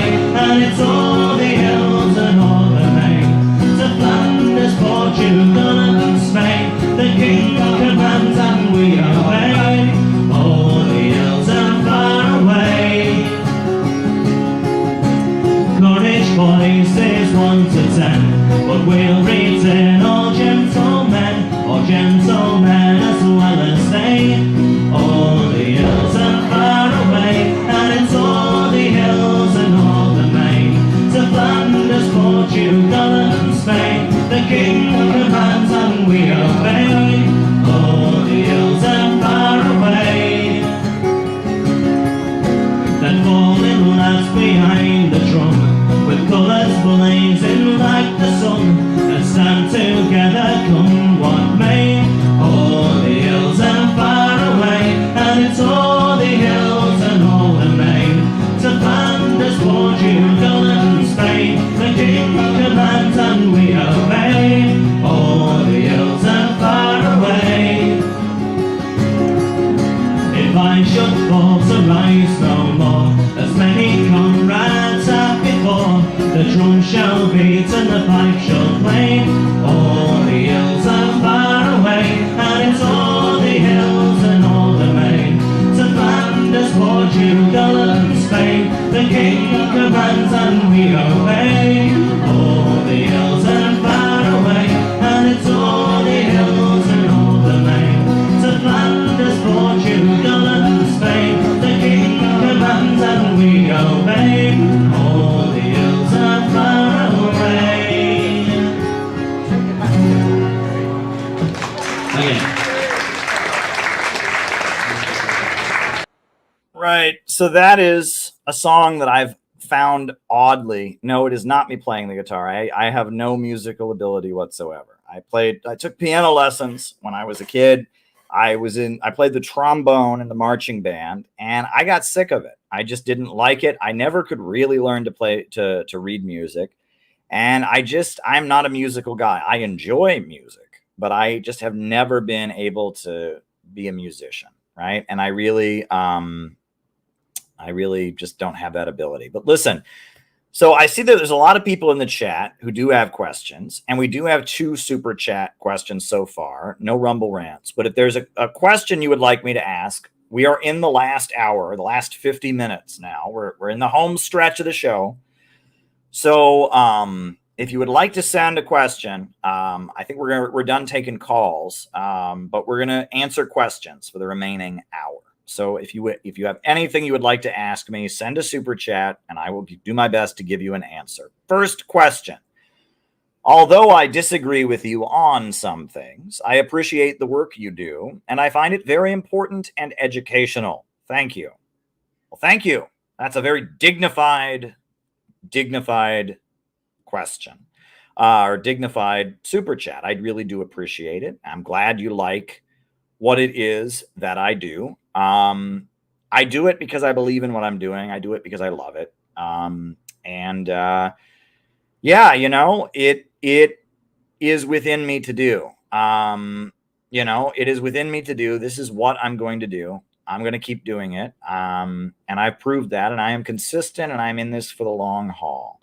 I don't back down. Just like I said, I was going to do a 5-hour stream today, and here I am. Rock me like a hurricane. I don't back down. I really do not back down. And yeah, that's the way these things tend to work. So yeah, any other super chats people have got, always appreciated. Watch the Selena movie with your wife. That is a good suggestion, right? Often my wife and I kind of struggle for content. So, shows that we can watch together that we both would enjoy. It's not easy. My wife really likes crime shows. I do not like crime shows at all. So it can be a challenge to find stuff that both of us like. So, maybe that's something that both of us can watch. Now, I'm trying to find a version of one of my favorite IRA ballads that I can play on here, right? I don't want to get copyright issues or whatever, but I think I can get away with playing this version of it. So this is, I'm going to download it. I do, as an Irish American, and that's a whole nother thing, because I'm an Irish American, but I'm from a Protestant Irish family, and it's there's many layers to this, but I do appreciate some of the Irish rebel music. And so I want to find a version of it I can get away with playing on here. But this is one of my favorite Irish rebel songs. It's kind of a tragic ballad, The Patriots Game. And I really like it. It was written by Dominic Behan. Dominic Bahan was kind of a songwriter who was a Marxist and was an Irish independence activist. He wrote "Come Out Ye Black and Tans" and all that. He also wrote this ballad called "Patriot's Game." So we'll see if this is a good version. If it's tolerable, we'll do it.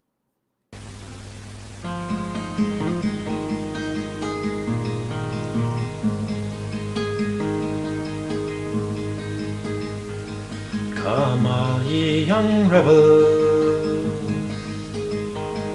and list while I sing,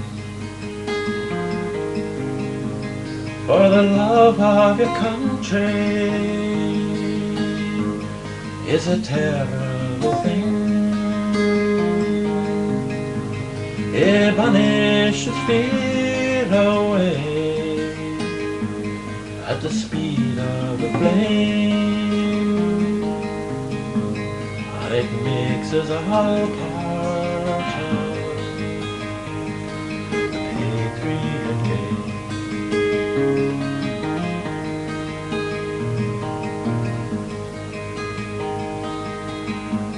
My name is O'Hanlon, and I just turned 16. My home is in Martin, where I was weaned. I learned all my life rule England to blame, and so I'm a part of the patriot game.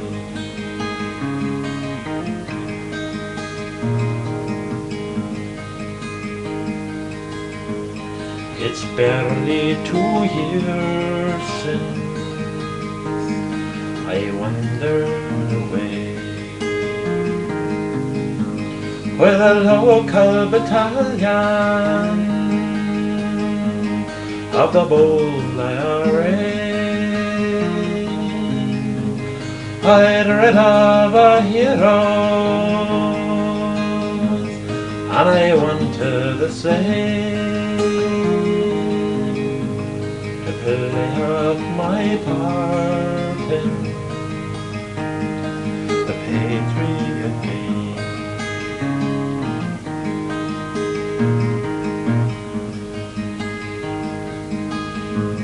They told me how calmly was shut in his chair, his wound from the battle all bloody and bare, his fine body twisted, all broken and lame. They soon made him part of the patriot game.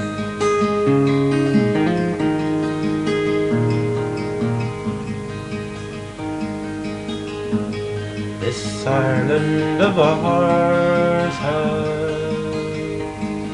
long been half free.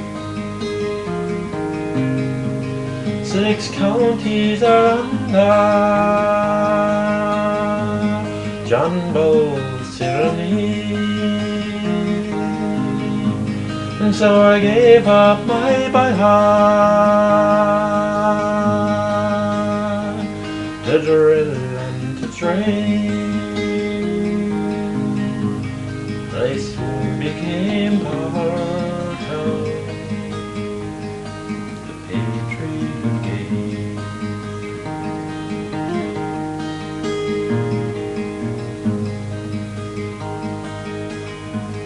And now as I lie here, my body all whole, I think of those cleathers who bargained and sold, and I wish that my rifle would given the same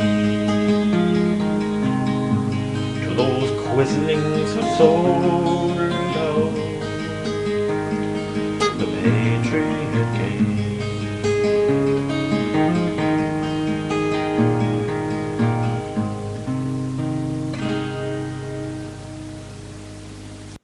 Yeah, that is a great song. I have liked that song for a long time. I really, really have. So there you go. The Patriot Game, favorite IRA Irish Rebel song, a long time favorite of mine. So folks, we've had a long stream today, and I'm really, really glad, right? And we're continuing. I mean, we still got another 40 minutes here. So if you got any more super chats you want me to answer, send them. If you got any Rumble rants, that works as well. You know, I committed to myself that I would do a 5-hour stream today, and I am approaching the fulfillment of my commitment. You know, I always like to challenge myself. I really do. And, you know, to accomplish different things, to try to do more than I have previously done. So that's what I did today. And, you know, life is an adventure. Life is an adventure. And what can I say? I do. I am almost at a loss for words. Do you know that? As much as I can talk and talk and talk and talk and talk and talk and talk, I am almost at a loss for words. Can you believe that? Me, Caleb Maupin, being speechless. After 4 hours and 20 minutes, I may have run out of things to say. I bet you there are members of my family that are smiling right now. But I am not running out of things to say. No, I always have more things to say. I have the gift of gab, as they say, right? I know how to keep talking. But folks, I do want to let you know, I am really proud of this textbook. This textbook has so much in it. If you read this textbook, I mean, between the Eugene Debs stuff, between the Mao piece supporting the civil rights movement, between my own work going over the history of various communist groups, I'm very, very proud of this textbook.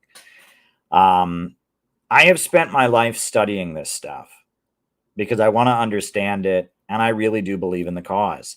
I really do think that we could get to an anti-imperialist America. And I've spent a long time studying and engaging with these ideas. I've spent my entire adult life in various communist and anti-imperialist organizations. And, you know, if I could do something else, I would, but this is who I am. And it's not easy. It is really not an easy thing. And you zig and you zag, but I just don't have it in me to not do this, you know, and that is why I am not a pure materialist. I am an idealist because it doesn't make sense that I would be this, but I am, right? This is who I have to be. The passion burns within me, and I just have to keep being this guy, right? You know, I just have to keep being this guy.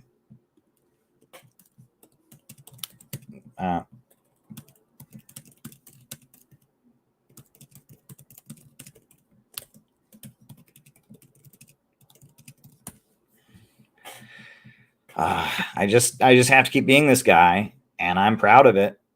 And it is what it is. So I see there's another super chat, or there's 2 more super chats that have come in. So let's do them one by one. How do you solve the problem of competition between productive forces in China and the US from a geopolitical standpoint? If we fully reindustrialize the United States, isn't that bad for China? No. The way that we solve this problem is we integrate the US economy with the Chinese economy. That's what we do. We have partnerships with Chinese industries. The high-speed railway that we build, we hire the China Railway Corporation to build it. The tech innovations that we do, we team up with Chinese tech research firms in order to do it. We integrate the US economy with the Chinese economy in order to make it so it's not a competition, it's a matter of win-win, right? For a long time, I talked about Fusion City and the idea of building a gigantic international facility that would be focused on going all in for fusion energy research. And that is what we need to do. And this is what China wants. China wants a partnership between the United States and China when it comes to super chats. Remind me of what your super chat was from yesterday, Piha. I'm sorry it got missed. That happens every so often. If you can remind me of what it is, Piha, I will answer it. Maybe type it out once again. That would be great. But we need to integrate U.S. industry with Chinese industry. We need to set shared industrial and tech innovation goals. And then it stops being a competition. And then we're speeding forward to advance all of us. We need to view China as another continental civilization that is trying to advance living standards in coordination with us. That doesn't mean there won't be rivalries. Doesn't mean there won't be differences. But if we are tied in with each other, so their victories are also victories for us, our victories are also victories for them, that resolves it. That resolves it. Please type out your super chat again. It doesn't have to be a super chat. It can just be, you can just type it out. Okay. All right. Very good. Okay. So that is my argument, that if we integrate with the Chinese economy, we can do that. So let's do this super chat that I missed from the other day. Piha asks, how would you describe why competition stifles innovation, contrary to what they teach in the US? And I will talk about this. First thing is that when there are competitive corporations that are banking on a product or on a product, on a market item, they don't want to take risks. And I think we see this especially with the movie industry nowadays. There is a very notable lack of creativity and lack of innovation in the film sector. They make the same movie over and over and over and over. Why do they keep making Spider-Man movies?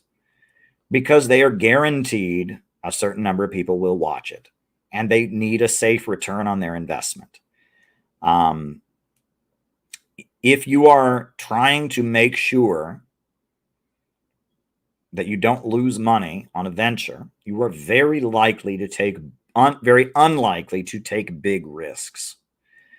And that is why most tech development happens in the government sector, right? The government funds all kinds of technological research, and the bulk of technological breakthroughs come from the government sector, because the government can afford to lose money. The government's not going to go out of business. And so if a scientist applies for grant money to develop something new and he gets the grant money and nothing good comes out of it, they don't lose anything.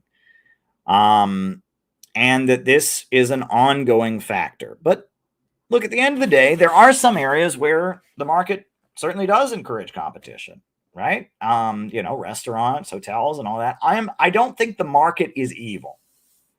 I don't, right? I am against the rule of profits.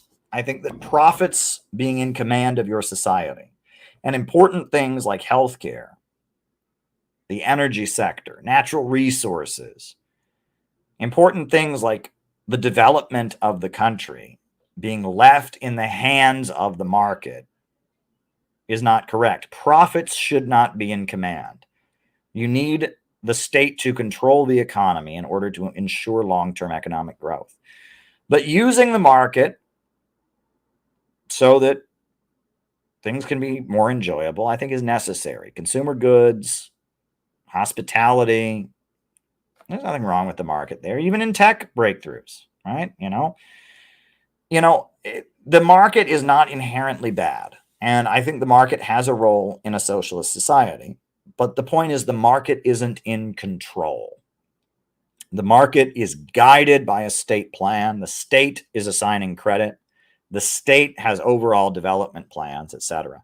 Now, look, if Donald Trump wins, which is still an if, I mean, I really hope that Donald Trump wins, right? But, first, as I say that, there are people watching that are cringing as I say that. Oh my God, how can you say that? No, Donald Trump is the lesser of two evils. And Donald Trump winning could still be awful, right? Donald Trump could do horrendous, horrible, awful things as president. And I do not rule that out, right? And so me saying that I think Donald Trump should win, right, does not mean that I'm saying Donald Trump is going to create heaven on earth, that life will be better, etc. Right? Donald Trump could be a very bad president, but it looks to me like Kamala Harris would be worse. And it looks to me, especially lately, like Donald Trump is moving in a good direction. All right. That's what it looks like to me. Take it or leave it. It looks to me like Donald Trump is moving in a good direction because he's embracing RFK. And because he's embracing Tulsi Gabbard. And that said, I think we have a better chance of things getting better with Trump. Trump is less likely to escalate in Ukraine. As far as Israel, he's talking very badly regarding Israel and Palestine right now, but he's much more independent. And I think, honestly, as bad as Trump is talking, we still have a better chance on Israel and Palestine with Trump, as bad as he's talking, right?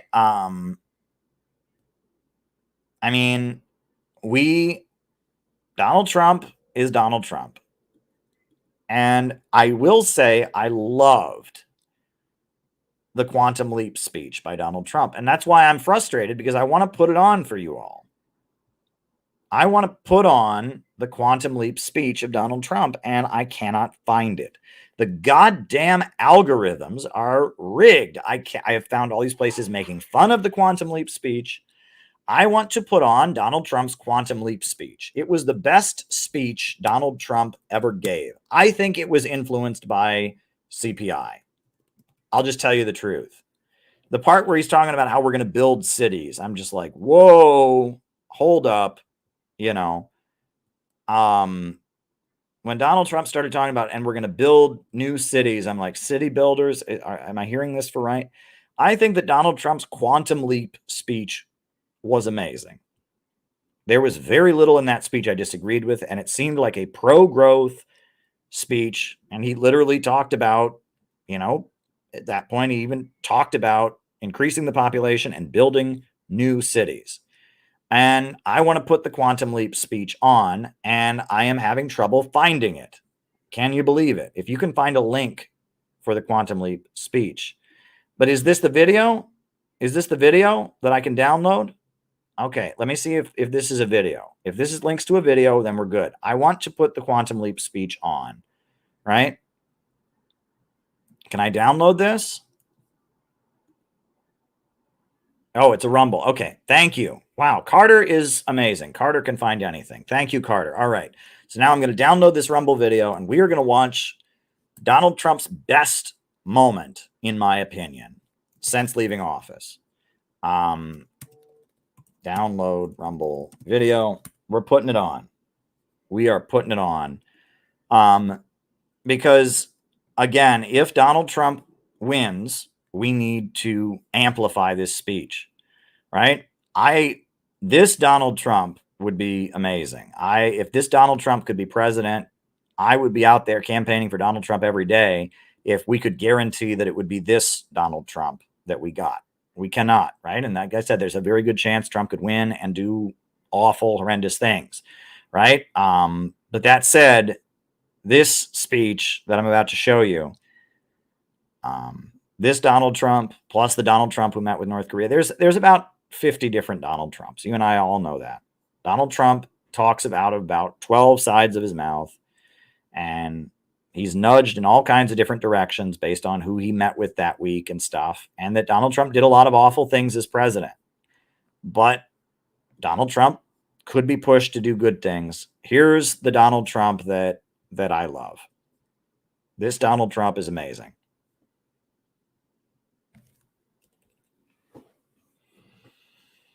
Past generations of Americans pursued big dreams and daring projects that once seemed absolutely impossible. They pushed across an unsettled continent and built new cities in the wild frontier. They transformed American life with the interstate highway system. Magnificent it was. And they launched a vast network of satellites into orbit all around the Earth. But today, our country has lost its boldness. Under my leadership, we will get it back in a very big way. If you look at just 3 years ago, what we were doing was unthinkable. How good it was, how great it was for our country. Our objective will be a quantum leap in the American standard of living. That's what will happen. Here are just a few of the ways we can do it. Almost 1/3 of the landmass of the United States is owned by the federal government, with just a very, very small portion of that land, just a fraction, 1/2 of 1%. Would you believe that? We should hold a contest to charter up to 10 new cities and award them to the best proposals for development. In other words, we'll actually build new cities in our country again. These freedom cities will reopen the frontier, reignite American imagination, and give hundreds of thousands of young people and other people, all hardworking families, a new shot at home ownership and, in fact, the American dream. Another big opportunity is in transportation.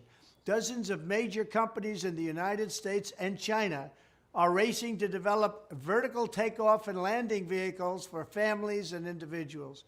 Just as the United States led the automotive revolution in the last century, I want to ensure that America, not China, leads this revolution in air mobility. These breakthroughs can transform commerce, bring a giant infusion of wealth into rural America, and connect families and our country in new ways. Likewise, through our Strategic National Manufacturing Initiative, which is going to be very big and very, very successful, we will turn forgotten communities into hives of industry, producing the goods we will no longer import from China. We will also have a major initiative on lowering the cost of living with a special focus on lowering the cost of a new car and lowering the cost to build a single-family home. And they will be beautiful homes. And I will ask Congress to support baby bonuses for young parents to help launch a new baby boom. Finally, I'll challenge the governors of all 50 states to join me in a great modernization and beautification campaign, getting rid of ugly buildings, refurbishing our parks and our public spaces, making cities and towns more livable, ensuring a pristine environment, and building towering monuments to our true American heroes. Very importantly, I will also make sure all of these new places are safe. We love and cherish our police.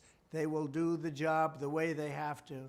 It is time to start talking about greatness for our country again. I will dramatically increase living standards and build a future that brings our country together through excitement, opportunity, and success. Thank you very much. I would love to vote for that, Donald Trump. That was great. There was a little vague dog whistling against Black Lives Matter, vaguely though with the police thing, but he didn't say that really. He just said we're going to make them safe with our police, and that was it. Other than that, there's nothing in that speech to complain about. That was an amazing speech.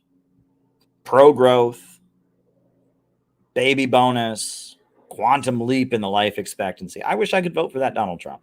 And I feel like CPI, we had a lot to do with that speech. Somebody was paying attention to what we do.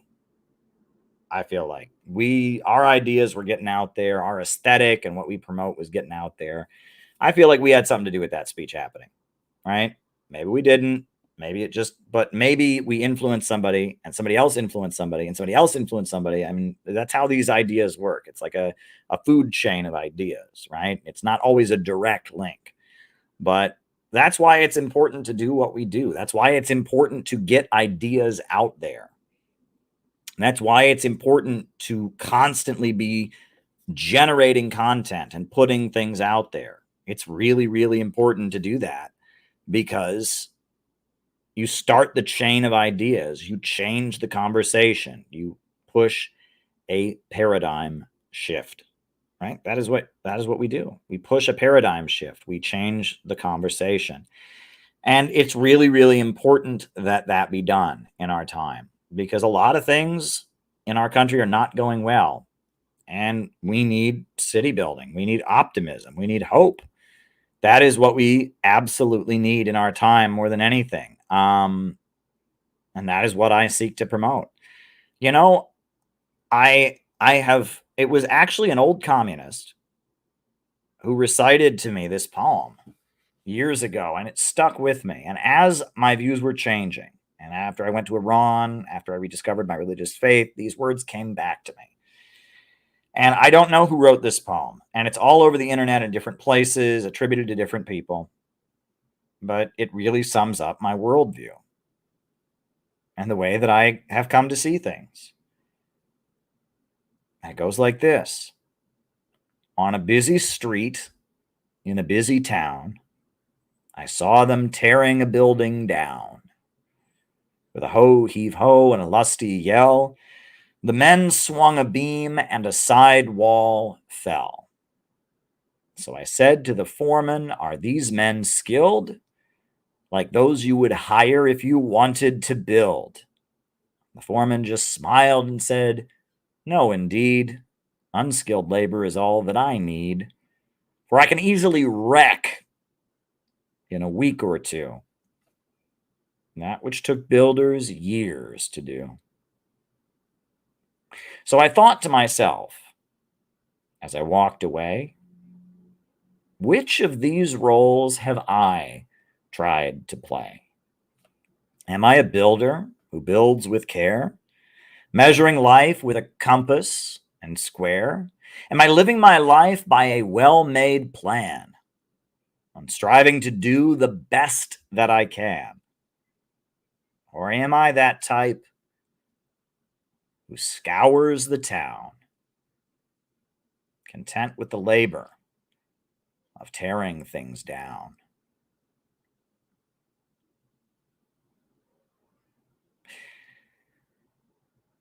There's a story that gets told of a group of blind men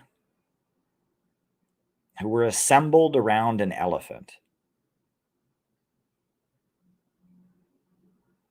And with their hands, they reached out to touch the elephant. And then they each tried to describe what the elephant looked like. And one man thought the elephant was a snake. And one man thought the elephant was solid like a wall. One man thought the elephant was a column.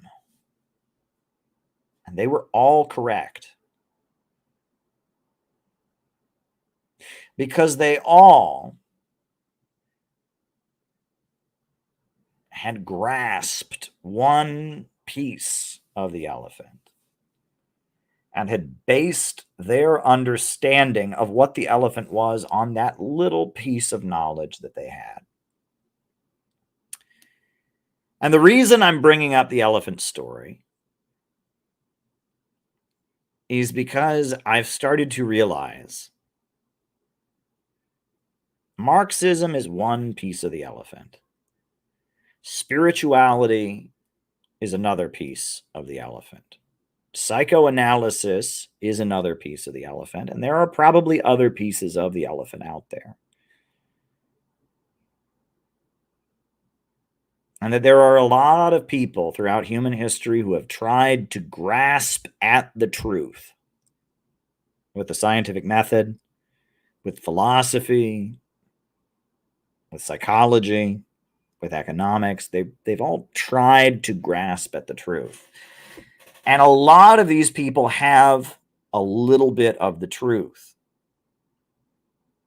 And you can learn from little pieces of the truth that you can sift through. And if there is one thing that I am absolutely sure of, it is historical progress. Human beings are advancing and moving toward a higher plane and working out their quirks and solving problems and creating and inventing things. And this is an ongoing battle within our soul, within our mind and our soul. And in that poem, when I talk about tearing things down, I can easily wreck in a week or two that which took builders years to do. I see that so much. It is so much easier to destroy than it is to build. It is so much easier to unleash your rage, get mad at somebody, and tear something down than it is to construct. Construction requires vision, requires patience, requires calculating what you're capable of. It requires making goals. It requires experimentation. Wrecking, it's as easy as taking a giant shit. It's diarrhea. And I have noticed that the forces of evil in the world today, they present themselves as left and they present themselves as right. They present themselves as atheists, sometimes as Christians, sometimes as Muslims, sometimes as whatever. They present themselves as all kinds of different things. But what evil looks like in our time is it looks like diarrhea. That's what it looks like. And we are all being encouraged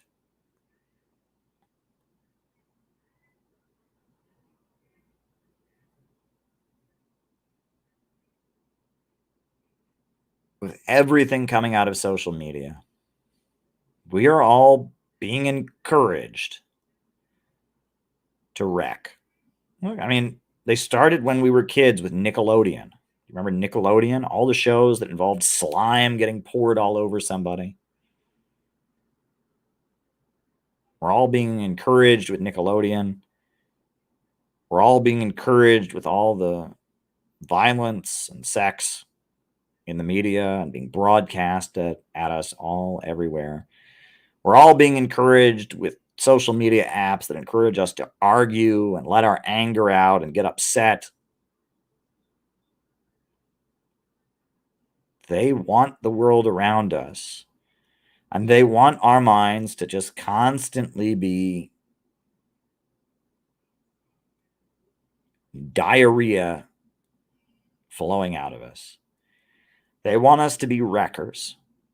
They want us to be wreckers because we feel hopeless. They want us to be wreckers because we feel jealous. They want us to be wreckers because we feel scared, resentful. They want us to be wreckers because we're just having a bad day. They want us to be wreckers because we're like the kid knocking the castle down, right? When you were a kid, you played with blocks and you built the blocks up and then you knocked it down and it made a big knockdown, right? They want us to be wreckers just for the thrill of watching the castle that you built with your blocks fall down. The wrecker instinct is being amped up and unleashed everywhere in our time. We are all being cultivated 24 hours a day, 7 days a week to be wreckers, to leak diarrhea everywhere, leak anger, leak rage, leak negativity.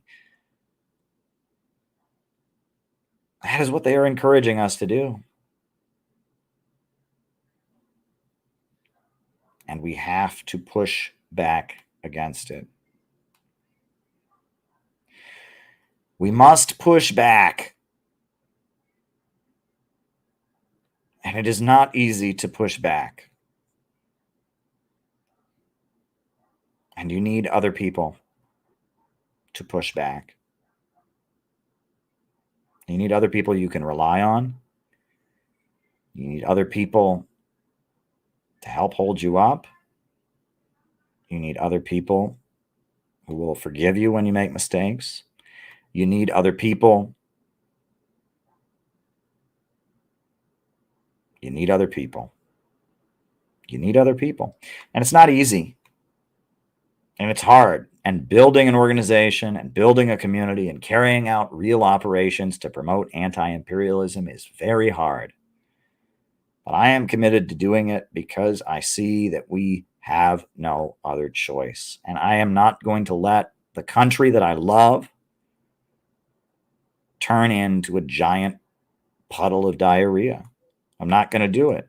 And I see us all being encouraged to and I am saying no. I am saying no to it. I'm saying that we need to rely on each other. I'm saying that we need to hold each other up. I'm saying that we need to learn how to work with each other and carry out operations. I'm saying that we need to teach people about anti-imperialism and about the city building tendency and about 21st century socialism and about construction and optimism and growth. I am saying that. I'm not backing away from it. I'm saying that. I feel a sense of duty. And I will say this. Peeing your pants feels great at first. It's nice and warm, but then after that, it's gross. And after that, it's pretty disgusting. Then you've got clothes all over you that smell like pee, that are disgusting. And knocking that tower down, at first, it's very exciting. Wow, it made a big boom when it falls. I think about a toddler just knocking the tower down. Yeah, it's great. What if you needed that tower? It's gone. And I'm telling you that diarrhea will not bring you happiness. It might bring you gleeful pleasure in the moment. It might be exciting. It might be relieving. But afterwards, all you've got is a pile of shit. That's all you've got afterwards. And I'm telling you that if you want to find happiness in this world, there are two ways to do so. One, love. Connect with other people. Have real friends. Have real people that you can rely on. Have a real connection with your fellow human being. Learn to appreciate and love another person. That's the first way you can find happiness. And the second is to build and create. To come together with other people to make something. To create something. To build something. to point to something and say, I made that, to take an idea from your mind and put it into the material, real world. That is a way that you can find happiness. And what I am telling you is that neither of those things are wrecking.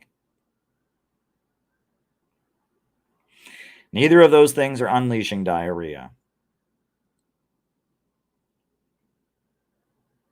Both of those things require patience, delayed gratification. They require you to not just be in your head, but to interact with things outside of yourself. They require you to more or less serve others.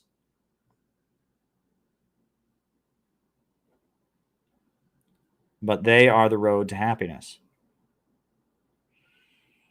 And the reason that I am building the Center for Political Innovation is to enable people who share our worldview to do the two things that can bring you happiness: to have comrades and make friends, and to build and carry out operations. That's why it exists. And if you want to be part of it, you're welcome to come aboard. And if you don't want to be part of it, you don't have to be. But it is not easy to do what we are doing. And we must embrace the uniqueness of what we are doing. We must admit that what we are doing is special and unique and unlike what anybody else is doing. And if we can do that, great things can be done. But you have to learn to not just wreck all over everything. You have to learn to sometimes not be satisfied. You have to learn to be patient with other people. It is hard to have a friend, and it is easy to lose a friend. It is very, very hard to cultivate and maintain a good friendship. And it is very easy to throw one away with a single argument, with a single angry remark. It's very easy to throw things away. And it's very easy to tear down. And it is very easy to wreck. And it is very, very hard to build.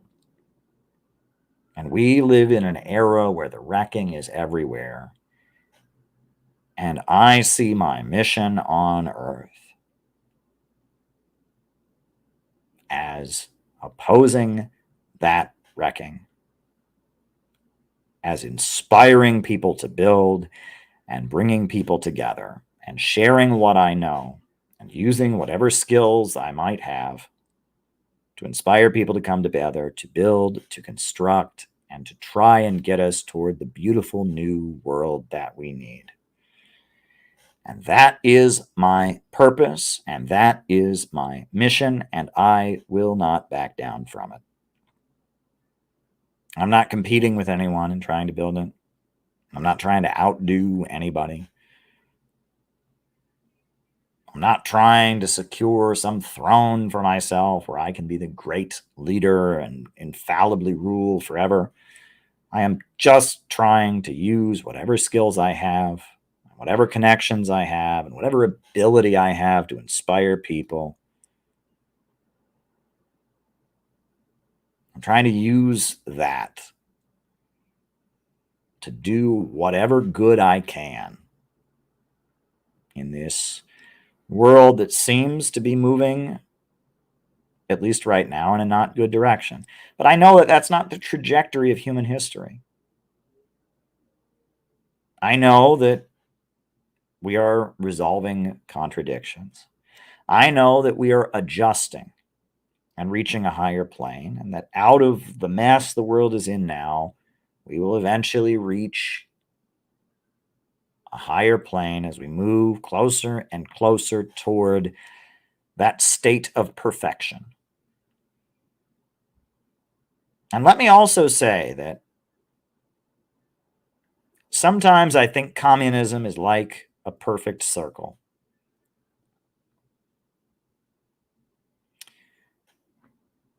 There is no perfect circle. Right? In terms of mathematics, there is no perfect circle. But you can tell as you're getting closer. As you get closer and closer to a perfect circle, you can tell. It's kind of like pi. There is no way to fully calculate pi. But you can tell as you get closer and closer and closer, 3.175, you get closer and closer and closer. And sometimes I think that when they talk about the communist horizon or the ideal world, it'll be like that. There's not going to be some moment where we just hit perfection, where history just ends. It's not going to be like that. But we're going to get closer and closer and closer. And the difficulties and the hardships that we overcome are going to be smaller and smaller and smaller. And we will get closer and closer and closer to that ideal world without oppression, without inequality, without hunger, without hardship. We will get closer to that world where all things are in balance. What the Hindu tradition calls nirvana, what the Bible talks about with the tree of life and Eden regained in the book of Revelations, what Marx called the higher stage of communism. I think we will be closer and closer and closer to that goal, and maybe we will never completely reach it. Maybe contradictions will always continue. But I believe in humanity's ability to advance. And I thank you for being here with me. We just hit 5 hours. I'm headed to Florida tomorrow, folks. We did it.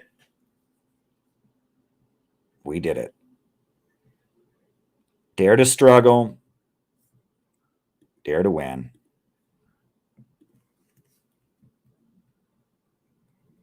Thank you for spending your afternoon with me.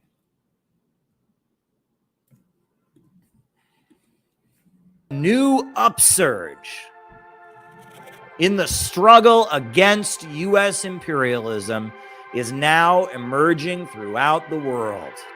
Ever since World War II, U.S. imperialism and its followers have been continuously launching wars of aggression. But the people of various countries have been continuously waging revolutionary wars to defeat their aggression. And while the danger of a new world war still exists, and the people of all countries must get prepared, revolution is the main trend in the world today.